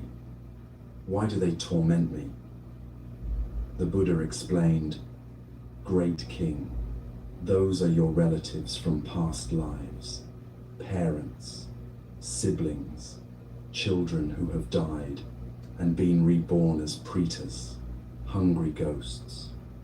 They are suffering from intense hunger and thirst, unable to find relief. They see you making generous offerings and performing merit, but you have not dedicated any of that merit to them. They are crying out because they are connected to you and yet receive nothing from your generosity. Bimbisara was shaken. He had been giving generously, supporting the Sangha, accumulating merit through his offerings. But he had never thought to share that merit with beings who had died, had never considered that his deceased relatives might benefit from his good actions if he intentionally directed the benefit toward them. The Buddha taught him the practice of merit transference, of consciously dedicating the positive effects of good actions, not just to himself, but to others, including those who had died. It was simple. After performing a generous act, make the explicit intention that the merit generated flows not only to you, but to all beings who could benefit, particularly those connected to you by relationship who might be suffering. The next time Bimbisara made an offering to the Sangha, he stood afterward and spoke aloud. May the merit of this offering extend to my relatives who have passed away, wherever they may be. May they receive benefit from this generosity. May it bring them relief and peace. That night, the wailing stopped. His relatives, receiving the dedicated merit, found relief from their suffering. The king slept peacefully for the first time in weeks, and from that day forward, he always remembered to share the merit of his generous actions with all beings, living and dead. This story appears in Buddhist cultures as the origin of a practice that continues today, the dedication of merit after any wholesome action, the conscious choice to share the benefit of good deeds, rather than hoarding them for oneself. But beneath the cultural practice and the cosmology of hungry ghosts lies something more universal, about connection, about generosity, about what it means to truly share. Bimbisara thought he was being generous because he was giving away material goods, feeding monks, supporting good works, and he was generous in that way. But his generosity was incomplete because it did not include conscious connection to those who had a claim on his care, his own relatives, the people who had loved him and whom he had loved, who were suffering while he accumulated merit he never thought to share. You do not have to believe in hungry ghosts or the mechanics of merit transfer to recognize this pattern. How often do you do good things, help people, contribute to the world, but forget to extend that care to the people closest to you? How often is your generosity selective, given to those who make you look good or feel good, while the people who actually need it most, your family, your difficult relationships, the ones you have unfinished business with, receive nothing? The Pretas crying out were not strangers.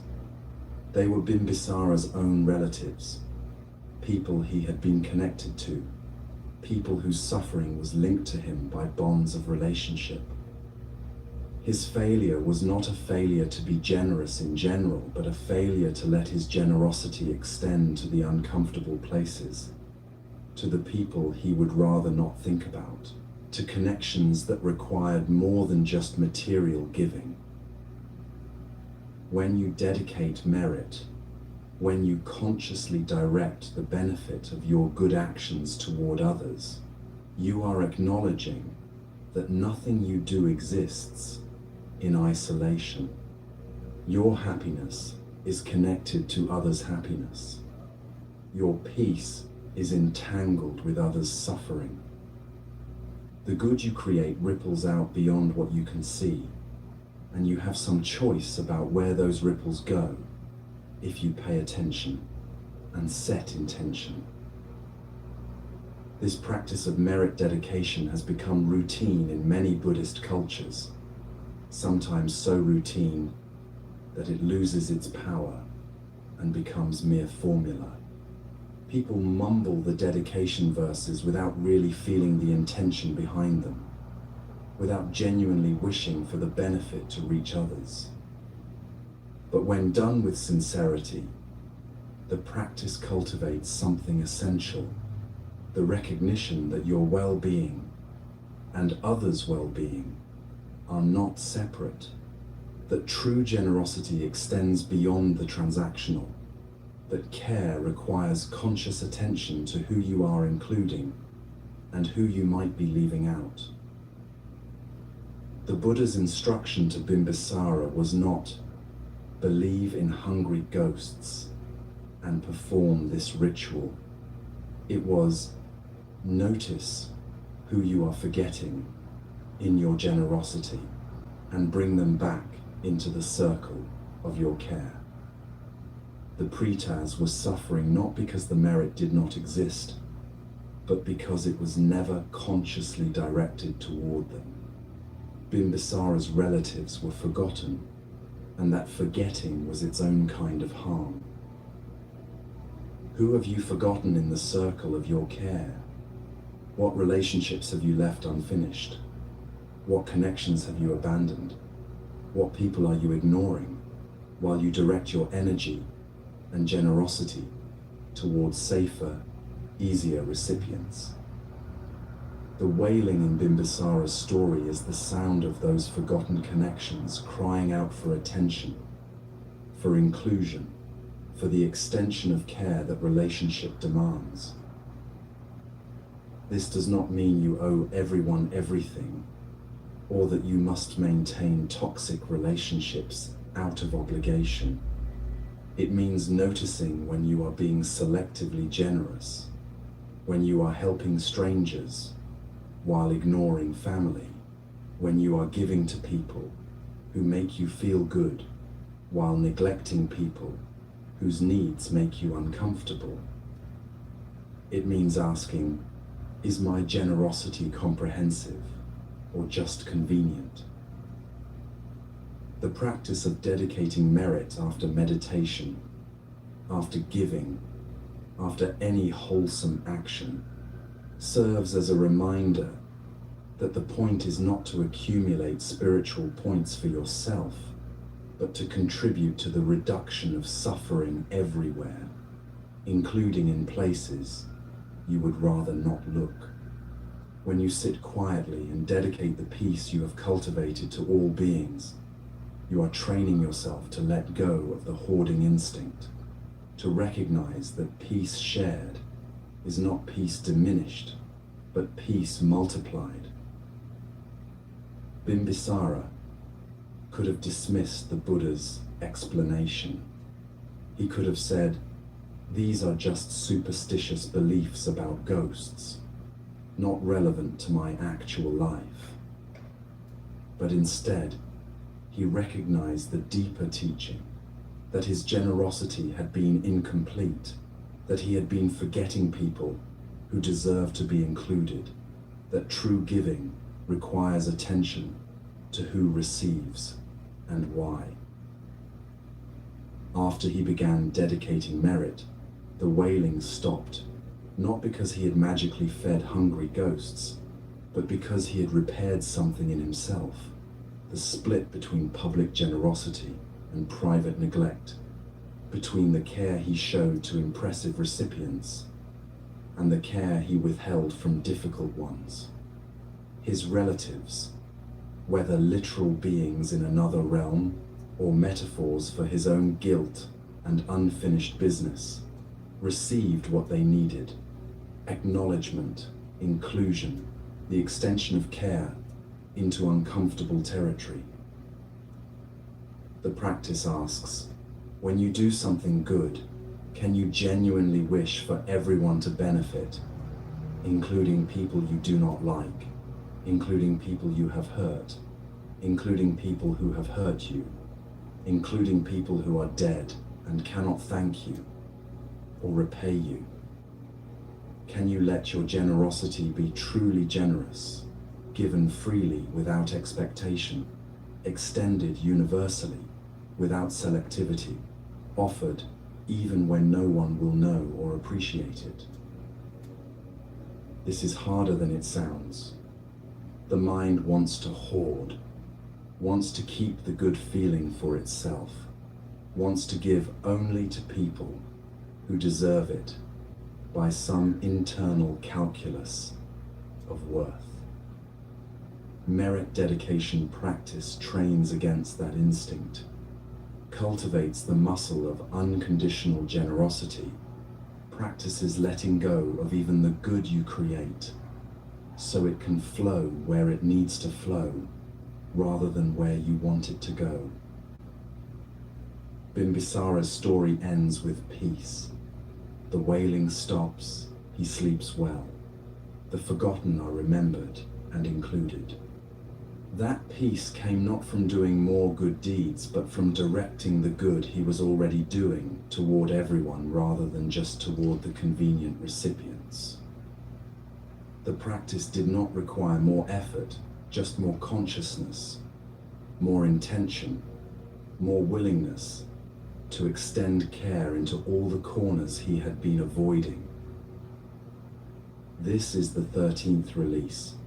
Understanding that generosity is incomplete when it excludes anyone, that the benefit of your good actions can extend further than you imagine if you consciously direct it, and that true care means remembering to include even the forgotten, even the difficult, even the dead who can never repay you.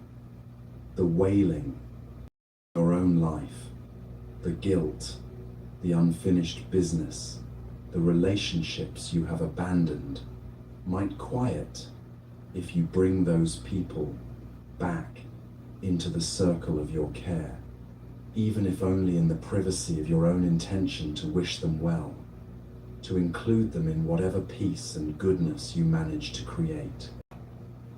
Bimbisara discovered that the generosity he thought was complete was actually leaving out the people who needed it most. And when he corrected that oversight through conscious dedication, the suffering stopped, not because merit is magic, but because inclusion heals what exclusion wounds, and remembering repairs what forgetting has broken.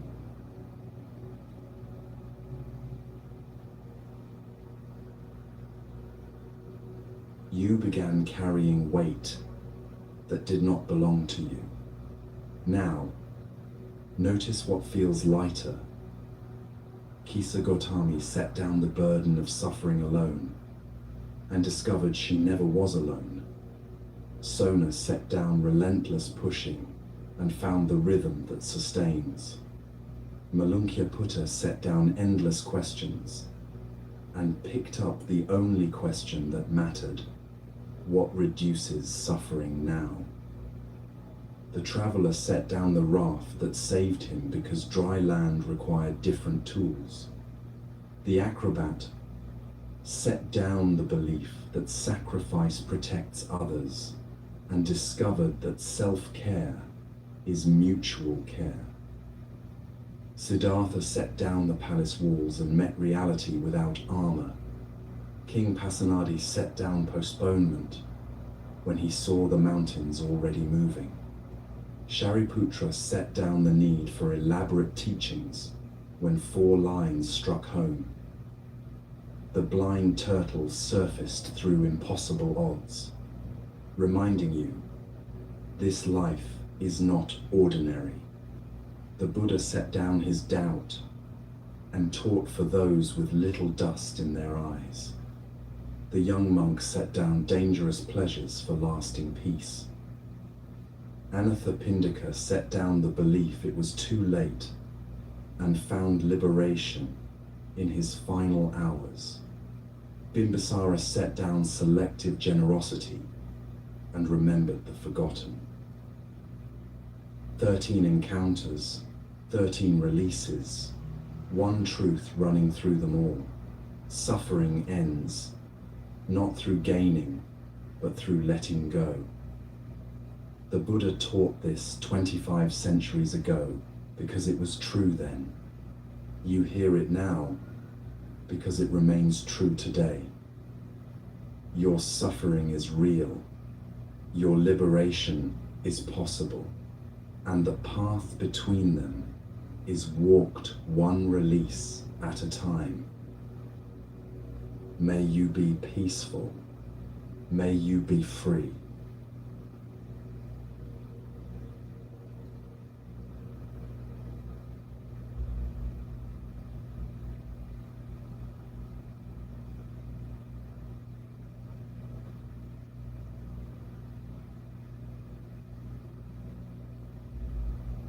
Every person who has ever lived has faced something they didn't choose.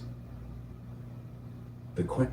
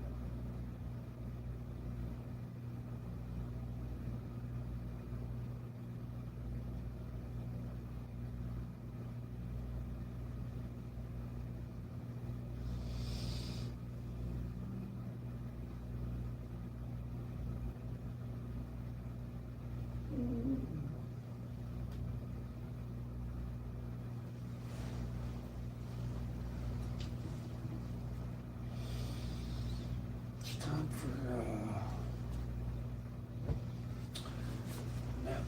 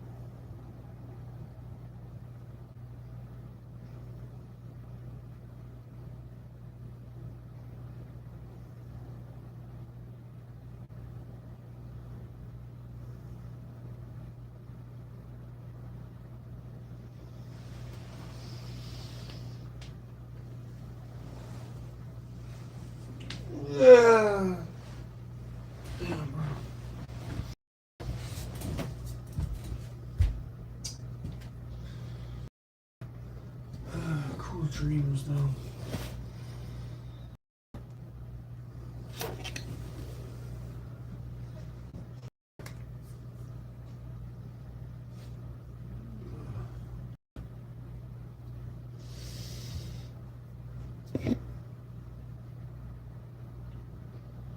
The only person who cares about is himself. Man to die.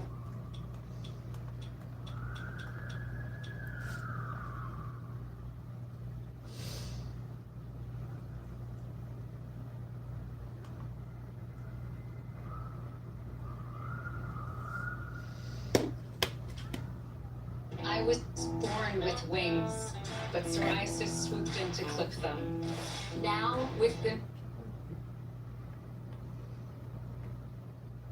As we step into this new year, most of us are already making plans, new goals, new habits we want to build. Maybe there's something you're finally ready to let go of, an old pattern that no longer serves you, or something new you want to integrate into your life. But here's what the Buddha understood. Before we rush toward the future, we need to pause and ask one honest question. Are you already caught in a habit without realizing it? Are you still on the path you intended to walk? Or have you drifted somewhere else entirely? This is the perfect time to take what the Buddha called a personal retreat, not traveling anywhere, just stepping back into yourself. Ask a question that changes everything. What are you essentially looking for in this life? Regardless of how old you are right now, how much of what you wanted have you actually achieved? And more importantly, are you still moving toward it, or have you lost your way? Before you know which direction to sail, you must first know where you're standing. The Buddha taught this clearly. Observe your surroundings right now. They tell you where you are. Then look inside. How do you feel about the life you're living at this moment? You had 365 days last year. Where did they take you? Where did you grow? Where did something decline? Over the next 3 hours, we're going to find that answer together. If it feels right, let me know where you're listening from, and let's begin.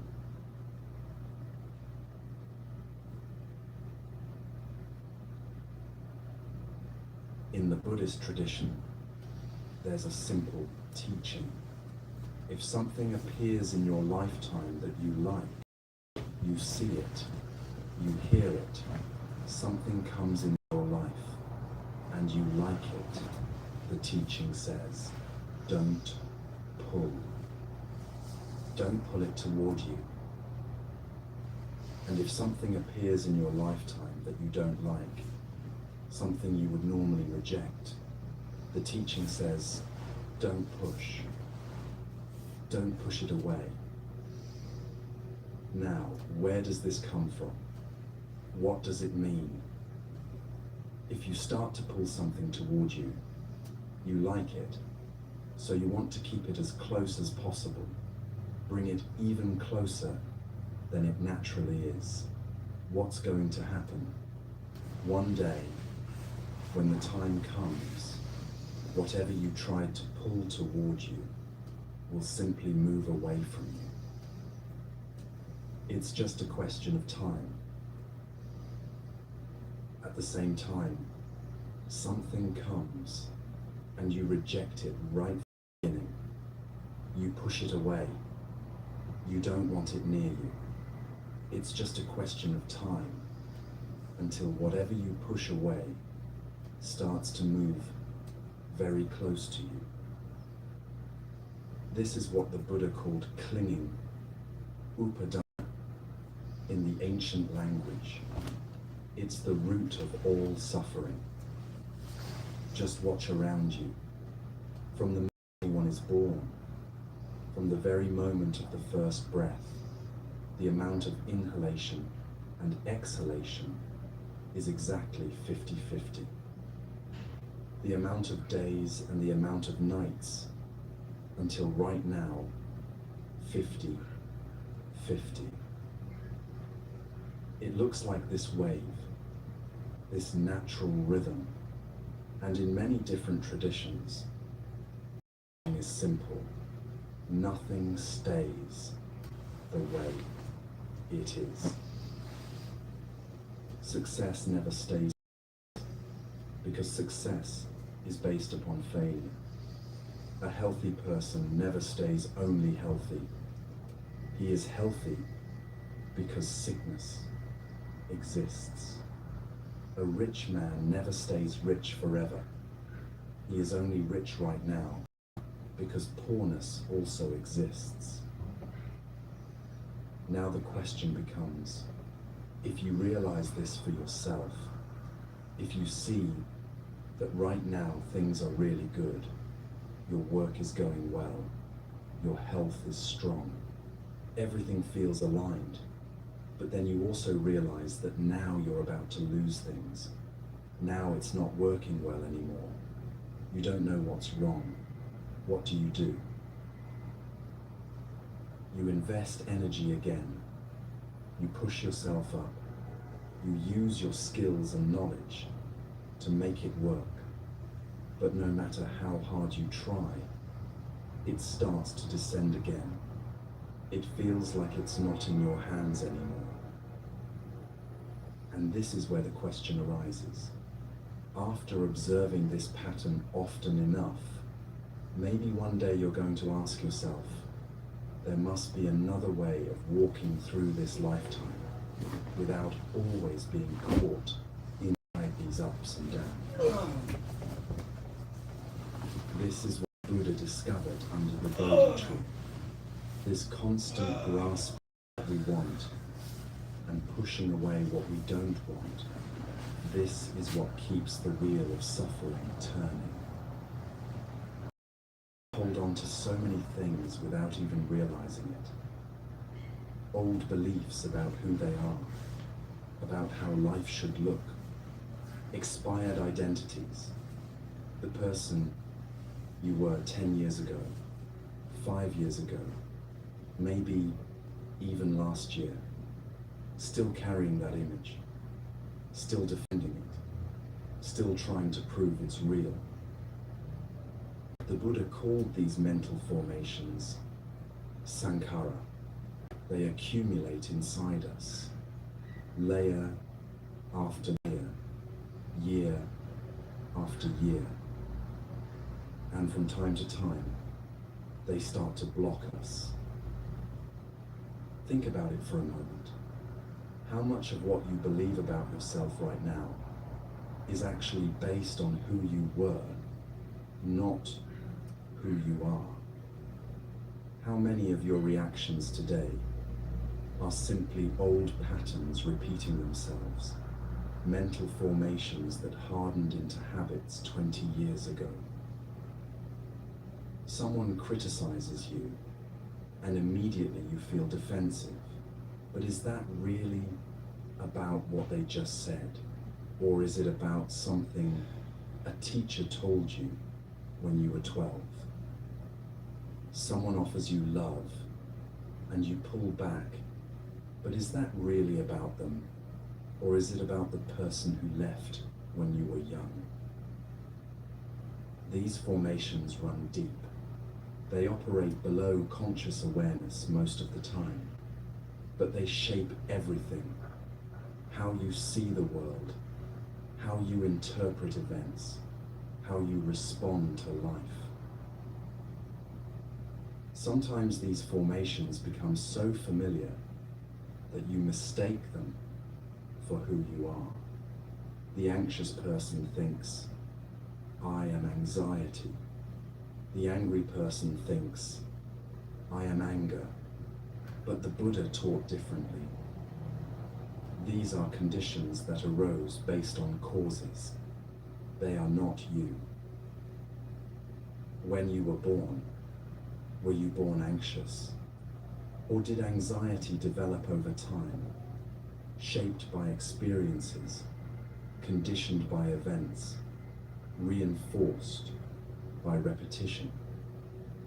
If it arose from conditions, then when those conditions change, it can also cease. This is the hope within the teaching. Nothing is permanent, including your suffering. There's an old Zen teaching about a monk who came to his master with an empty bowl. The master asked, "What do you want?" The monk said, "I want to receive the teachings. I want wisdom. I want enlightenment." The master picked up a teapot and started pouring tea into the monk's bowl. He poured and poured, and when the bowl was full, he kept pouring. The tea spilled over the sides, onto the floor, soaking the monk's robes. The monk shouted, "Master, stop! Can't you see the bowl is full? No more will go in." The master smiled and put down the teapot.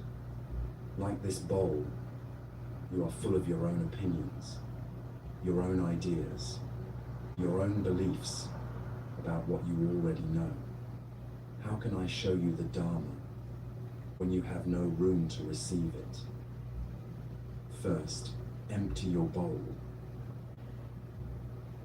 This is why letting go is necessary.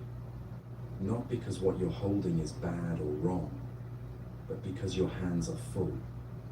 You cannot receive anything new when you're clinging to everything old. And here's something most people discover when they start practicing. Letting go isn't just one thing. It's not a single moment where you release everything and suddenly you're free. It's a process with different layers, different depths. The Buddha taught this clearly. There are two parts to letting go, and both are necessary. The first part is willingness. This is what the Buddha called right intention, samma sankappa. Do you want to let go? Are you willing? Many people say yes immediately. Yes, I want to let go of my anger. I want to let go of my fear. I want to let go of this old pain. The willingness is there. But then there's the second part, wisdom, understanding, and sometimes simply ability. Can you actually let go, even if you want to? This is where it gets honest. This is where clear seeing of yourself becomes necessary. In the monasteries, this pattern appears again and again. Someone comes with genuine willingness to change, to release old patterns. They sit in meditation. They follow the precepts. They work diligently. But when the moment comes to actually face what they're holding on to, when anger arises, or fear surfaces, or that old familiar story starts playing in the mind, suddenly the willingness alone isn't enough. There needs to be skill. There needs to be understanding. There needs to be knowledge of how to work with what arises. Some things can be released through personal practice. Sitting in meditation, watching the thought arise, watching it pass away, seeing it's not solid, not permanent, not who you are. And slowly, over time, the grip loosens. These are the defilements you can work with yourself, the small irritations, the passing judgments, the daily reactive patterns.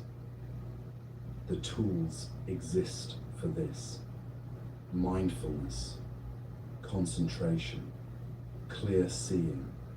These practices gradually create freedom. The Buddha compared this to washing clothes. You don't wash them once and they're clean forever. You wash them regularly, each time removing a little more dirt, a little more staining. The mind is similar. Each time you sit, each time you practice, you're washing away a little more of what doesn't belong. But sometimes there are things caught within us that cannot be reached alone. The Buddha knew this. This is why he established the Sangha, the community of practitioners. Sometimes, even if the willingness is there, even if you can see what's stuck inside you, support is needed. A teacher, a community, someone who has walked this path before and can show where the hidden locks are. This isn't weakness. This is wisdom. Knowing when you can work alone and when you need help. This itself is part of clear seeing. The Buddhist masters teach, those who can proceed on their own are only those who went deeper first. That depth often comes from having support, from having someone point out what you cannot see yourself. Think of it like trying to see your own back. No matter how much you twist and turn, you cannot see all of it without a mirror or another person. Some parts of ourselves are like this. We need others to reflect them back to us. The Buddha said in the Salatha Sutta, an uninstructed ordinary person feels pleasure, feels pain, feels neither pleasure nor pain. So does a well-instructed disciple of the noble ones. What difference is there between them? The difference is this: when pain comes to the ordinary person, he not only feels the pain, but also resists it, clings to the wish that it would go away, creates a second layer of suffering on top of the first. The Buddha called this the second arrow. The first arrow is the pain itself.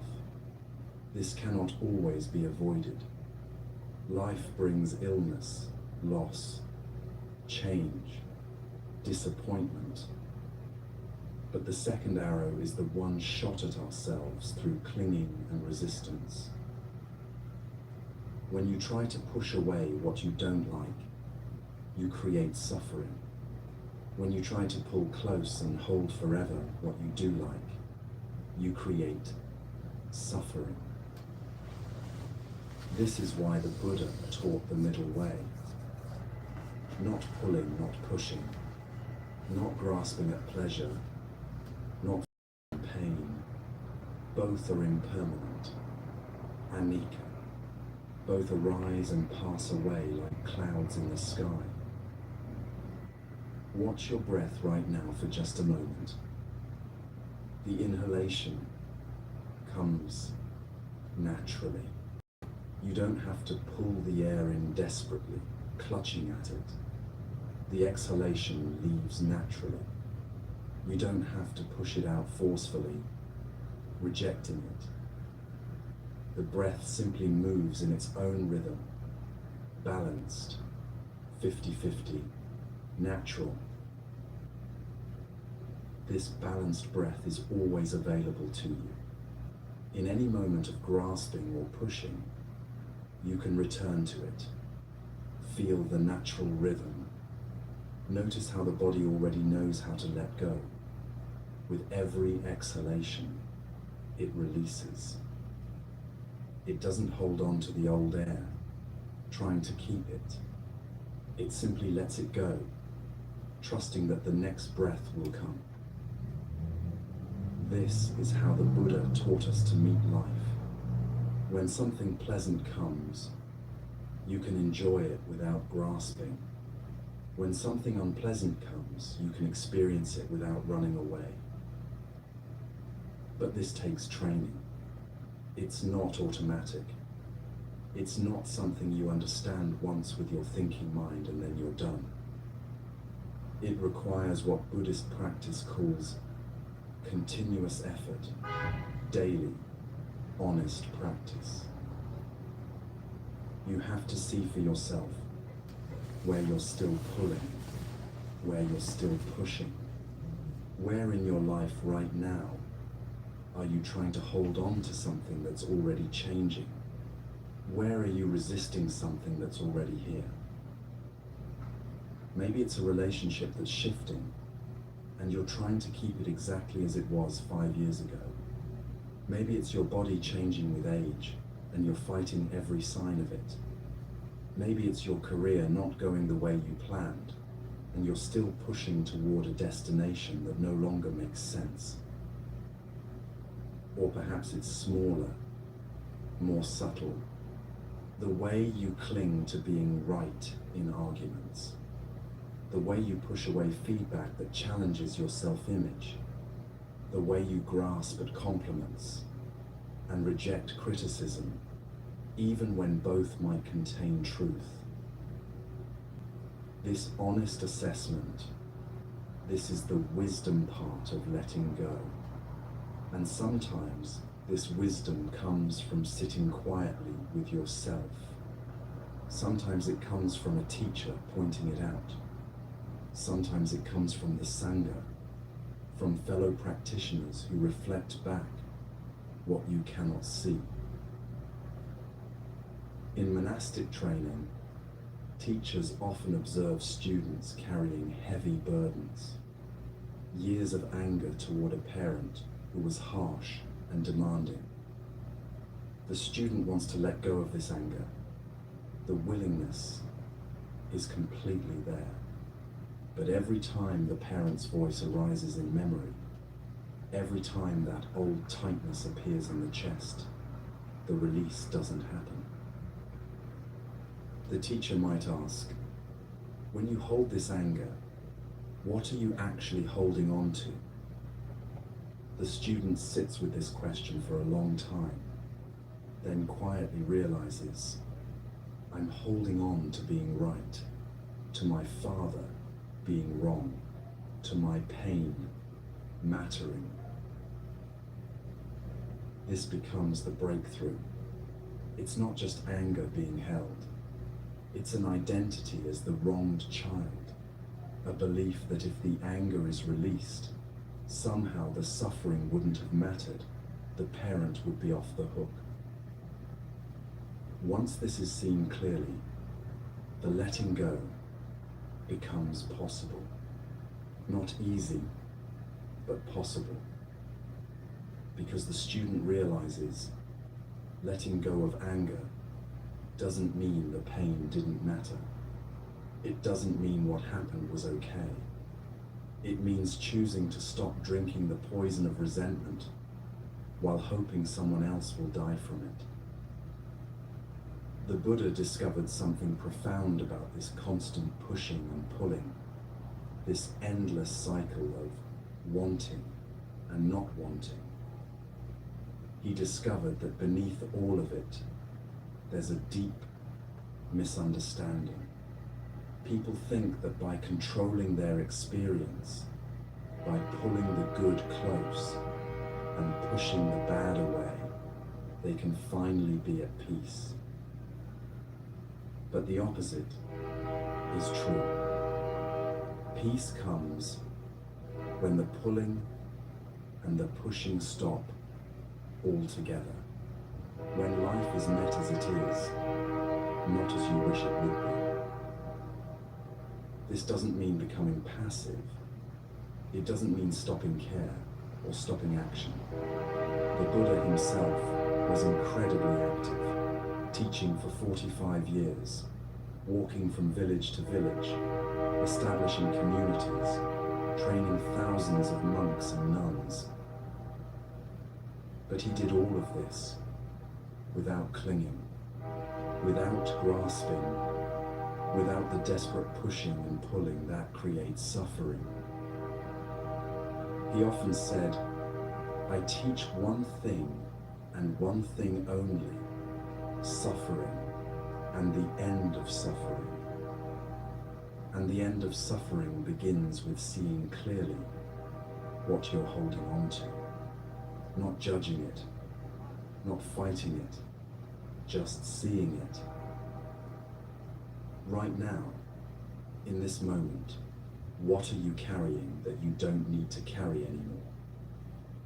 What expired belief? What old identity? What fear or worry or hope that's actually just weighing you down? The willingness to let go. This you can choose right now. The wisdom and ability to actually release it. This comes through practice, sometimes through support, always through patience with yourself. For new things to come, all things must go. Not all at once, not violently or forcefully, but gradually, naturally, like leaves falling from a tree when autumn comes. The tree doesn't push the leaves away. The leaves don't cling desperately to the branches. There's just a natural release, a letting go that happens when the time is right.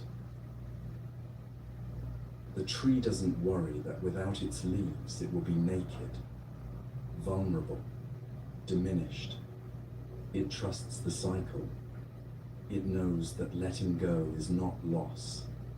It's preparation for new growth. In winter, when the branches are bare, the tree is not dead. It's resting, gathering strength, preparing, and when spring comes, new leaves will grow. Not the same leaves, but new ones, fresh ones, suited to this new season. This is what practice teaches, to recognize when the time has come to open your hands and let the old patterns, the old suffering, the old ways of being simply fall away. Because only then is there space for something new to grow.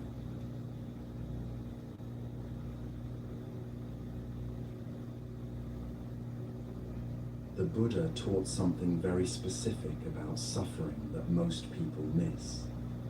He said that when pain comes, and pain will come to everyone, there are actually 2 arrows, not 1. The first arrow is the pain itself. Someone you love gets sick. You lose your job. Your body ages and begins to hurt. A relationship ends. This is the first arrow, and the Buddha was clear. This arrow you cannot always avoid. Life shoots this arrow at everyone, rich or poor, wise or foolish, young or old. The first arrow comes. This is simply the nature of existence. But then there's the second arrow. And this one, you shoot at yourself. The second arrow is your reaction to the pain, your resistance to it, your fear of it, your story about what it means, your worry about what comes next. The Buddha said in the Salatha Sutta, when touched with a feeling of pain, the uninstructed person sorrows, grieves, and laments, beats his breast, becomes distraught, so he feels two pains, physical and mental, just as if they were to shoot a man with an arrow and, right afterward, were to shoot him with another one so that he would feel the pains of two arrows.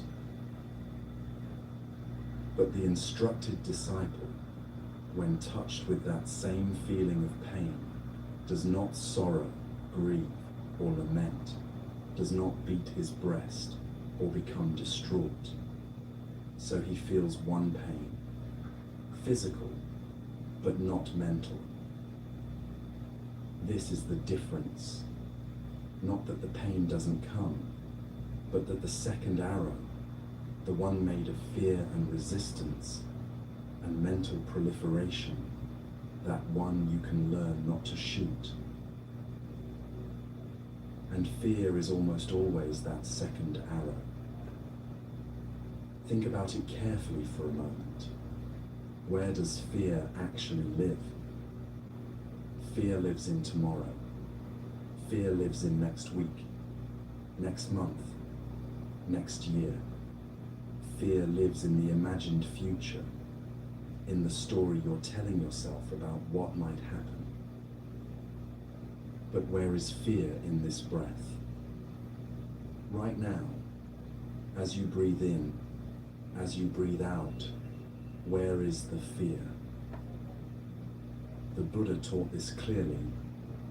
Fear is a mental construction. The mind creates it, just as the mind creates everything else. And the same mind that can create beautiful visions, inspiring dreams, powerful motivations, that exact same mind creates fear.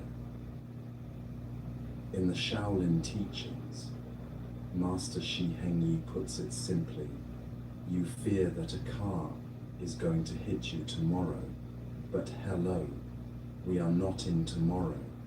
We are here right now. Why are you thinking about tomorrow? Where is the car that's going to hit you? Where is the evidence it's going to happen? Where is the evidence it's not going to happen? You don't know. Stop thinking about tomorrow. The music is playing here right now.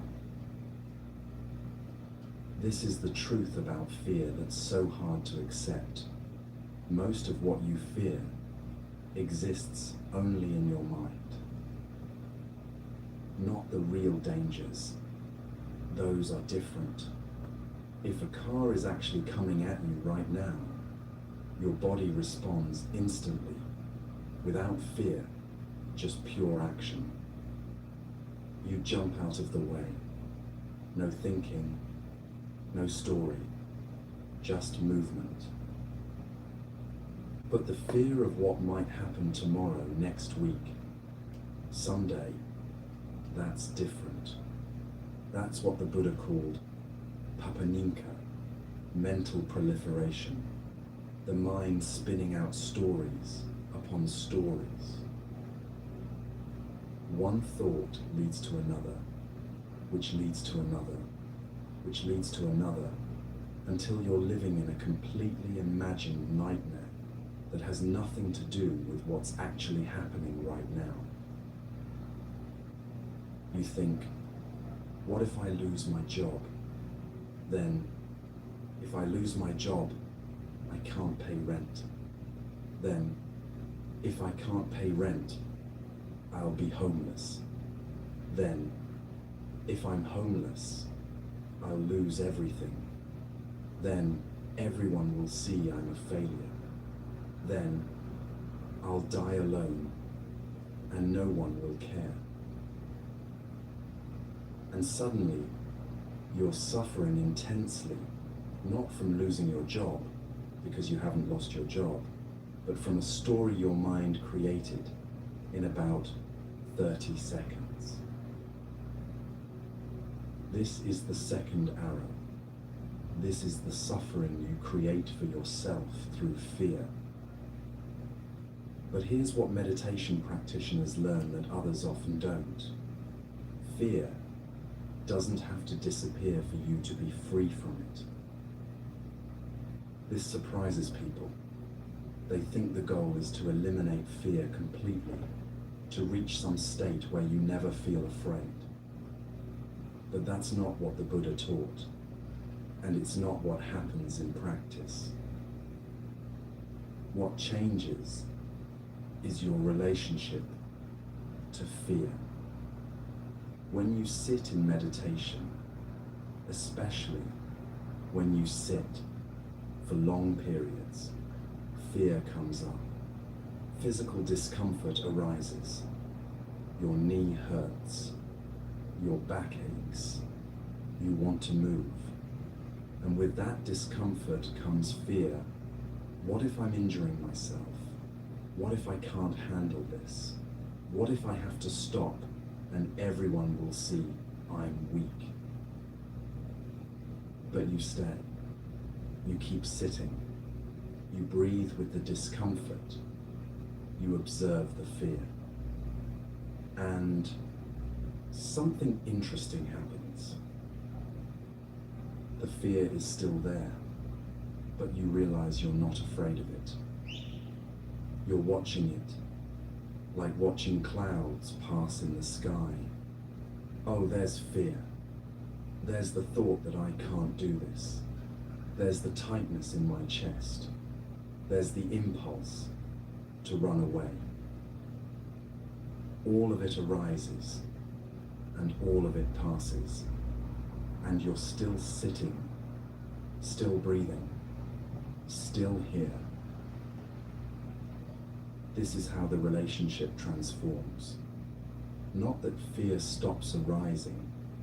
It arises when conditions are present for it to arise, just like everything else. But you stop being controlled by it. You stop believing every story it tells. You stop shooting the second arrow. There's a teaching from the Tibetan tradition about Milarepa, one of Tibet's greatest yogis. He was meditating alone in a cave in the mountains, practicing intensely for months on end. One day, demons appeared in his cave, terrifying creatures with horrible faces, threatening him, trying to scare him away. At first, Milarepa tried to get rid of them. He recited prayers, visualized protective deities, used all the methods he knew to banish these demons. But they wouldn't leave. Then he tried reasoning with them, teaching them the Dharma, hoping they would see the error of their ways and depart peacefully. But still they remained, more threatening than before. Finally, exhausted from fighting and negotiating, Milarepa did something different. He looked directly at the demons and said, "I see you are just my own mind. I am not going anywhere, and neither, it seems, are you. So come, let us have tea together." And he sat down peacefully in their presence. No fear, no resistance, no trying to push them away. Just sitting, accepting what is. At that moment, all the demons, except one, disappeared instantly.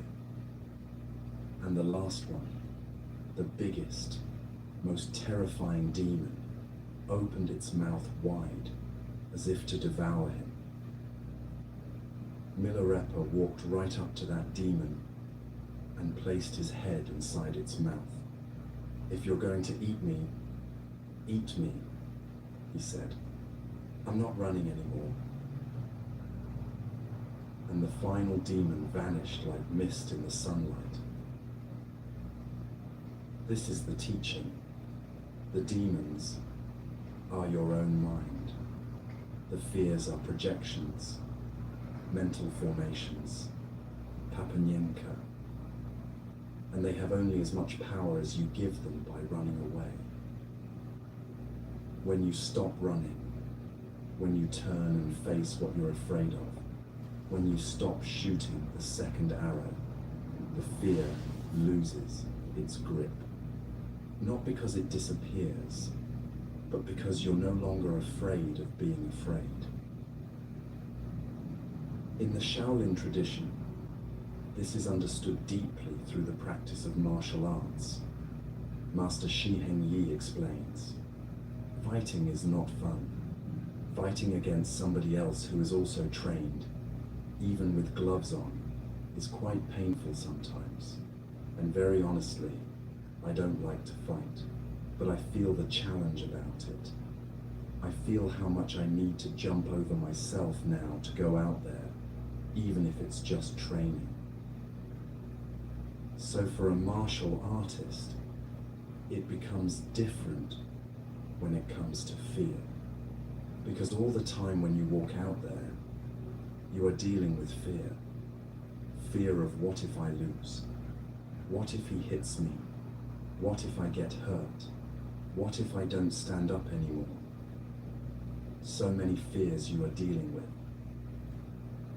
But ultimately, you conquer them.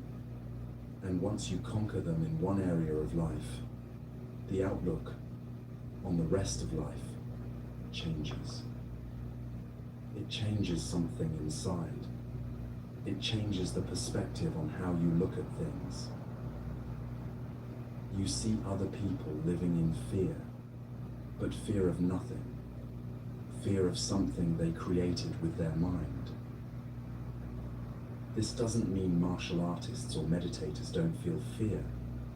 They do, but they've learned that fear is just a feeling, just a mental formation, just papanyenka, and it's not something to let your life be determined by.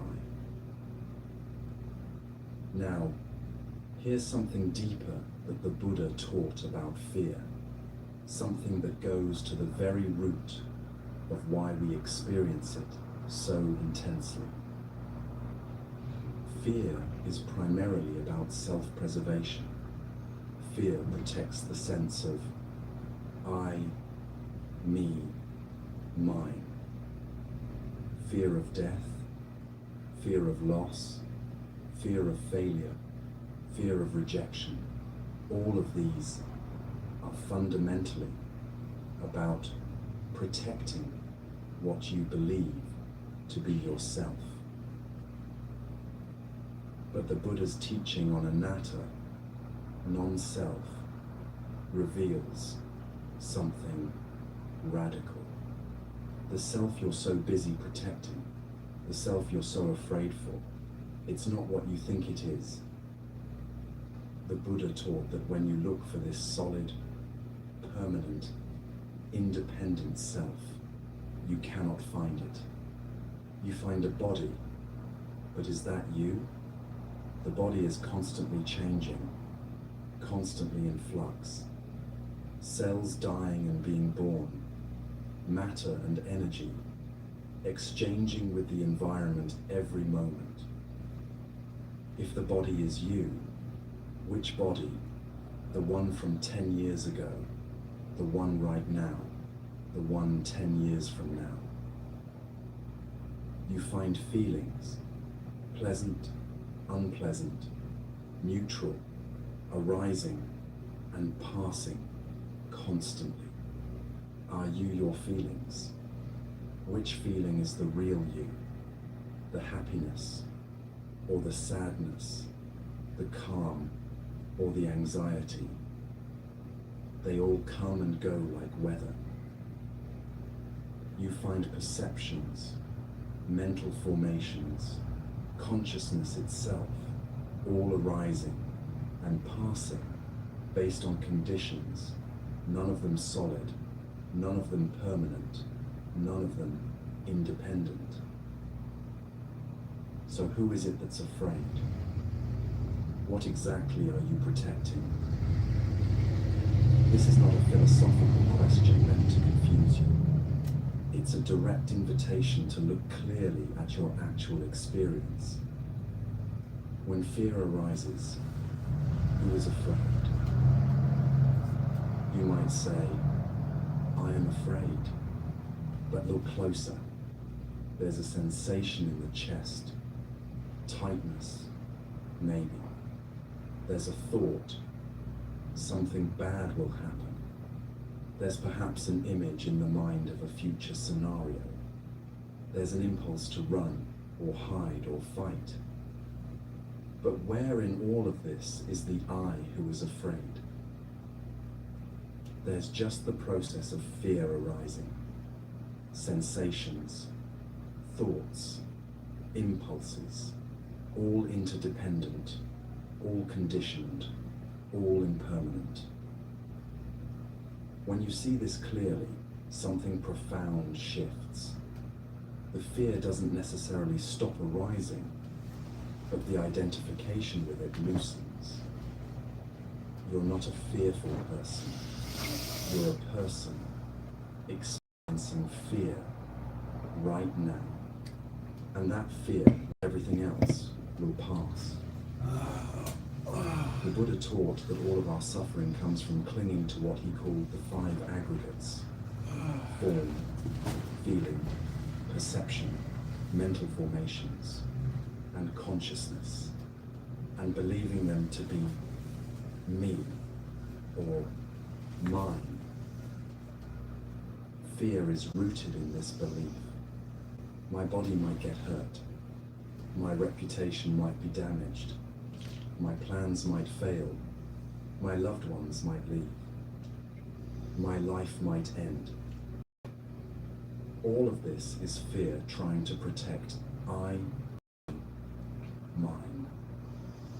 But when you investigate closely, you find that this I you're protecting is itself just another mental formation, another concept, another thought arising in consciousness. This doesn't mean you don't exist. Clearly something is here, reading these words, breathing, experiencing. But what exists is not what fear thinks it's protecting. What exists is this flowing, changing, interdependent process that we conventionally call you. A process that doesn't need protection because it's already inseparable from everything else. When this is understood, not just intellectually, but through direct experience, fear loses much of its power. What is there to protect? What can actually be lost? Your body will age and die. This is certain. Everything you're attached to will eventually separate from you. This is certain. Every condition you're experiencing right now will change. This is certain. But when you realize that none of this is ultimately you in the way fear believes, when you see that what you truly are cannot be diminished or destroyed because it was never a separate, solid thing to begin with, the fear of loss becomes less overwhelming. This is what the Buddha discovered about courage, and it might surprise you. Real courage is not the absence of fear. Real courage is not having to pump yourself up or convince yourself you're brave. Real courage comes from seeing through the illusion that fear is trying to protect. When you understand deeply that there is no solid, separate self that can be destroyed, the fear of death loses its absolute power. When you understand that everything you're attached to is impermanent and was never really yours to begin with, the fear of loss becomes workable. When you understand that failure and success are just concepts, just mental formations arising and passing, the fear of failure becomes just another experience to be met with awareness. This doesn't mean you become reckless or careless. The Buddha wasn't teaching nihilism or suggesting that nothing matters. You still take care of the body, you still act with wisdom and compassion, you still engage with life fully. But you're not enslaved by fear anymore. You're not making all your decisions based on protecting an illusion. You're not shooting the second arrow at yourself constantly. Master Shi Heng Yi says it clearly. If you want to know what to fear, this is the fearful part. One day, you look back and say, you have wasted your lifetime. This is the fearful part. Not the fear of what might happen in some imagined future, but the fear of reaching the end of your life and realizing you spent the whole time running from shadows, protecting something that was never real, avoiding challenges that could have helped you grow, all because you believed the stories your fear told you. That's the only fear worth paying attention to, the fear of wasting this precious human life, living in delusion. Everything else, the fear of loss, the fear of failure, the fear of pain, the fear of death, these are just the mind doing what minds do, creating stories, projecting futures, trying to control what cannot be controlled. The practice is to recognize these fears when they arise, to see them clearly as mental formations, to understand their impermanent nature, and to choose not to shoot the second arrow. To say to the fear, like Milarepa said to his demons, I see you are just my own mind. Come, let us have tea together.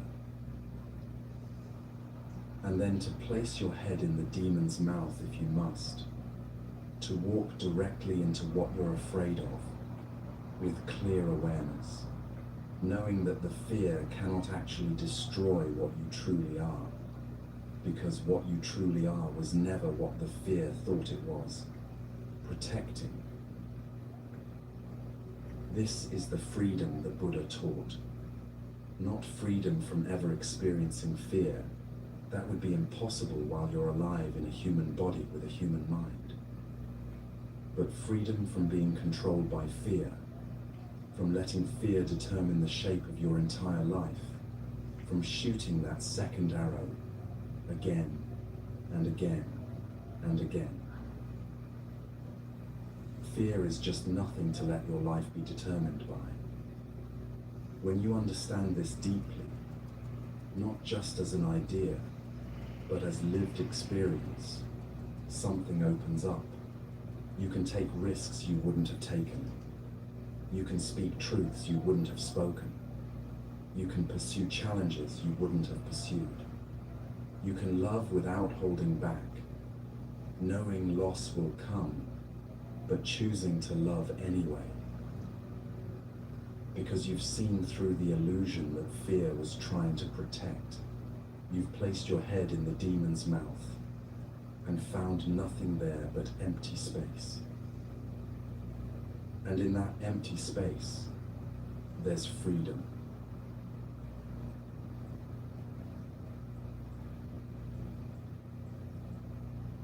There's a teaching in the Buddhist tradition about strength that most people misunderstand. When we think of becoming stronger, we usually imagine building ourselves up against something, against weakness, against enemies, against the world that might harm us. But the Buddha taught a different kind of strength entirely. This strength doesn't need an enemy to define itself. It doesn't come from domination, or aggression, or even from winning. It comes from something quieter, something more fundamental, from living in alignment with what the Buddha called right action. Right action, sama kamanta, in the ancient language, is the fourth factor of the Noble Eightfold Path. It's one of the three factors that make up sila, ethical conduct, the foundation of all Buddhist practice. And here's what surprises people. The Buddha didn't teach right action as a list of rules to constrain you. He taught it as a form of protection, a way of building strength that no external force can shake. Think about it this way. When you harm another being through violence, through theft, through sexual misconduct, through lies, through intoxication that clouds your mind, what happens inside you? There's guilt, even if you don't admit it. There's fear of being discovered. There's the need to hide, to defend, to justify. There's a subtle weakening of your own integrity, like a crack appearing in a foundation. Each time you act in ways that harm, you create instability within yourself. You cannot stand firmly when you're constantly managing the consequences of harmful actions, constantly defending yourself, constantly looking over your shoulder. But when you live by right action, when you abstain from killing, from taking what's not given, from sexual misconduct, from false speech, from intoxication, something different happens. You become stable. You have nothing to hide, nothing to defend. You can meet anyone's eyes directly. You can sleep peacefully at night because your conscience is clear. You stand on solid ground. This is the foundation of real strength. Not strength built on dominating others, but strength built on integrity, on wholesome action, on living in harmony with the way things actually are. The Buddha said in the Dhammapada, though one may conquer 1,000 times 1,000 men in battle, yet he indeed is the noblest victor who conquers himself. This is the true battlefield. Not out there against enemies, but right here, within your own mind and actions. Conquering yourself doesn't mean being violent with yourself, punishing yourself, or forcing yourself into rigid submission. It means something much more subtle. It means developing the capacity to choose your actions wisely, rather than being driven by impulse, craving, aversion, and delusion. This requires two qualities that the Buddha taught together, metta and virya. Metta, loving kindness, goodwill toward yourself and others. And virya, energy, effort, the sustained determination to practice. You need metta because without kindness toward yourself, discipline becomes harsh and ultimately unsustainable. You beat yourself up for every failure. You demand perfection. You turn practice into punishment. And eventually, you break or you quit. But you also need virya because without sustained effort, kindness alone becomes soft, passive, an excuse for not trying. Oh, I'll be kind to myself and not practice today. I'll be gentle with myself and avoid this challenge. I'll have compassion for my weakness and never push myself to grow.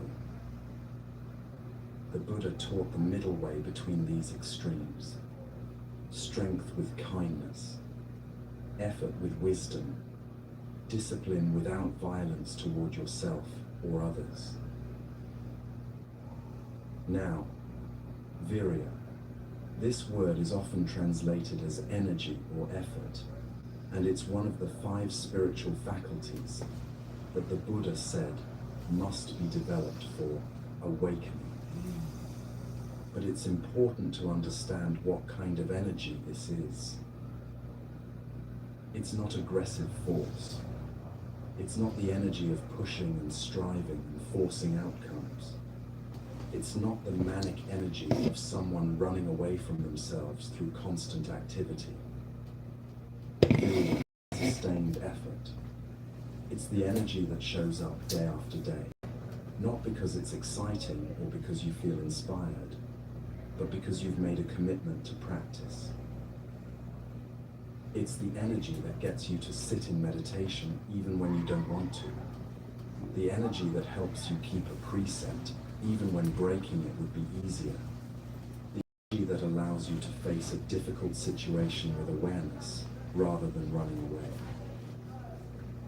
And crucially, it's balanced energy, not too tight, not too loose. The Buddha taught this through a story about his disciple Sona, who was practicing walking meditation so intensely that his feet bled. But despite all his effort, he wasn't making progress.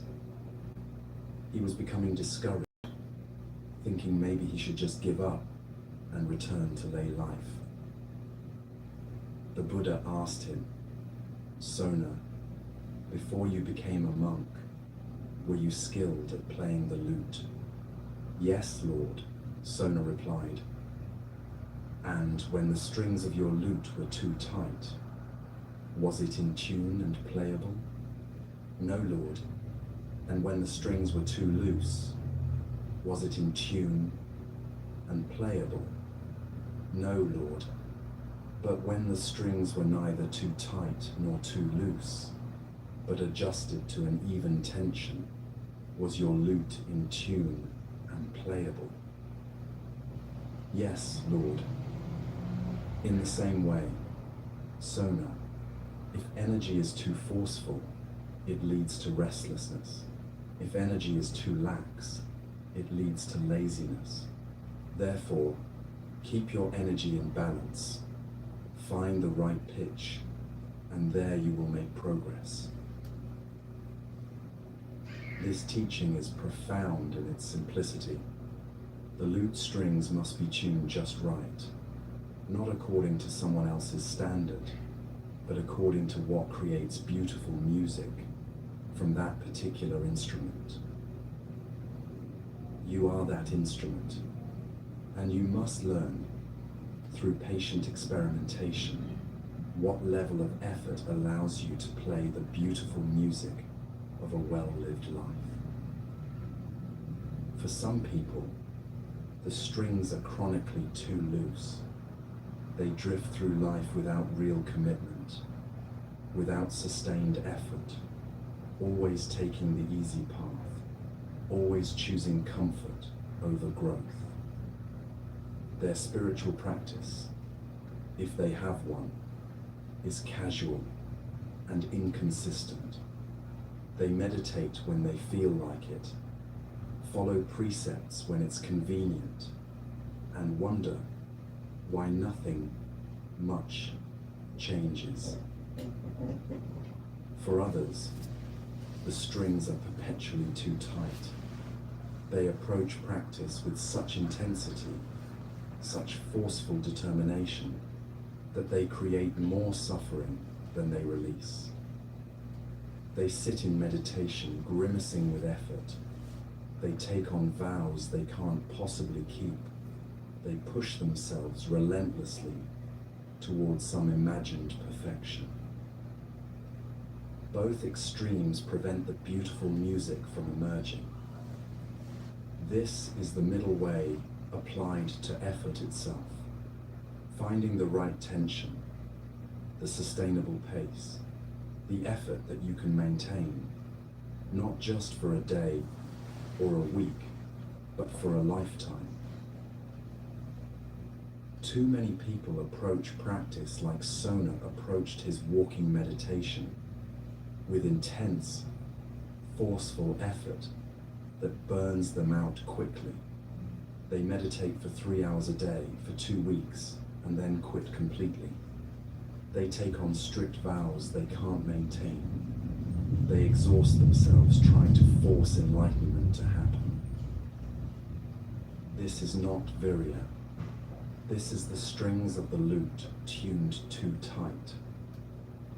The Buddha taught gradual training, anupubikatha, building capacity slowly, sustainably, like a tree growing strong roots before it reaches for the sky. You start with simple practices, 5 minutes of meditation in the morning, following one precept carefully for a month, speaking truthfully for 1 full day, without exaggeration or deception. Then you build from there, 10 minutes of meditation, 2 precepts, truthful speech for a week. Each small success gives you confidence. Each period of sustained effort builds your capacity for more effort. You're not forcing yourself into an unnatural mold. You're training, gradually, like an athlete builds endurance over time. This is how real strength develops, not through dramatic efforts that can't be sustained, but through consistent, balanced practice that becomes integrated into your life. Now, as you develop this strength, as you train in right action and balanced effort, you'll inevitably face challenges. Difficulties will arise. This is guaranteed. And the Buddha taught 2 responses to challenge that sound simple, but require real wisdom to apply. The first response: don't flee. Face what arises with awareness. The second response: honestly assess your capacities. Know when to engage and when to step back. These might sound contradictory, but they're not. They're 2 sides of the same wisdom. Don't flee means when something difficult arises, your first instinct shouldn't be to run away. Because running away means you lose the opportunity to learn from what's arising. You create distance between yourself and the challenge. And in that distance, you have no connection and therefore no influence. If you always avoid difficult conversations, you never learn how to communicate through conflict. If you always quit when practice gets hard, you never develop the capacity to sit with discomfort. If you always choose comfort over challenge, you remain forever in the same small circle of what's familiar. So the first response is to stay, to turn toward what's difficult rather than away, to meet the challenge with awareness, with presence, with the willingness to learn. But, and this is crucial, this doesn't mean being foolish or reckless. The second response is to honestly assess, am I actually ready for this challenge right now? Do I have the skills, the stability, the support to meet this skillfully? Sometimes the answer is yes. Face it now. Sometimes the answer is not yet. Step back. prepare, train, then return. The wisdom is in knowing the difference.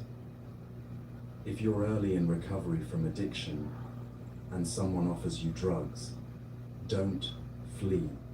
Doesn't mean you should stay in that situation to prove your strength. It means you face the reality of your situation clearly, acknowledge the pull you feel, and make the wise choice to remove yourself and seek support. If you're learning to meditate and your mind is extremely agitated, don't flee. Doesn't mean you force yourself to sit for 2 hours in misery. It means you stay present with the agitation for as long as you skillfully can. Learn from it, then step back and try again tomorrow. The Buddha faced his greatest challenge right before his awakening, and the way he met it demonstrates both responses perfectly. As he sat under the Bodhi tree, determined to achieve awakening, Mara appeared, the Buddhist representation of delusion, craving, fear, everything that keeps beings trapped in suffering. Mara brought armies of demons to attack the Buddha. He brought his beautiful daughters to seduce him. He challenged the Buddha's right to sit there, his worthiness to seek awakening.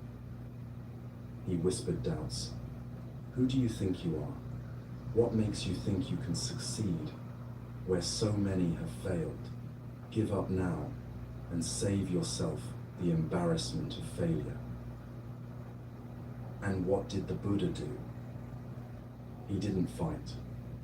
He didn't argue with Mara or try to defeat him through force. He didn't flee from the fear and doubt that arose. He simply sat, unmoved, touching the earth with his right hand as a witness to his many lifetimes of preparation for this moment. This gesture, touching the earth, is so important. He wasn't claiming his own power or his own greatness. He was simply acknowledging reality. I have prepared for this. I have trained for this. The earth itself is my witness. This is the first response. Don't flee. He faced Mara directly, without running away, without trying to avoid the challenge. But notice, he could do this because he had prepared. He had been training for years, practicing meditation, living ethically, developing wisdom, cultivating the 5 spiritual faculties, including virya, effort. He had built his capacity through gradual training until he was ready for this ultimate challenge. This is the second response, honest assessment. He didn't face Mara on his first day of practice. He faced Mara when he was ready, when his preparation was complete, when his capacity matched the challenge. Before that night under the Bodhi tree, the Buddha had spent 6 years in intense practice. He had tried extreme asceticism, nearly starving himself to death. He had learned from the greatest meditation teachers of his time. He had explored every method available. Only after all this preparation did he sit under the tree with the determination, I will not rise from this spot until I have achieved awakening or die in the attempt. This wasn't recklessness. This was readiness. This is the wisdom you need to develop, knowing when to engage and when to prepare more. And that preparation happens through 3 things the Buddha taught as the foundation of all progress: sila, samadhi, and panya, ethical conduct, concentration, and wisdom. Sila comes first. You establish ethical conduct. You live by right action. You create stability in your life through wholesome choices. This gives you the solid ground to stand on. Then samadhi develops. Through meditation practice, through training your attention, through learning to steady your mind, you develop concentration.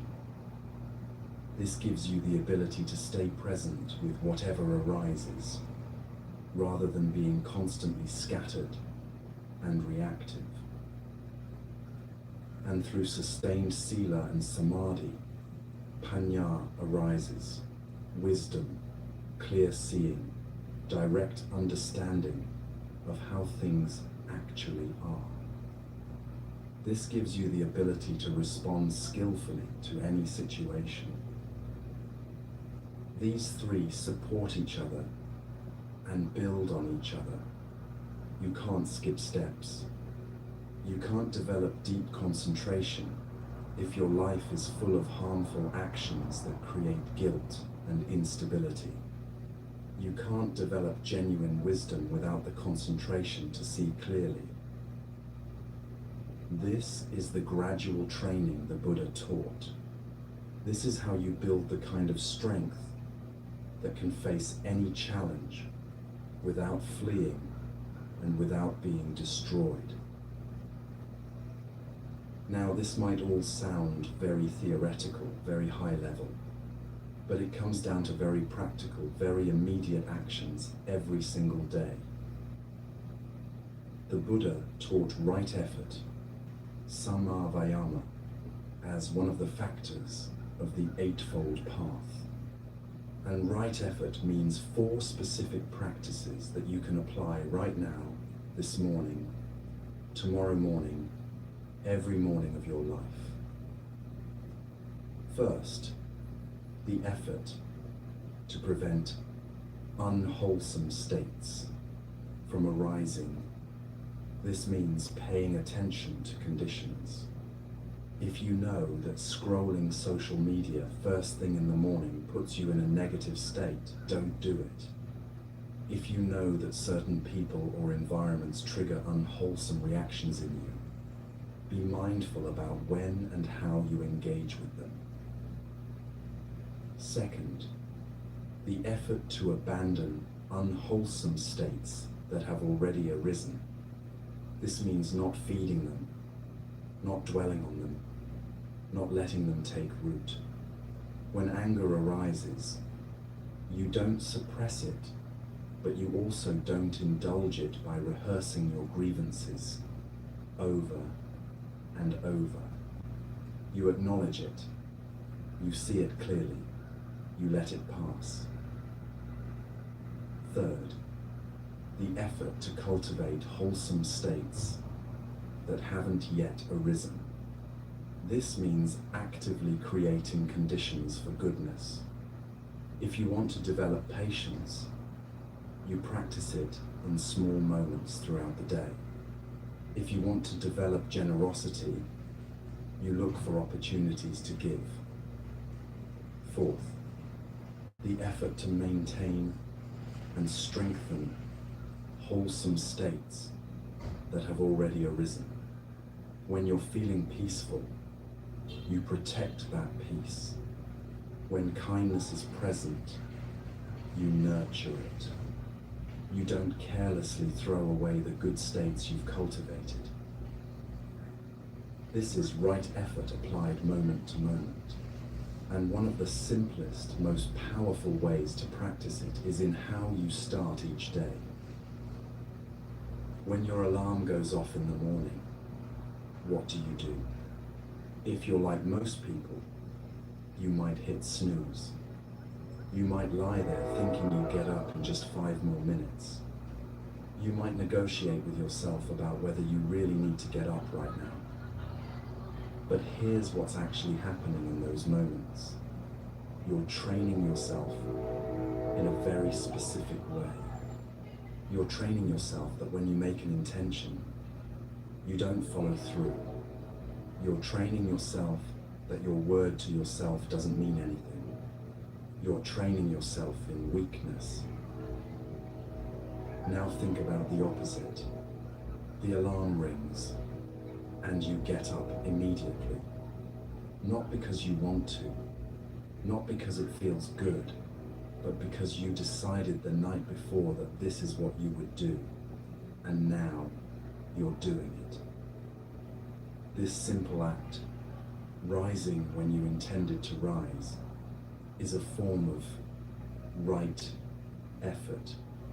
It's training in integrity, in following through on your intentions, in doing what you said you would do even when you don't feel like it. And this training accumulates. Each time you do what you intended to do, you strengthen that capacity. Each time you follow through despite resistance, you build trust with yourself. Each small act of discipline creates a foundation for larger acts of discipline. Think of it as building a muscle. The first time you lift a weight, it's difficult, but you do it again the next day, and again the day after that. Gradually, imperceptibly, the muscle grows stronger. What once required tremendous effort becomes easier. What once seemed impossible becomes routine.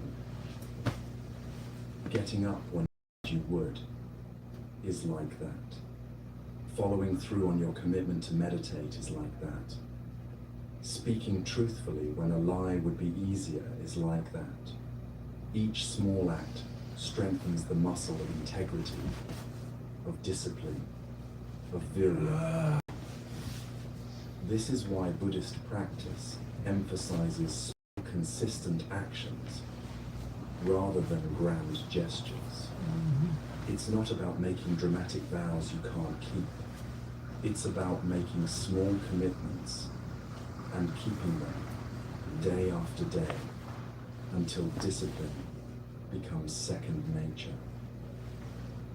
Getting up when you said you would, meditating for the amount of time you committed to, even when you don't feel like it. Speaking truthfully even when a small lie would be more convenient.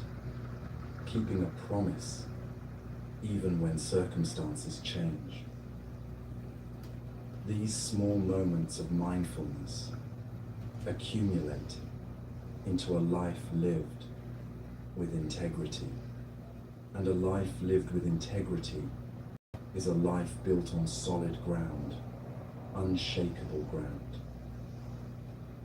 The Buddha taught that sila, ethical discipline, creates the conditions for peace. When you live by right action, when you practice right effort, when you train yourself daily in following through on your intentions, something happens inside you. The mind becomes quieter. The constant background anxiety of, what if someone finds out? Or, what if I get caught? Or, what if this comes back to haunt me? All of that fades away. You can sit in meditation with a clear conscience. You can look people in the eye without shame. You can sleep peacefully at night. This is the peace that comes from discipline. Not discipline as punishment, not discipline as restriction, but discipline as the gateway to freedom. Because here's the paradox that the Buddha understood. Real freedom doesn't come from doing whatever you want, whenever you want. That's not freedom. That's slavery to impulse, to craving, to the constant push and pull of desire and aversion. Real freedom comes from training yourself so that you can choose your actions wisely rather than being driven by forces you don't understand and can't control. When you've trained in right effort, when you've developed virya, when you've built your life on the foundation of sila, you have real choice. You can meet difficulty without running away. You can face fear without being paralyzed by it. You can feel anger without acting on it destructively. You can experience craving without being controlled by it. This is the strength that needs no enemy, because it's not built in opposition to anything.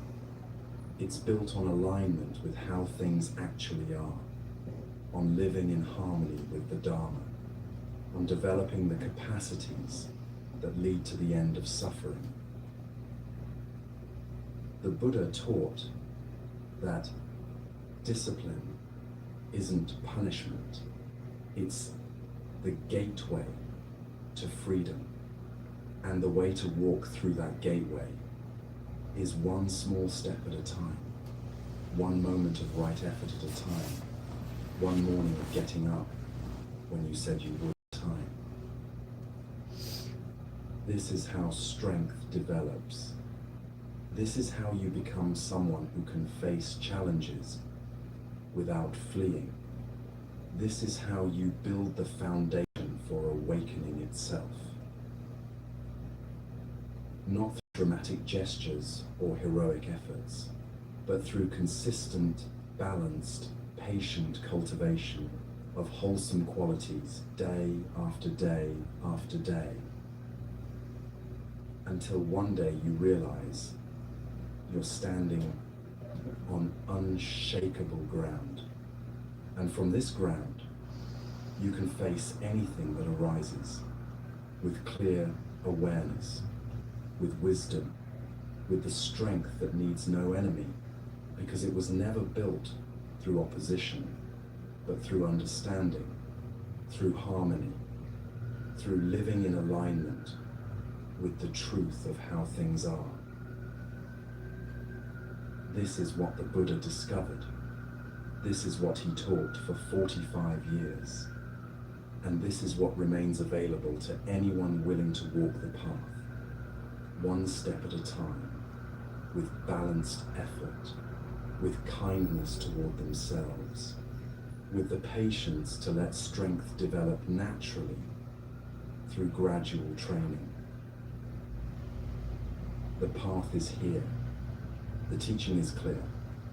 The only question is, will you take that first small step tomorrow morning when your alarm rings?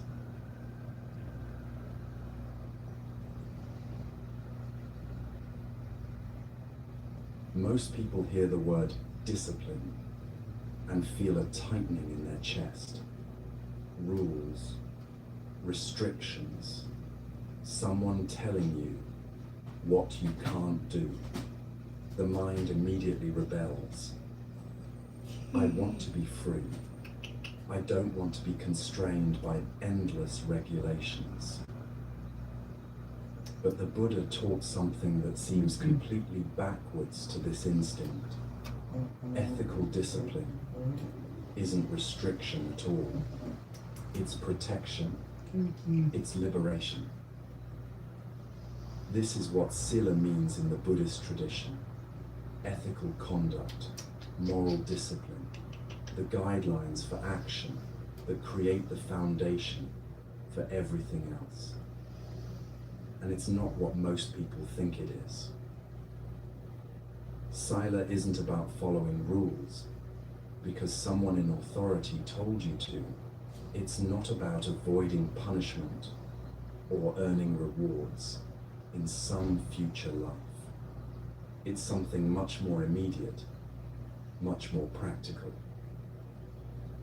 When you live by sila, you create protection for your own mind.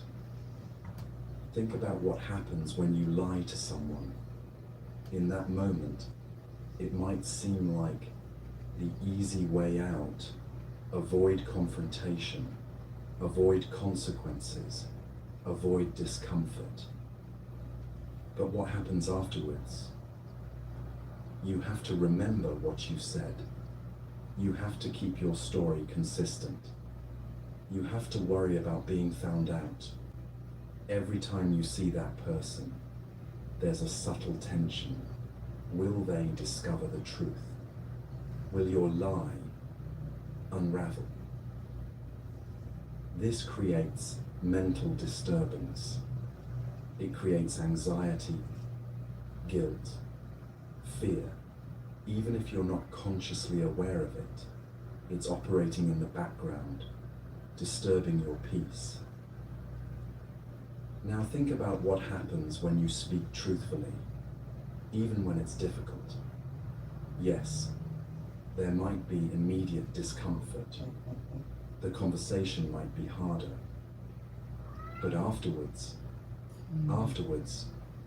you're free. You have nothing to hide, nothing to track, nothing to manage. You can meet that person's eyes directly. You can sleep peacefully that night. Your mind is clear. This is what Sila provides: mental peace, mental clarity, mental freedom.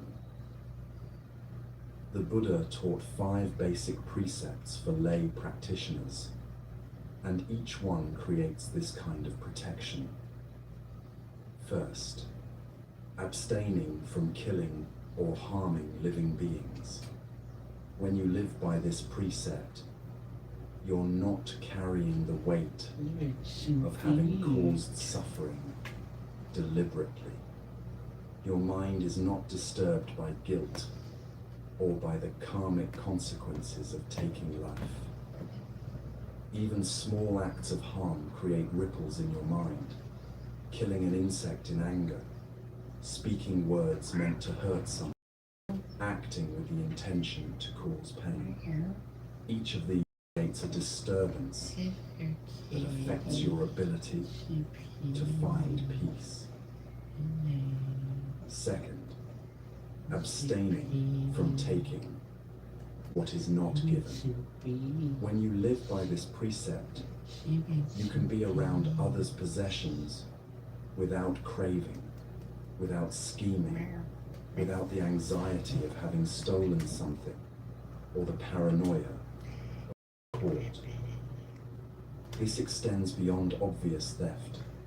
It includes taking credit for others' work, using company resources inappropriately, even taking someone's time without permission. When you honor what belongs to others, your mind rests easy.